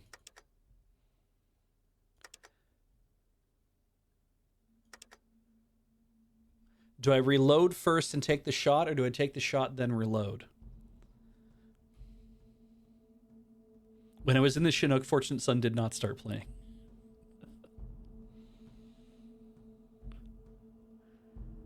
All right. Let's see here. I guess I just take the shot. And then I reload. And then do I take a step back?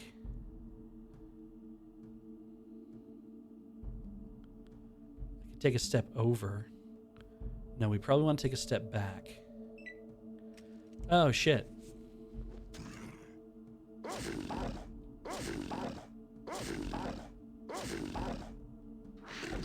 Yeah.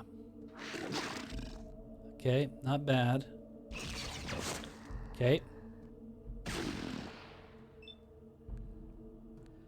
And now we make party. I missed. Oh shit. Ian has decided he's out of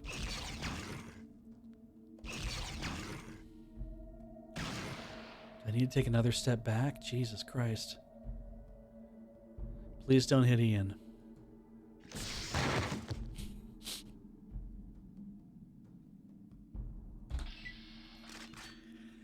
All right. I gave Ian some stuff. What's he carrying? Did he not have time to reload? He has 14 millimeter AP. He also has the sledgehammer. And he's got this gun, which is full.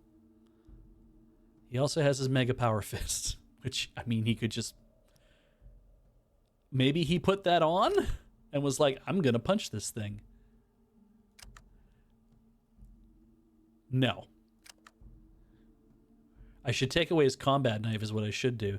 Do you have to be a certain strength to use the Mega Power Fist? Like, should I carry it because I'm the only one who can use it? Like, does the Mega Power Fist need power cells to function? He said out loud, thinking that he's probably right.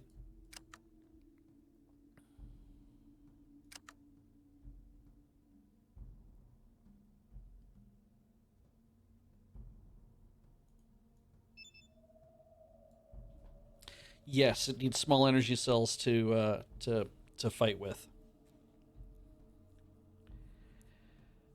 And he has none.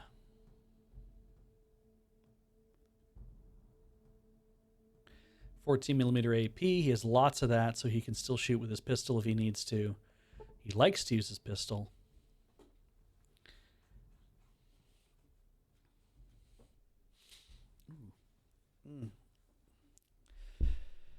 Do-do-do-do-do. 12:30. Okay.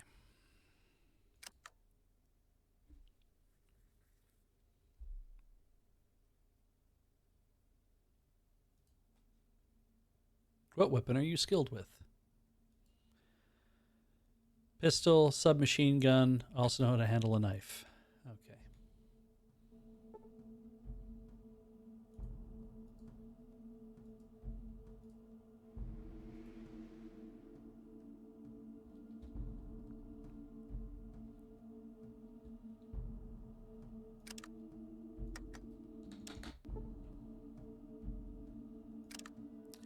Wait another hour. And yeah, need 9 more. Maybe 8 more. Oh, there's 3 right there. F. You know what I'm going to do is reload.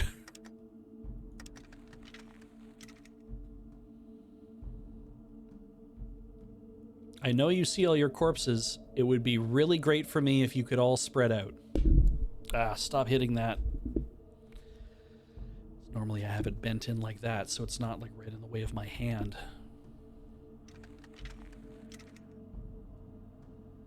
Where are you? There's one over here.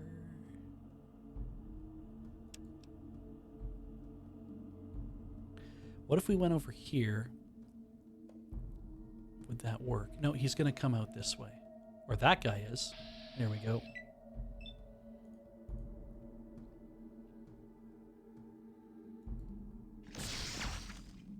I missed. I didn't miss that time.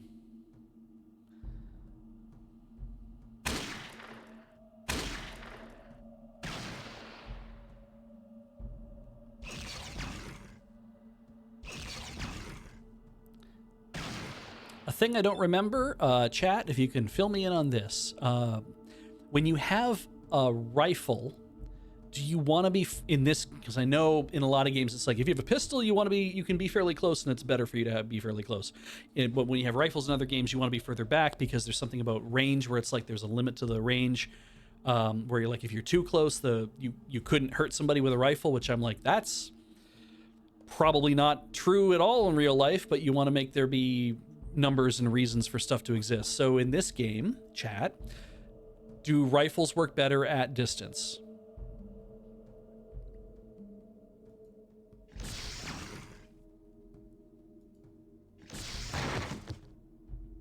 Wow, I cooked that guy.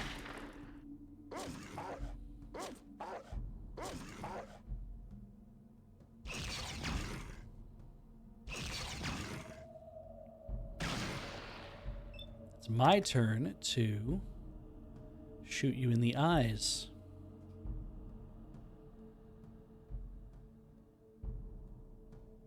I think you could snipe with rifles from longer distances. So you have more distance to shoot with, but the closer they get, it's because I know my range on this is like 30 or something, as opposed to the 223 converter pistol that I have is like that is I think it's good up to 25, and this is good up to 30. But I was like, is there a minimum limit? It's like you have to be 0 to whatever. So Kitty Wolf asks how Fallout is going tonight. It's good. It took me an hour to figure out what it was we were doing. It took me another hour to bitch about washing machines and eat a piece of pizza. And then I think we've been playing, all we've been doing is just farming Deathclaws right now. And I've been trying to talk about stuff to keep it marginally interesting for the almost 600 people in this room. So yeah, we're gonna power level this, I think, a little bit more. And maybe that means that by the time we hit 2 a.m. tonight, we didn't make any real progress on going to finish other things. But yeah, I will probably we'll probably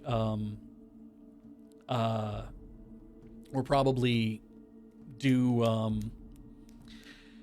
well, I have another slot tomorrow where we have 3 hours. I'm like, we're not going to finish the game tomorrow. So yeah,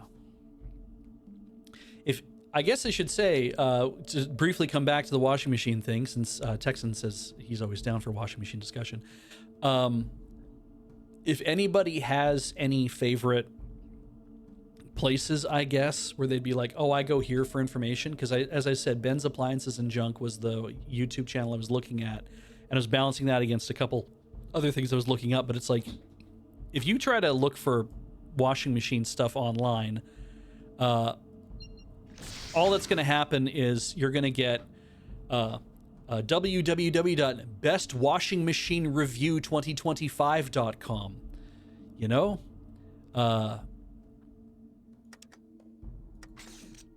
And that's not acceptable. Thank you, Texan. Texan will hit me up on Mastodon with a couple suggestions. You can all do that as well, because you can find me at Beej at kind.social. If you go to that's my account. Loading Ready Run has a Mastodon account as well. You can follow us there if you like to. And if you're ever like, I don't still understand this Mastodon thing, it's just microblogging like Twitter is, and like well, better than that, let's be honest. And like Blue Sky is, and like all that. And you're like, if you want a Mastodon account, the nice thing is there's no algorithm. There's no sort of like suggested. You join, and you're just reading like the people that you want to follow, and hey, maybe you don't know who you should follow exactly, so you can look to see who Loading Ready Run is following. For one thing, you can look to see who I'm following. I guess there's a lot of fun people there, and a lot of goofy. I don't follow a lot of goofy shit. I'm getting way more goofy shit because I finally figured out how to make a Tumblr account work. And now that I have a Tumblr account, now it's like, great, now I really don't have to worry about, I have all these different places my memes are coming from like different Discords and shit. And I'm like, now I also have the Tumblr to help me with that too. So yeah. Great, crushed our enemies. We'll save that because there's another one over here. And I think if I walk up a little bit more, there's only ever going to be 3 in a spawn.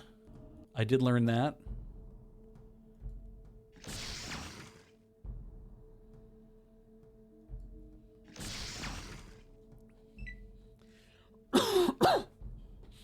You probably only ever see me post memes if you follow me on like other Discords. I have a feeling I don't really post them on my Mastodon or anything either because I know that there's that Texan runs he runs kind.social, and Texan's a very nice person. And I know better than to shit up my entire timeline with memes, even though Texan has said, nah, you know what, if you want to do that, go ahead. But I think I won't. I have definitely thought, because back in the day, it's what I used to do is just, I'd see shit on Twitter or other places, and then I just share it to a Twitter that I had, and I had a friend who'd said, hey, I had a lot of friends who said, it'd be great if you could stop that, because it's shitting up my timeline and I follow you. And I'm like, nah, I ain't gonna do that. Just don't follow me or mute me. And they're like, no, I want to also see you say things. And I'm like, oh, no, I'm not gonna do that. And so one friend of mine said, the reason I need that is because if I am at work and I am following your account, I cannot. Because if I happen to click over to it and all of a sudden there's just some weird thing, lady got her boobs out, and there's some stuff written below it, I cannot have that show up on my feed at work. And I'm like, right. Okay, that's how that works. I was like, yes, that's how that works. Said just make another account, and share sheets were easy enough in iOS that it was like, oh, just share this using Experience Beej instead. And everybody was like, yes, just share it to this other account. I don't care what you do, Beej, just you figure it out. And please just don't post it in our timeline anymore. And I was like, okay. And then I did that, and then basically 90% of my friends were like, awesome, and they either added me to a list, they added that to a list, or they added me to just follow anyway. And I was like, great, I'm just gonna share shit here all the time, and I'm not even gonna care too much anymore about why would I even post things on my main account anymore. So I know that I could technically set up something to also do that in Mastodon. The thing that also bugs me though is I'm like, I am so lazy to do that. And I know that if I'm going to post stuff to Mastodon, I have to be responsible, and I have to post alt text to the images.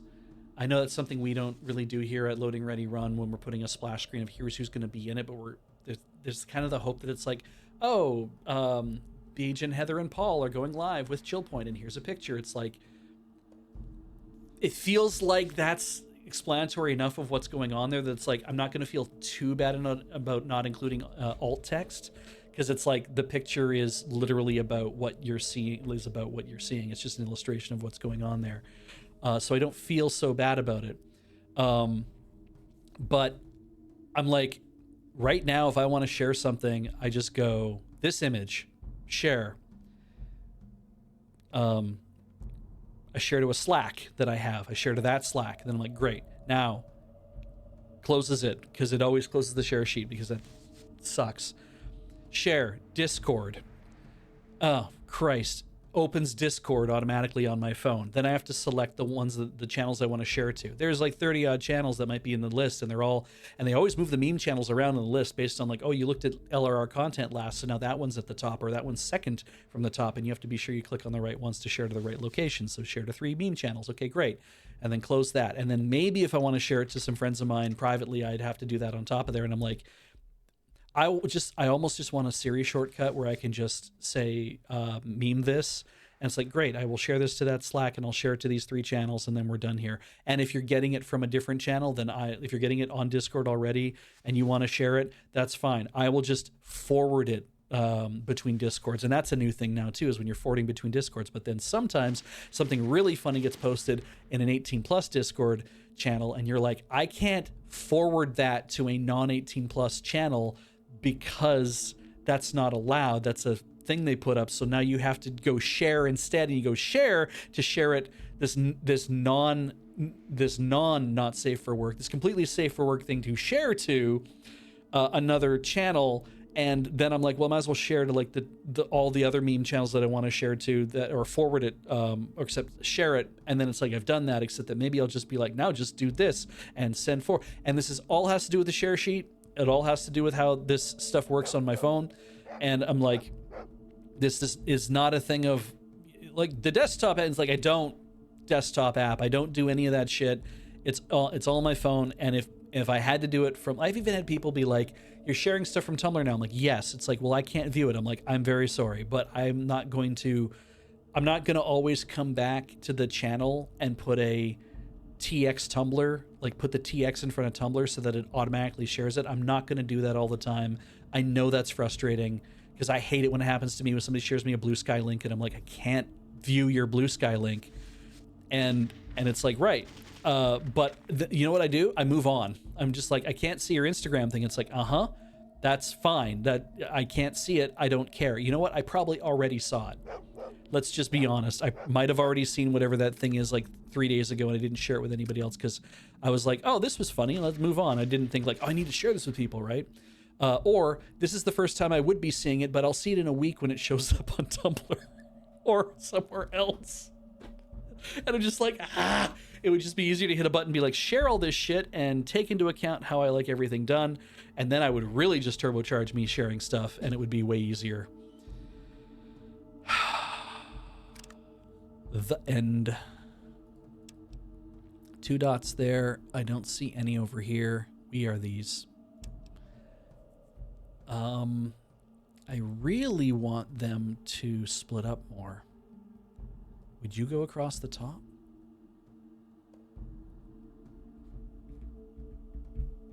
I really do like on Discord the whole forwarding thing of, oh, you want to forward this to another channel? So hit forward and it forwards it. And I really like that because I'm assuming that in the process of forwarding it, it's like, because I know this exists on another server, I'm just going to create a link to that thing and pull it in from there. And I'm going to show you where it came from, obviously. And I'm like, I think that's going to save on the amount of... I feel like it's supposed to save on the amount of like, oh, I have to host this image 2 or 3 or 4 or 6 or 12 times. It's like, I do it once and that's all I have to do it for. Did I again forget to reload? I forget to reload every single time. Doesn't matter. I can't shoot him anyway.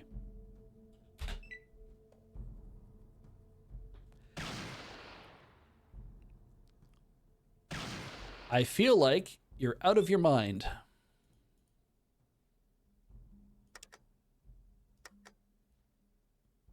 I can't hit you.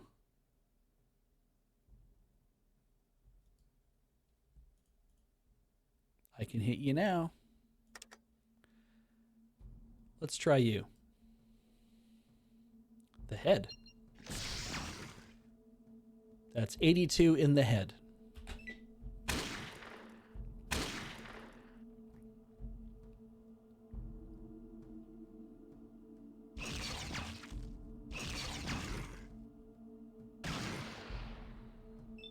Now, let's go back to this.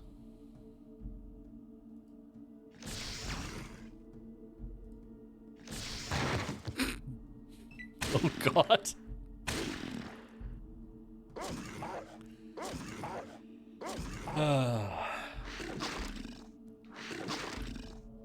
I don't think that you host images on Discord. I think it's, but I mean, though Discord has like a 24-hour image thing where it's like once an image is posted to a Discord, it's like after 24 hours, it might get wiped.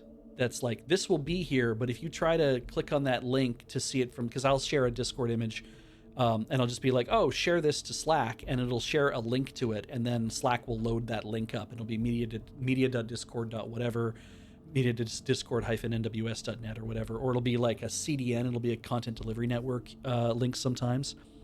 And that sucks, but it also means, because people come back in like 3 days and they'll be like, I can't see this. I'm like, I know, because I'm not putting them on Imgur. I'm not gonna, because the thing is I'm not gonna host it on Imgur. Like, I'm gonna go say, I got this great meme off of whatever, time to upload it to Imgur, because it probably came from Imgur like a month ago. And that means that if I repost it, I'm just wasting more space. And I really, really hate that. So a thing that happened to me a long time ago, that's someone's spine. That was that thing's spine.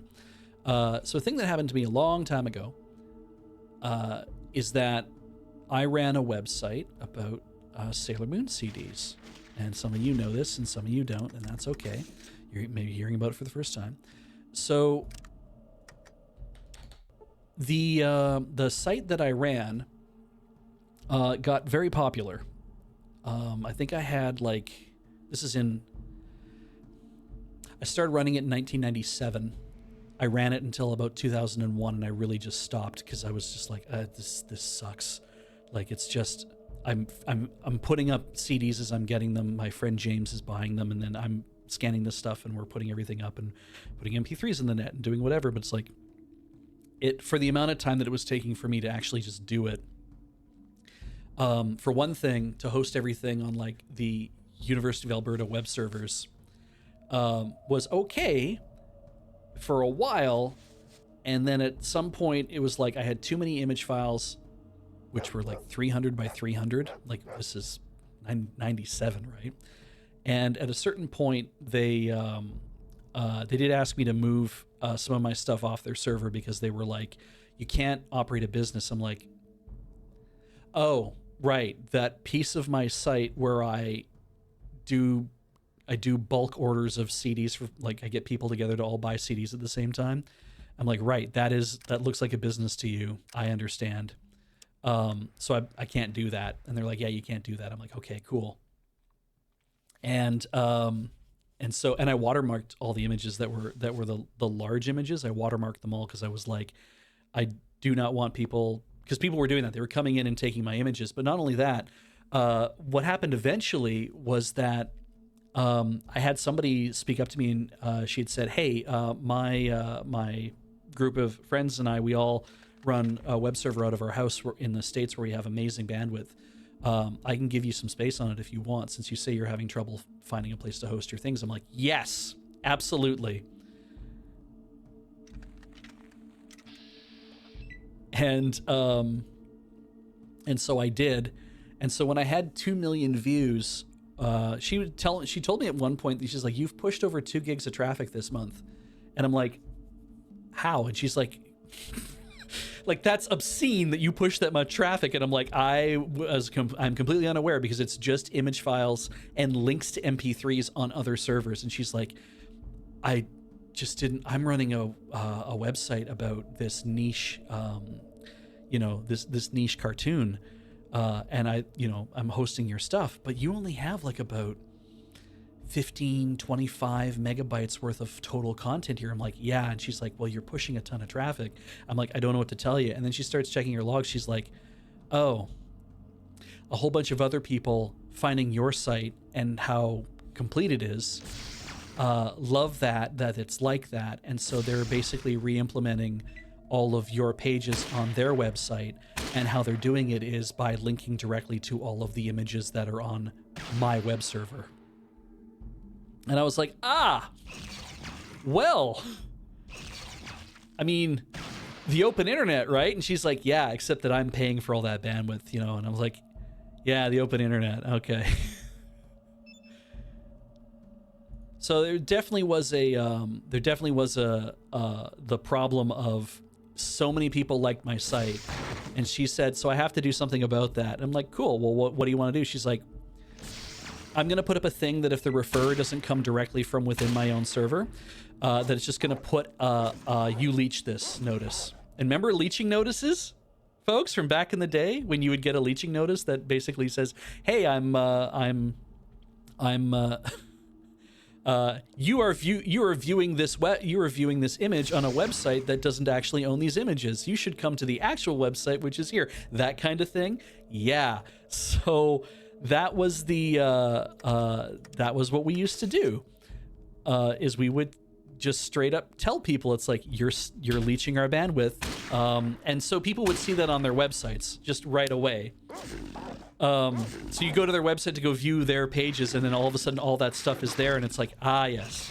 And rather than stealing my images and like just being like, because I scanned all that shit, I had to put in some time, and I didn't design it, I don't own them, but I scanned all the things and made sure they were all straight and made sure everything, like all the colors were balanced reasonably well, and like I put in some effort to try to make sure everything was looking okay. and yeah, okay, this is probably an easy kill anyway.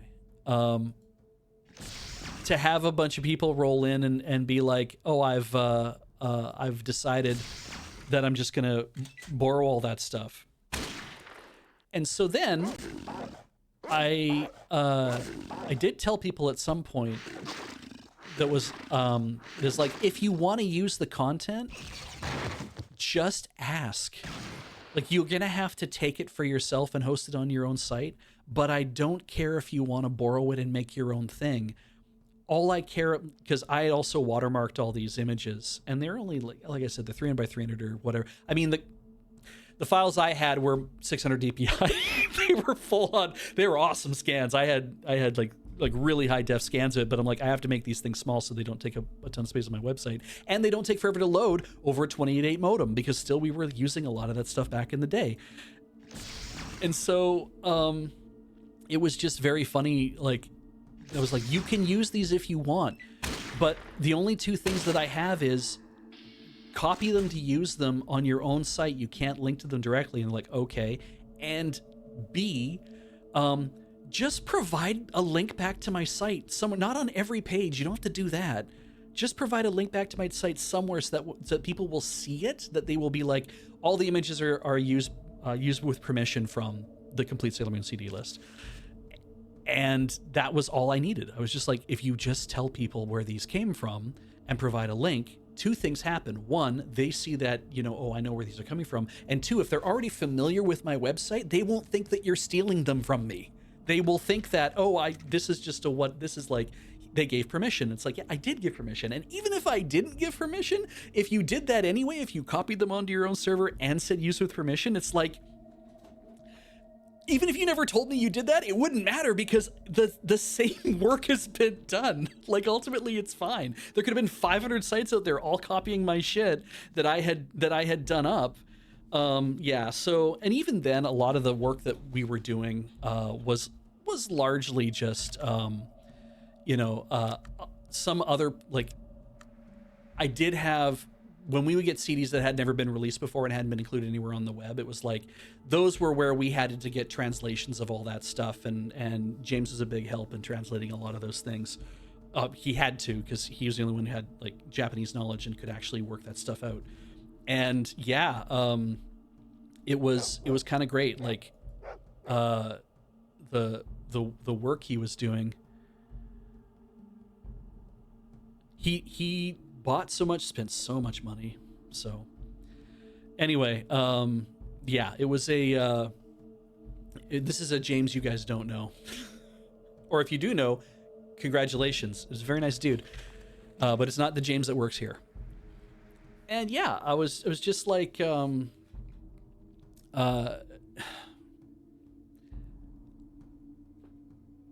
I contacted Hitoshi Doi, who ran a lot of the Sailor Moon and like a lot of other like shoujo websites, and he had a very simple, like, very web 1.0 design. And I said, is it okay if I use the information? Is it okay if I base the design of the CD pages off of what your design is? Because it's very clean, and I just like how it kind of shows everything and it's done. And he's like, yeah, go ahead. You want to borrow all that information and like you want to take it all and use it on your website? Go right ahead.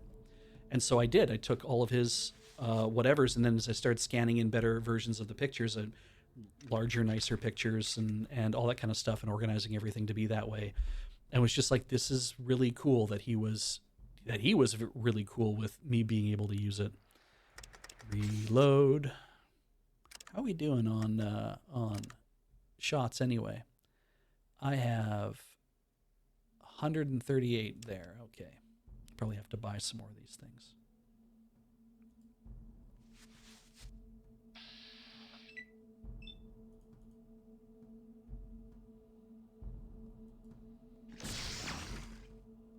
There's so much about, like, I know Ian's been beating the drum for years about, like, we lost a lot by the web not being, by the web turning into what it's turned into. And I think we didn't realize it because there was just so many nice things about how the internet in the last 10 years especially has just kind of like, there were a lot of streaming video, you know, like even YouTube and stuff, right? Just having all of that is really nice. And being able to do things on YouTube and all that kind of stuff. And so there was there's definitely a feeling I had, like, I know that he's been like, man, we've missed a lot with the open web, like the open web being gone. And I was kind of like, well, I don't know if it's so bad. Has it been so bad? And when I think about it now, I'm like, no, actually, it's been pretty bad. It's gotten pretty bad. Thanks, Slayer. Yes, I am farming the death claws for levels.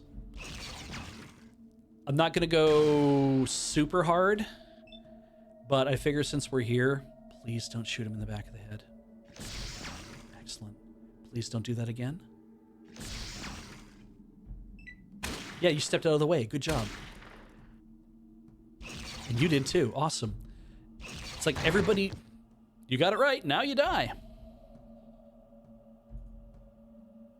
And end combat. Nice. If you look at my character sheet, the next one's at 105, and that would mean 13 more death claws. More like 12 because I'm getting the bonuses. I get like 50, that kind of thing. But yeah, it's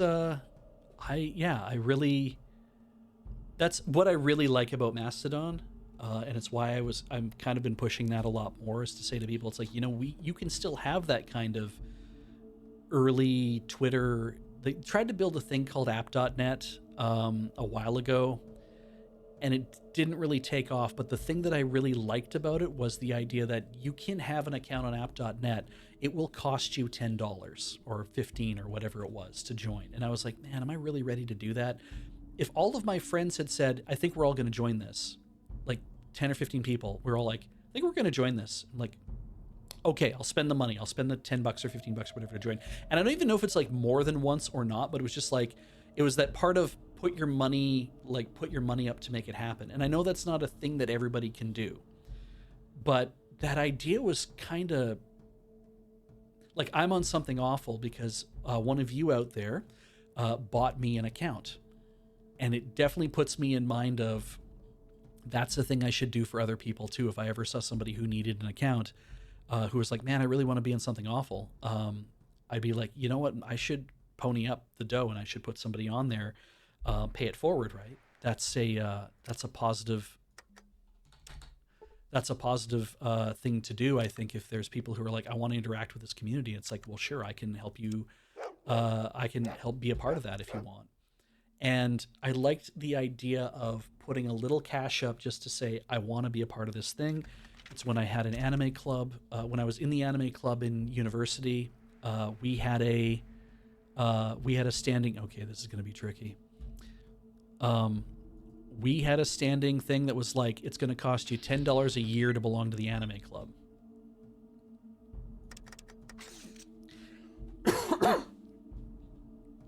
And there is that kind of like, this is the price of admission sense. You know, what this is for is to just be like, all you're doing is proving that you want to be here bad enough that you can put the money in hand. And then when I started an anime club up at Grand Prairie, I was the same kind of idea. It's like, we're gonna run it with no admission. It's a student club, obviously, so you can do that. At a certain point, though, we're gonna start charging admission, and it's like, well, how's that gonna work? I'm like, just membership. We'll make membership cards for people, or we'll keep a membership roll or something, and it's just gonna cost you $10 a year, and that's it. Like, well, what are we gonna do with the money? I said, when we have a function, like we'll have an open house or something, and we can use that to pay to rent a room, or we can use that to pay to rent stuff, or we can buy some snacks and bring those in and have that for an open house or whatever. And I was like, just keep it real simple. And I'm like, I know that's maybe hard to ask for a lot of people to be like, hey, are you willing to drop, like, can you drop $10 because you can afford that thing? And then Heather and Corey, because they were members of the anime club, they came up with the best idea, which was, you don't have to have a membership to be in the club. I'm like, okay, that's very interesting. This is how they end up running it. They're like, but when it comes time to replace a show in the running order, we're gonna let everyone vote, but the only people who can vote are members. So if you haven't paid up, you can come pay right now, put your $10 down, and you have a vote. You can nominate a thing to be played during in the next whatever, and you have a vote to get it into the free spot. And I was like, that's brilliant, because that actually is like a real reason to have to buy your membership. And for the rest of the year, it wouldn't matter, would it? So yeah, I did think that was very funny. I can't hit that from here. We're gonna walk up a little bit though.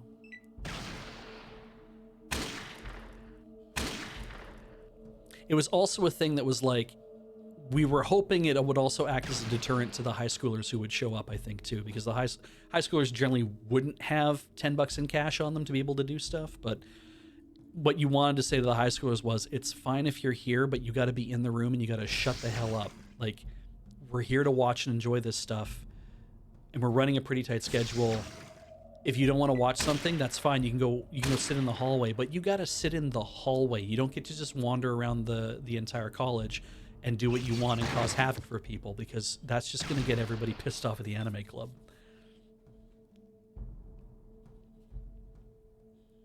So yeah, nominal membership fees are kind of nice. I mean, and you guys do that in a way here too, right? You're buying subs and stuff, or people are buying subs for you, which is also very nice. Thank you to all the people doing massive gift subs and stuff.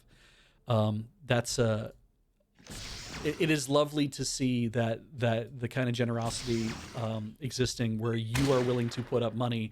It helps us, but it's also spreading that wealth around to people in the community who are like, I don't have the money or inclination maybe to buy a sub right now, and it's like, that's okay.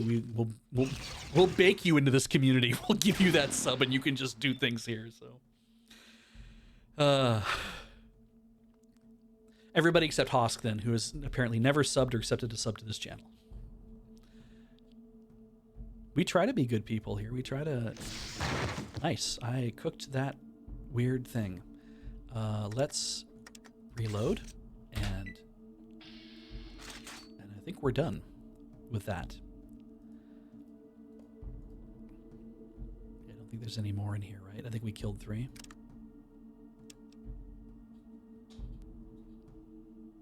I think we did. Yeah. All right. So we'll go save. So I was seeing some of the earlier conversation going by where Texans saying trying to have the simple website discussion up. Yeah, I get the appeal definitely of like, I'm gonna do all my shit in Squarespace, and absolutely, if you need to publish a thing and you're like, I just need to use the web builder tools that are out there, it's like, that's understandable. Relying upon a CMS, relying upon all those other things, it's like, if you're willing to pay the money for it, then I guess that's okay. You're obviously at the you're at the mercy of anybody else out there who's like, we own this company now. That can be a bit of a pain. But yeah, I kind of feel like we did so much better in the past with is there a number 3 in here that I don't know about yet? I see that one. And I think there's one right there. Okay, It's hard to tell.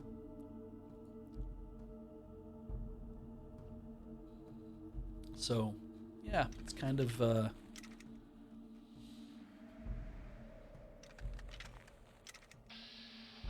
I really did like being able to, you know, I was working on my website myself, and I was doing it all in Netscape Navigator 3.0 Gold, and then later in Netscape Composer.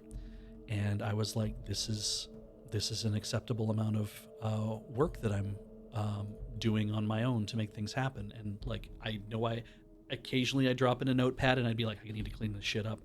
And if you looked at, like, if you go to the Wayback Machine and you were to pull up my old code and you had to look at stuff, you'd be like, oh yeah, I can tell this is written by a program. It's like, yes, it was just easier for me to do it that way. Please stop. God, you have such distance. I guess that's that sniper rifle. I can't see shit. Is that the problem? There we go.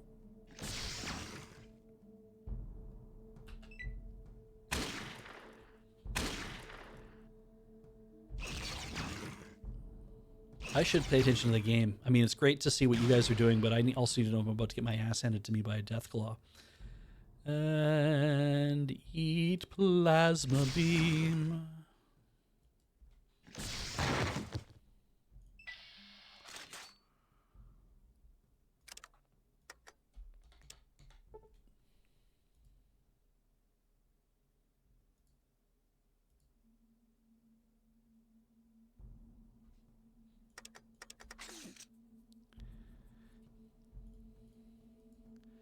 Chances are that I'll kick your scrawny ass.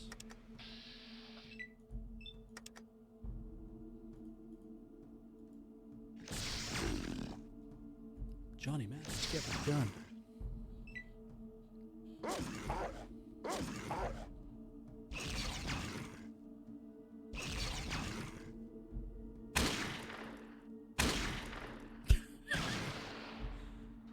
Wow.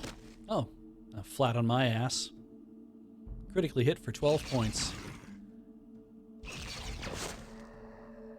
Was killed. Nice.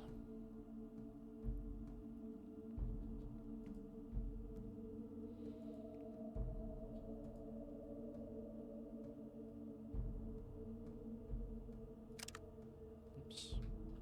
Chop. Yeah, just another 6 to go. So I was playing a lot of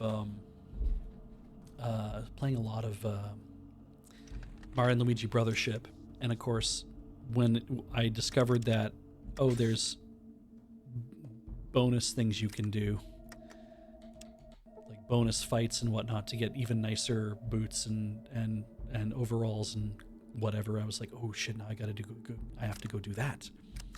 And so I believe I've done it all now. F it, we're gonna go in the dark. Why not? They're not more powerful in the dark.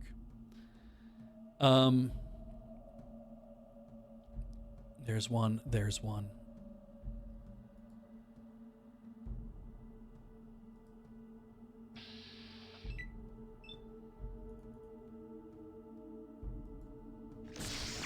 Oh, I see, but my accuracy goes down in the dark.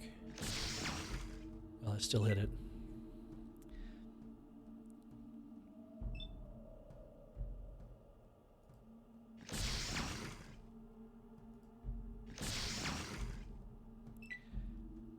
That's almost 200.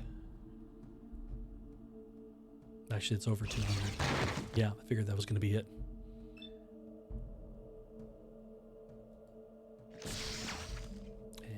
Reload. Anyways, having a lot of fun playing that. And so I'm very near the end of the game. And I'm having that problem of, well, then go finish it. And I'm like, yes, but I also need to get all the cool stuff. And there's like there's a Monster Maniac challenge that I can go do that I'm like, I need to figure out how to do that properly. And yeah, just overall, I'm like, I need to do Critically hit for no damage. Even the beast seems phased by the stunning attack. And just like I know I have a lot that I need to, like, I need to do that part of the game. And then you got the Switch 2, and then I moved the game over to that so I could play it on there, and that was fine. But then like Mario Kart World was actually just really compelling, and I'm like, I'm enjoying this, and I'm not playing Brothership as much. And it's near the end of the game, and you know, it would suck to finish a game because you know how that is.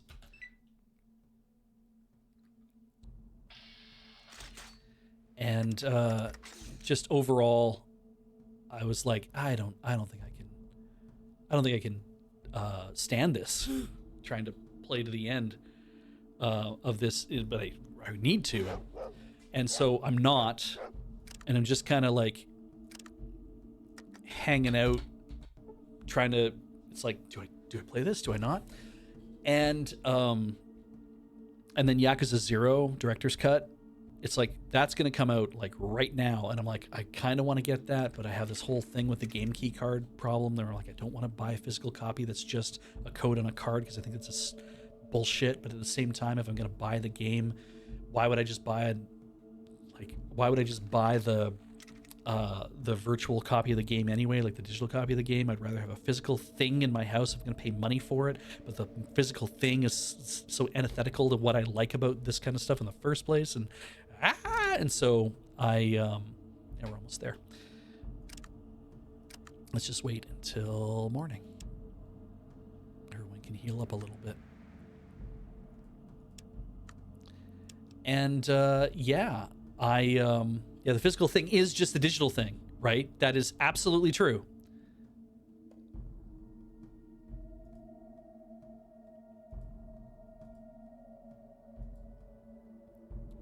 Can I go first? Like, can I start combat?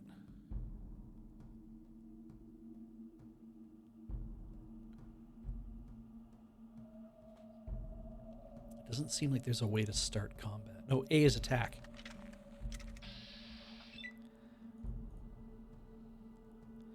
And I am too far away.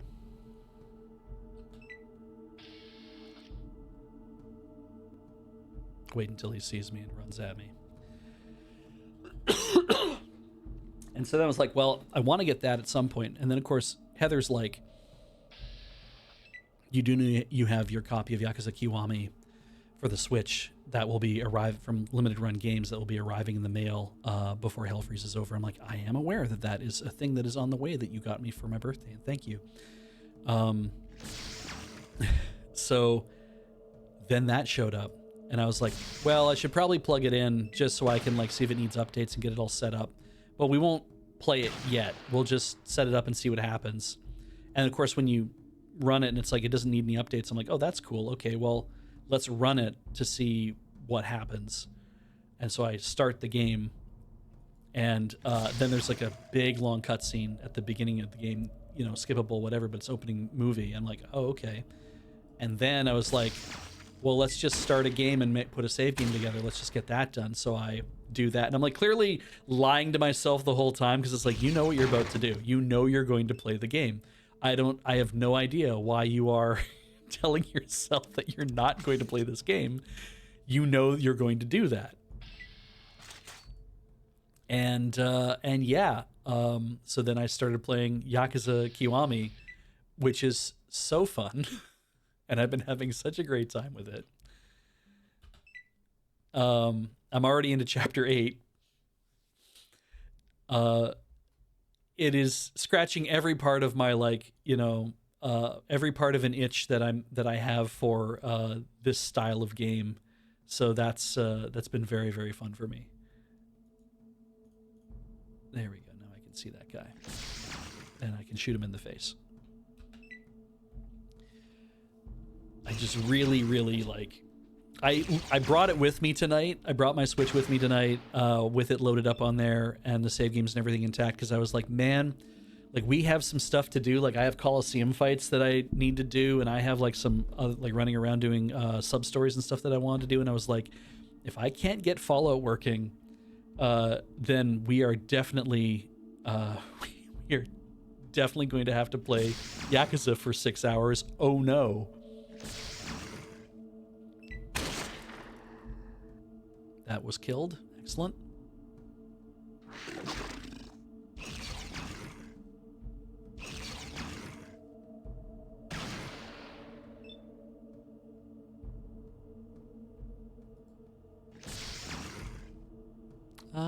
Yeah, I guess we'll take both shots. I'll reload next round. I didn't know if I'd like Yakuza or not. Ian and I have a mutual friend, Dan, who,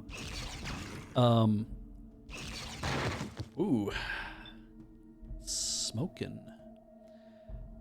Who he was playing the Yakuza games on like PlayStation way back in the day. And they are very... I was watching Dan play them and I was just like, holy shit, this looks really cool. You run around like virtual Tokyo. He's like, well, I mean, it's a small neighborhood, but it's, you know, big enough that you're kind of just confined to that. I'm like, okay, but still, this looks really cool. And he's like, yes, because it is super cool. It is a lot of fun to kick the shit out of things. And I just really like, I just really liked when I would watch Dan play it and I'd be like, and you're gonna what? And he's like, okay, so now I'm gonna go play Mahjong. And then like years later he's playing a different one and he's playing more Yakuza and I'm just like, okay. And he's like, oh, so now I'm gonna go like, we're gonna go to the telephone hostess place and we're gonna have like the telephone club. I'm like, what? And then I think Ian showed me that one time, but like Dan was also showing me like a different Mahjong thing, but he was also like, we're gonna go eat like gyudon and stuff and we're gonna do other... I'm like, what is this game? And it's like, it's Yakuza. It's Yakuza. And I'm like, okay, well shit. I mean, and eventually like, you know, Ian explaining it, and I don't know if he came up with the idea or not, but it is kind of perfect. The idea that this is the game, you're allowed to buy one game every year as a salaryman, and so this one's perfect because it is every game. And my only real complaint about it, I didn't reload because I'm an idiot. My only real complaint about it is that it is definitely set up like, it's like, I'll show you the rules to shogi, but I'm not gonna hold your hand trying to help you understand what to do. And also, my tutorial is about, here's what all the pieces can do to move. Congrats. Like, it's like if you taught somebody how to play chess,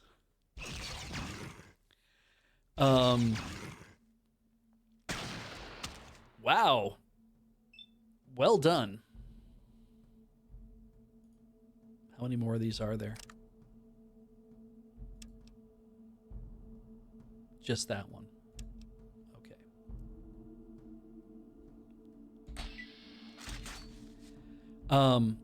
If you were teaching somebody how to play chess, you might start with, this is how all the pieces move, right? And you'd be like, yeah, okay. It's like, okay, cool. So now that you know that, play chess. And I'd be like, I can't. I don't. I'm held up.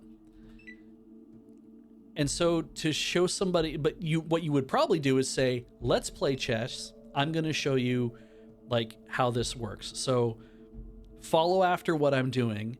And when you see a thing move, then go to move your thing and we'll talk about what that means. And we'll kind of walk through it a little bit, right? And I'm like, right.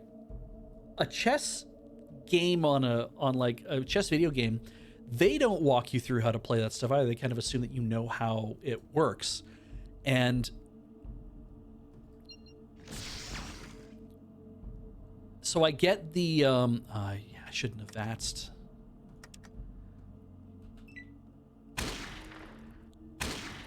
It's like, I think I need to be taught shogi, like either through a really good trainer or with somebody who can say, let's talk about what you should do, like how to play this game and how to think about the things it's like playing Go, right? It's like, you can show me what is supposed to work for Go.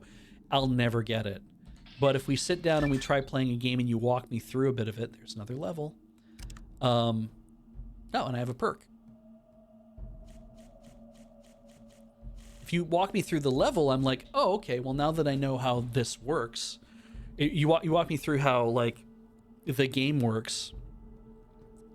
It's like teaching me a board game even. It's like once you've been walked through how the board game works a little bit through like an example thing, you're like, okay, I get that a little bit better. And shogi, for whatever reason, just feels really impenetrable. And I think part of it is because all the pieces are in Japanese and I cannot tell all the kanji apart from each other.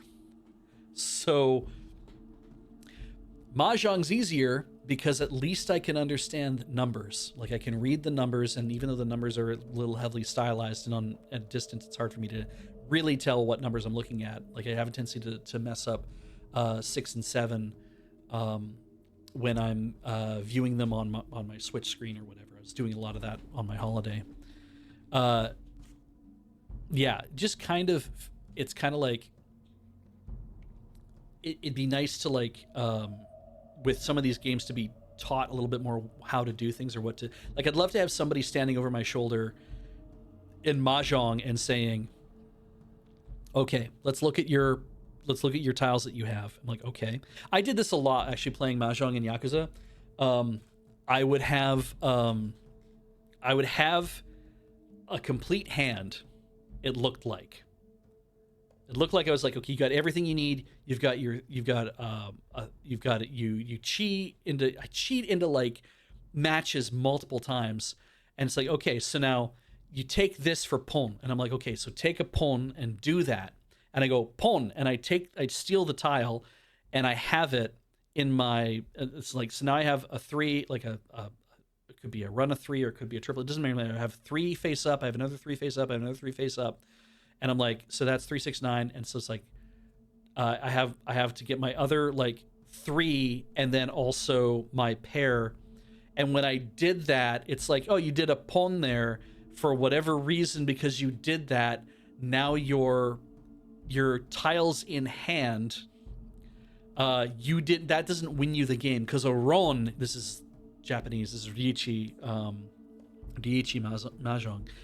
The ron is what wins you the thing. Oh, Napalm Sideburns, thank you for the 60 tier 1 subs. That's very cool of you. I really appreciate that. So yeah, I was just kind of blown away by the it's like, did I do it right? And then I did it and I'm like, I didn't do it right. Why didn't I do it right? I don't fucking understand. And if I had somebody over my shoulder who could be looking at that before I did it and be like, okay, for this, you don't want to do that, because why? It's like, because if you do that, it looks like it's going to complete your hand. I know what you're saying. That's not how that works. It would mean that you'll have to keep doing more. And then I'd be like, oh, and trying to get those things. But I'm like, you obviously have to lose a lot at playing these kind of games until you start to win more, and then you feel a little bit better about it. And I know that they're built into nice thing about in Yakuza anyway is like there are some special things you can find in the coin lockers. I think I have one that's like, if I use this tile, it will give me a better chance of getting the tiles I need in my hand. You know, it's just a way to force luck into your favor. I'm like, sure, that's what that's supposed to do. I guess, right? And so, yeah. But I think it's like when you use this, you use it up is what it feels like. I'm like, I definitely don't want to just use this thing and use it up, because I'm like, that's something you save for when you're at the advanced table, when you really need to actually like make a game work for you so you can earn some completion points or some other shit, or earn enough like of sticks so you can trade them in to get. And I'm like, I feel like I can just earn enough money in this game to walk in and be like, I need 100,000 sticks. Great. I'm trading in 100,000 sticks so I can get this prize. Awesome. That was a lot of fun. Thank you for letting me come in and spending $1 million or $1,000,000 in sticks just so I can get the thing that I want that you're holding hostage. I'd like to win these things. I'd like to actually get better at this game. But I can't, because I'm not having any, it's not explaining shit to me. And there's all the hands you can build. You can build like, pure orphans, and and so you want to build your terminals, so you want to have only the 1s and the 9s, and then you want to have these at the end. But maybe what you want to do is you want to build this all green hand, which is nothing but bamboo tiles, and then the matching Hatsu. Is that the green dragon in Japanese mahjong? Maybe. Anyway, it's like, 'cause it's not the Naka, and it's not the it's like whatever the green one is called. Anyway, it doesn't matter. We have to pick a perk. Let's do that. Animal friend. Animals will not attack one of their friends unless the animal is threatened or attacked first. Exactly what animal in this is in the world open to debate. I don't know what any of that means. Better crits, I hear, is supposed to be awesome. My crits gain a 20% bonus on the crit table. More damage will be done. Does not affect the chance to cause critical hit. Hand-to-hand attacks, hand-to-hand damage. Bonus move. You get 2 free AP. It can only be used for movements. Move 2 free hexes for each turn for each level of the perk.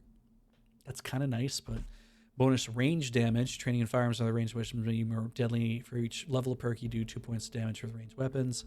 Bonus rate of fire. Pull it a little more faster. Each ranged weapon attack costs 1 AP less to perform. Oh, so that would mean I'd drop down from being AP 4 to AP 3. Boy, that sounds really good.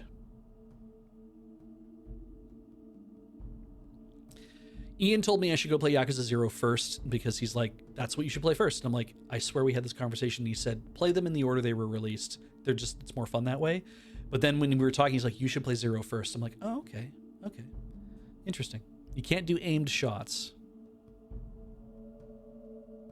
I mean, this hasn't really mattered. Whatever. Cautious nature. More alert outdoors. Enemy less likely to sneak up. Comprehension. Playing Scotia small details when reading. You gain 50% more skill points when reading books. Wow. I like reading books, but that seems like it's less interesting at this part of the game. I've kind of changed my character, it feels like. I've moved to be something a little different. Less likely to be hit in combat. That sounds nice too. Earlier sequence. You likely move before your opponents. Sequences +2 for every perk. Educated. Add 2 skill points when you gain an experience level, which I did not do very early on. We're almost at the end of... I think I'm only allowed to get to level 27 or something like that. Empathy. Other human beings studied. Given the inside knowledge. See the reaction level of the person you're talking to when involved in an in-depth conversation. That's interesting.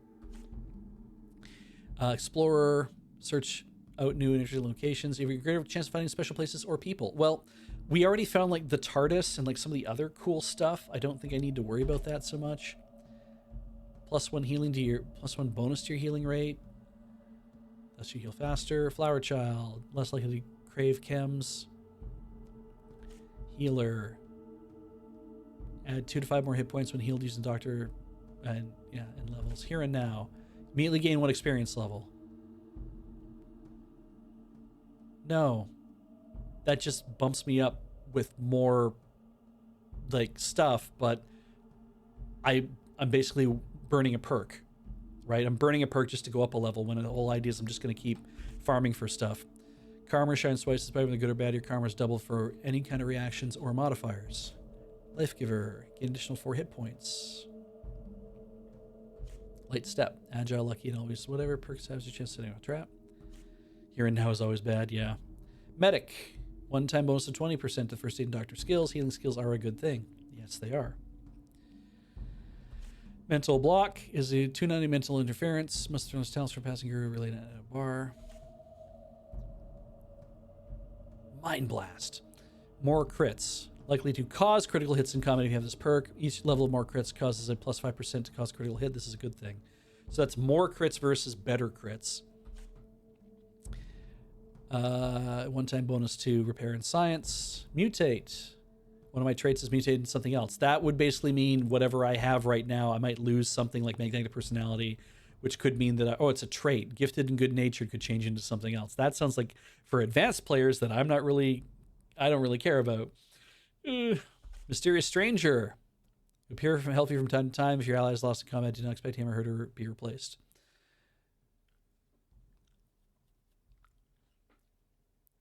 Okay. Negotiator. Night Vision. See in the dark better. Pack Rat. More efficient. Makes it easier to carry that little extra. That's just for more stuff I carry, apparently. Presence. Command Attention. Initial reaction of the person improved by 10% for each level of this perk. Quick Pockets. AP cost access inversion areas reduced by 1. Quick Recovery. Quick recovering from being knocked down. It's just a thing that happens. Rad Resistance. Better able to avoid radiation. Ranger. Better able to avoid attention. Wasteland. Salesman, adept salesperson, gain 20% to your barter skill. Sharpshooter, things trial of hitting things at longer distances, get a +2 bonus to perception for turning range modifiers. Okay, that's cool. Smooth Talker has learned to increase their options in dialogue, but I don't understand what they're talking about. Get your intelligence by 1 for purposes of dialogue only. Snake Eater, gain immunity to poison. Speaker, 1-time bonus to speech and barter. Stonewall, much less likely to be knocked down in combat. Strong back, additional 50 pounds. Already have Swift Learner. I could definitely add another one, but I'm not really like... I guess it would mean more experience points faster, but we're halfway through my level cap that I kind of feel like it's not worth taking that now. The fact that perks don't really show up like that often. If I was getting a new perk every single level, then I could see doing these leveled ones more, but I guess that's also a balance thing.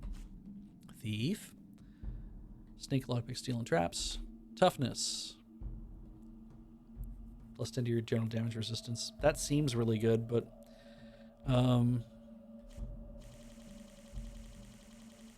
any recommendations, chat? Chat, do you have any recommendations for me? It seemed like I saw somebody say the crits related thing is probably a good idea.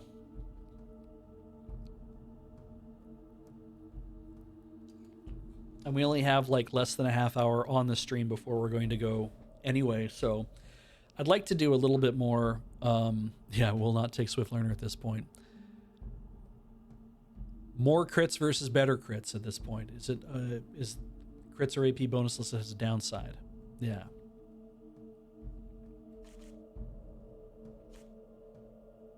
Give you an additional AP to spend every combat turn, so then it's any task AP. I currently have 9, I think. Something like that. More crits versus better crits is probably better, because at least a crit a big crit is nice because then you'll do more damage, but even if you are doing more crits overall, it feels like, oh, I'm causing a little more damage every time, as opposed to I did a crit and then a big thing happened, which is fun. Action Boy has no downside, gives you 1 more AP, which I guess is, I have this AP for, I can do 2 shots right now, and then I'll always have like an AP left over to do something with, but I could take an aimed shot and then just a snapshot. Or I could, if I reload, I still don't have enough to do like other shots. I would need to have like 8, I'd have to have 10 total, wouldn't I? Yeah, more crits always first. Mm-hmm.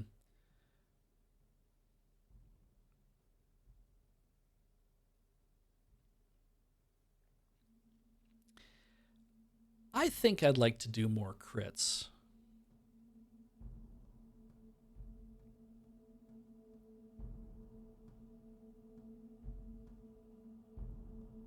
Yeah, I think I'd like to do more crits.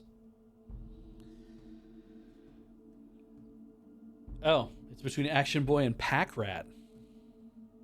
I don't feel like I need to carry it. Like, I've been carrying so much crap, and the inventory system sucks, but I'm kind of like, I don't think I need to carry a lot more stuff, and I should be actually actively getting rid of things that don't want to carry, but I want to sell them is what I want to do. I want to find a place to be like, here, take this and give me some caps for that. Yeah, okay, let's just do more crits. Pack Rat only loses because we have power armor. It's true.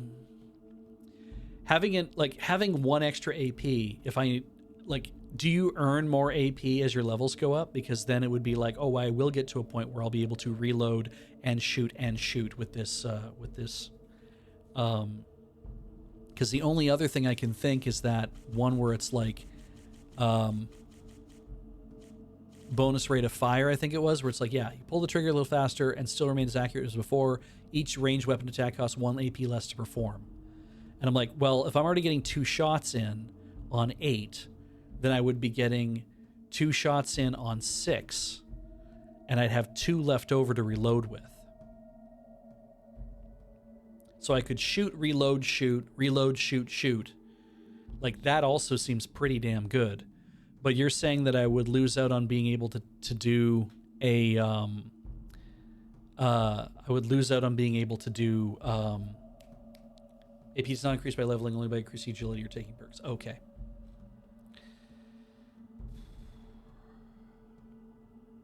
I could also shoot, and move too if I wanted to. Action Boy has 3 levels. Ah. Each level of Action Boy, yep. So I could also give myself more AP by doing that. Does anyone ever take bonus rate of fire? Because I think somebody said that if I took that, it means that I can't do aimed shots anymore? No.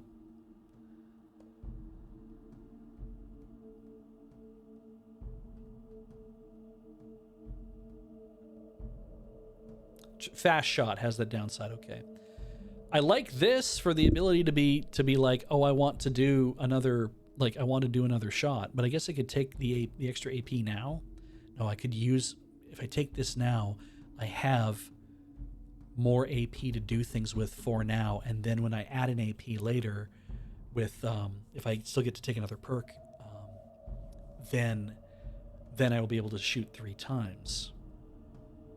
Or shoot twice and reload, and even take a step if I wanted to. Damn, this is tough. This doesn't help me do more damage. It's building towards doing something better later. I guess if I get knocked to the ground, it kind of helps too. Yeah.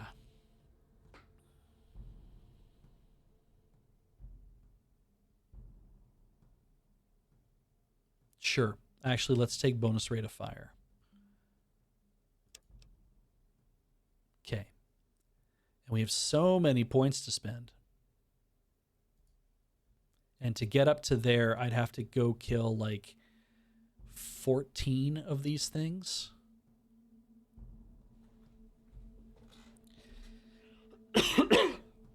Wow.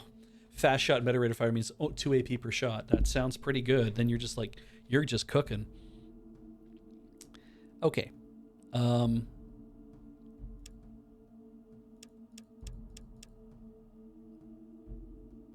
Yes.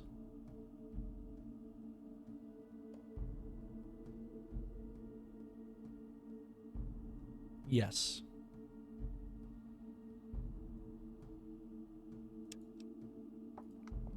What is the level cap?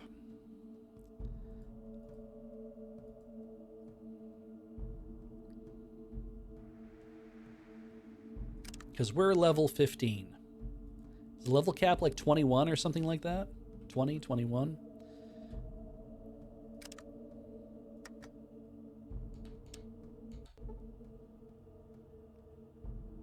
$21. Okay. Oh, shit, I did not wait an hour before swimming.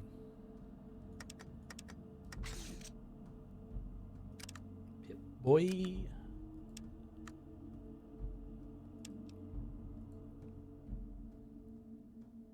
Oh, because it's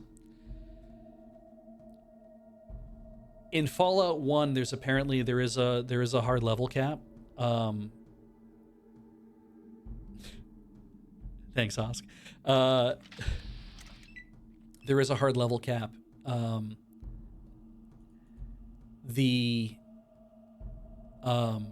Fallout 2, I guess, lets you do way more than that. I could literally target him with this as well if I wanted to. Okay. Right, I could do 2 targeted shots now if I wanted to. I could target the groin twice.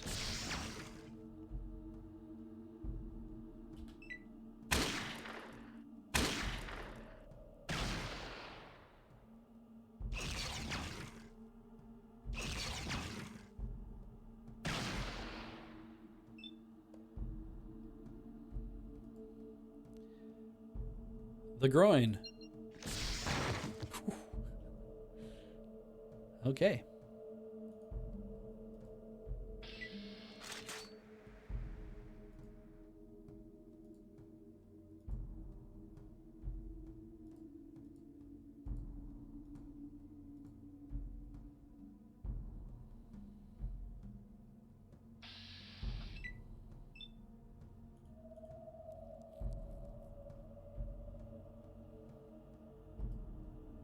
The groin. Oh, I'm going to be out here. I'm going to be out here no matter what. The groin. Number 6, the groin.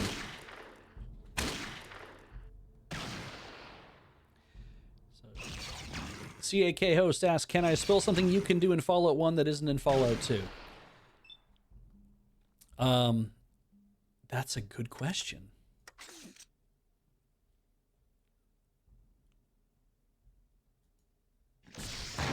Ah, okay, that's that.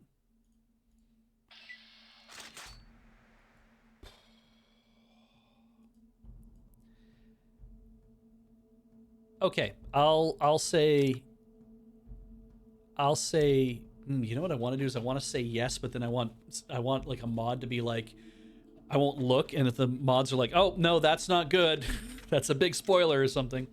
If this is just, I guess if it's just about like a thing that I can do as opposed to like a thing I'm going to learn or achieve in the game, because I don't really want like all the achievements to be spoiled. Thank you, TXC. Shit. Okay, you know what? Yeah, CAK host, go ahead and type the thing, and I will just read it, and it'll be fine. So we have ads coming in here too. Let's see here.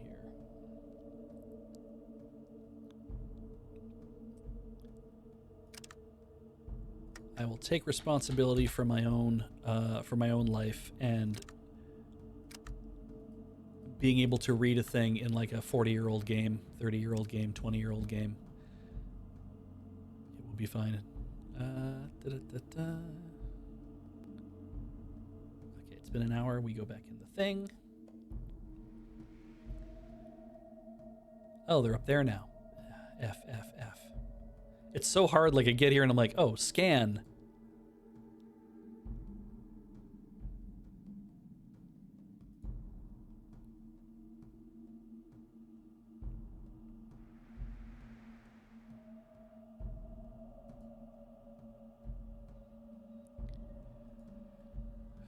Okay. I can't scan, I can't scroll up any higher.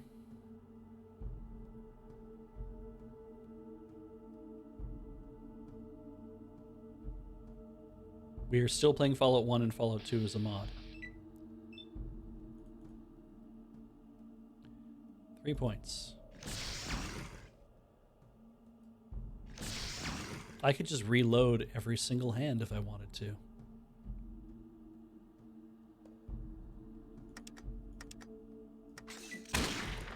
I could have taken the extra AP though, or AC.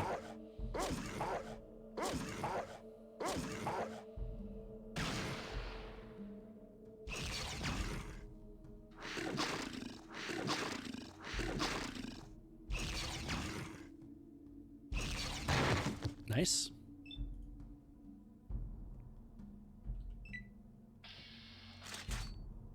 Good.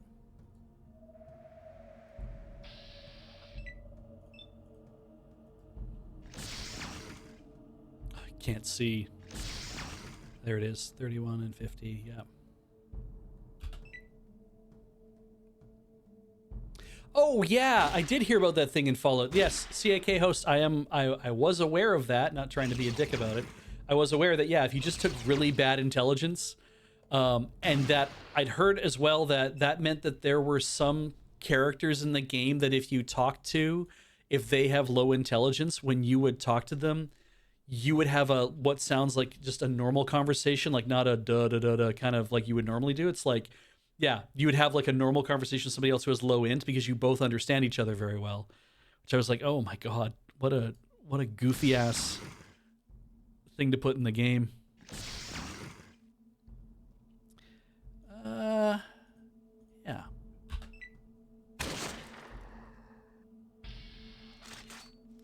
Okay, that's that.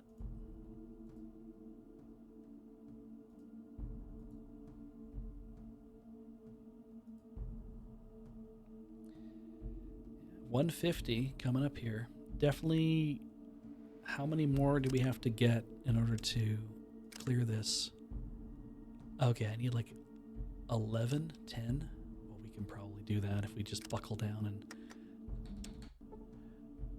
Pip-Boy, 1 hour, close.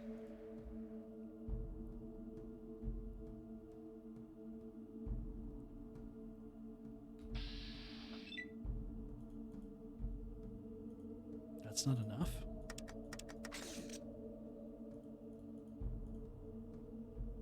Shit. All right. Turn around. Every now and then I get a little bit. Here we go.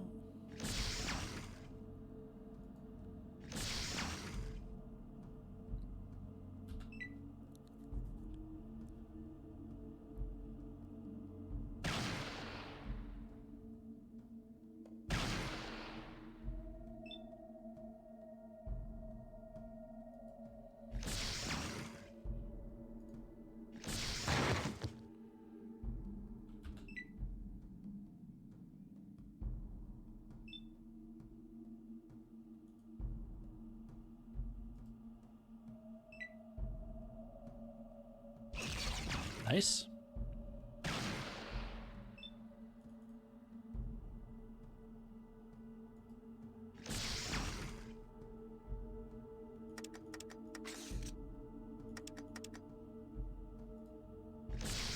That's very freeing.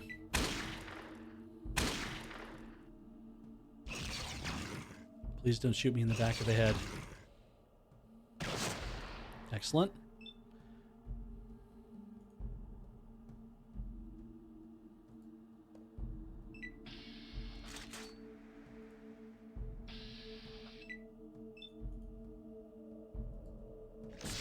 Ooh, I missed. Didn't miss that time.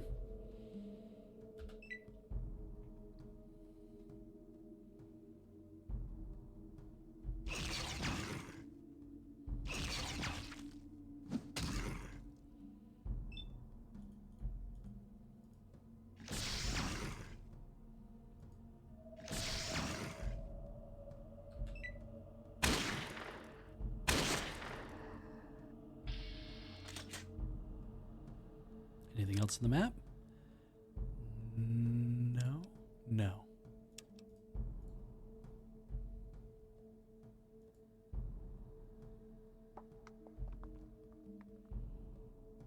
How are we doing on...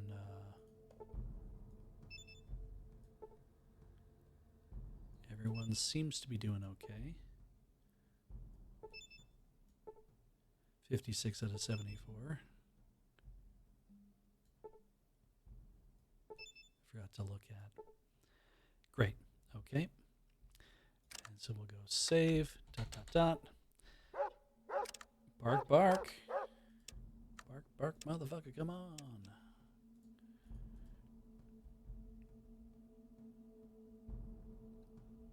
Oops. That's gonna suck.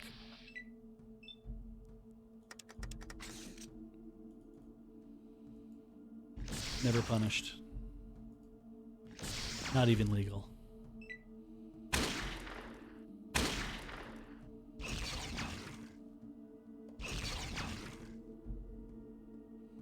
It's funny because, like, part of me really, like, I'm watching everybody else do the damage they're doing, and I'm happy. You know, I'm pretty jazzed about it.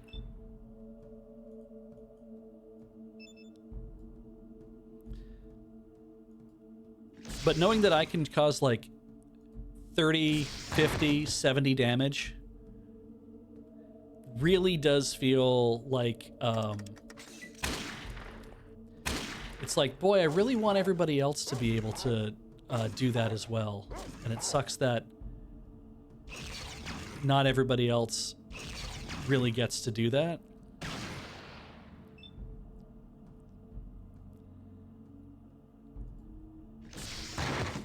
Good. Anybody else? Ah, there's one over there.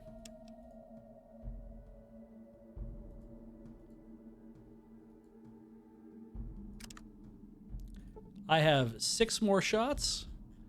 I have 6 more shots for my plasma rifle. All right, well, we better do this. We better do this without trouble.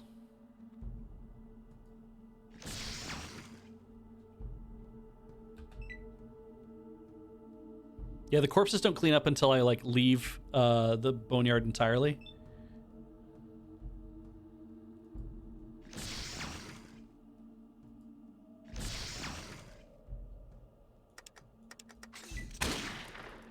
Yeah, there we go. That is the last of my ammunition. Just in time.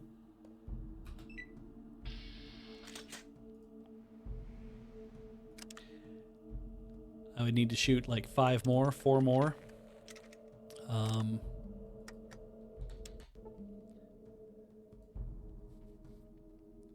We got 5 minutes before we're gonna step out of here anyway, so.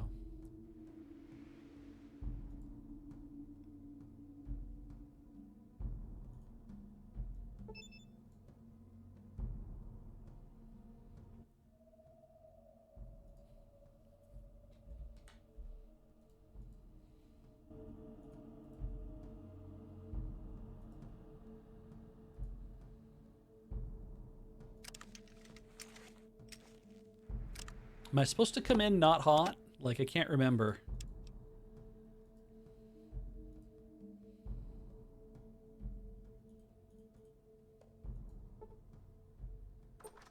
Hello, Zach. To buy weapons? Can you give me a discount? So what you have anyway?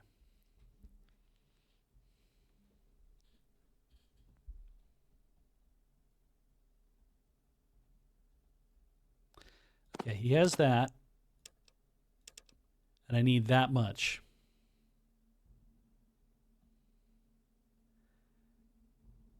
And I need to get rid of some things I'm carrying. I don't think I need this leather armor. That's not going to cut it.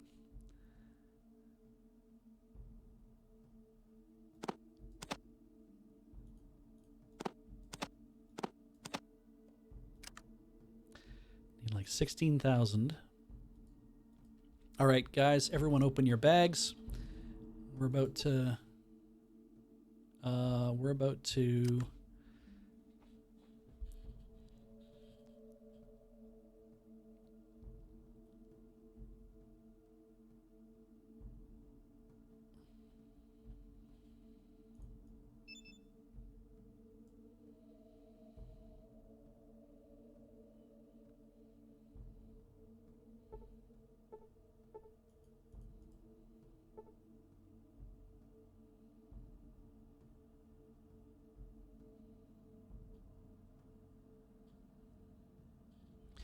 okay.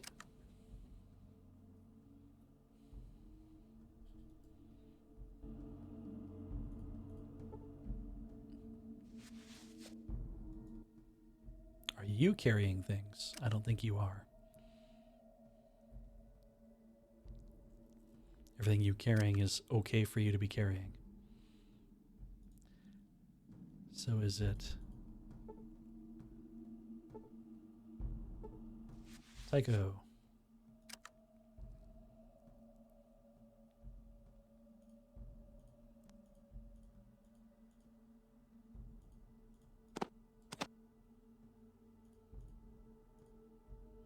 Why does he have all this 44?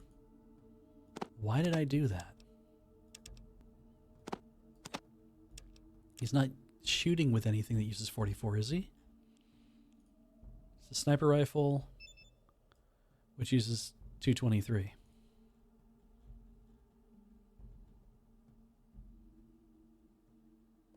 And he's got this 14mm pistol. And he's got all this 5mm.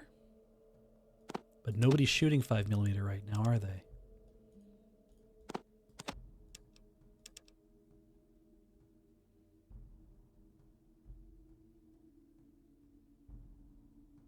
And I have an extra plasma pistol, but I don't want to give that away just yet.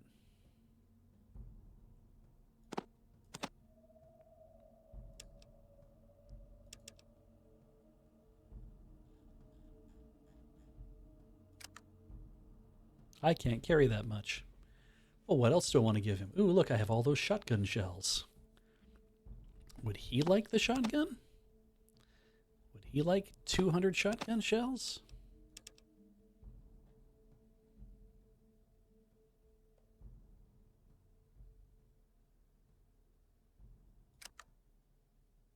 He would.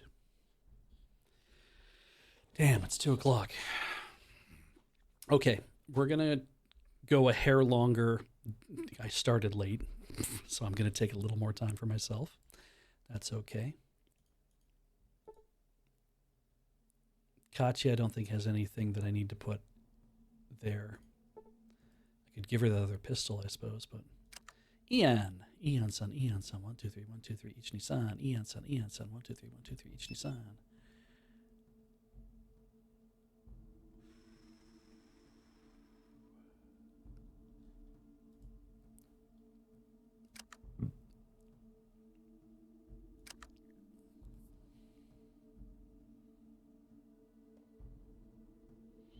Yeah.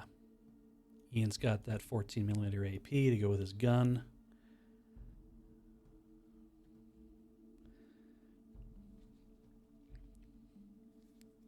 You use steel to transfer items to your companions, since your companions ain't triggered to fight when you steal to them. I think we're good here. I think we're just going to have to make that happen, because I don't think I have anything here that I want him to carry. We're just going to...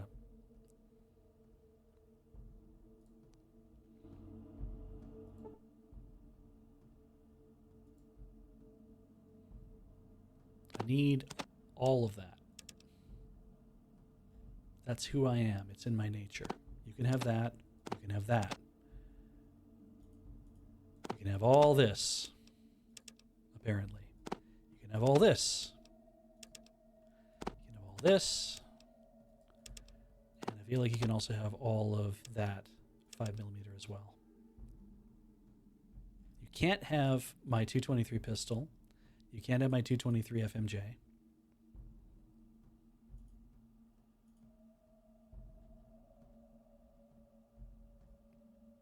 gave my combat shotgun away to the other thing. And I guess I need to put in...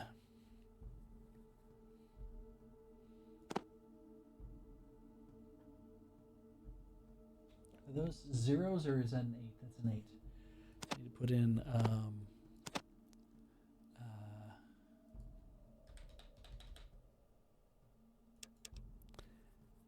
then I need to put in another 200. Then I need to put in another 2,000. Oof, I'm really losing caps here. Maybe I shouldn't worry about taking that many. Like, is 350...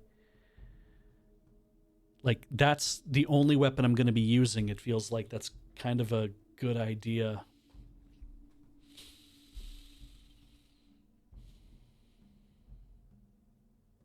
Caps are made to be spent. You're not wrong.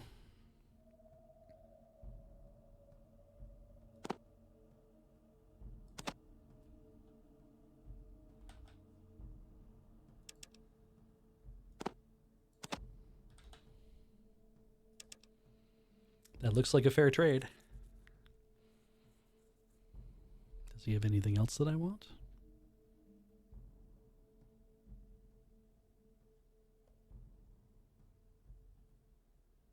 I guess the idea of like, oh, I could go back to one of those places, kill a bunch of dudes. I guess I could go over to where the library is and I could kill the little developer alcove and steal all their shit and bring it over here and sell it. Also seems like a pretty rad idea.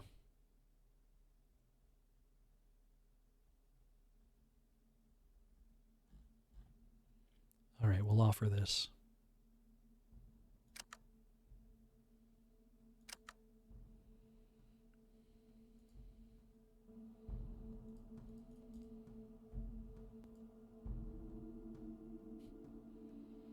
And then I inventory. Have a lot of that, and I have a little bit of that left for my other gun.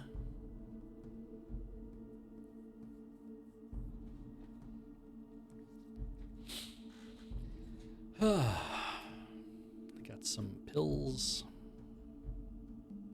We did the trade. Save game. New page.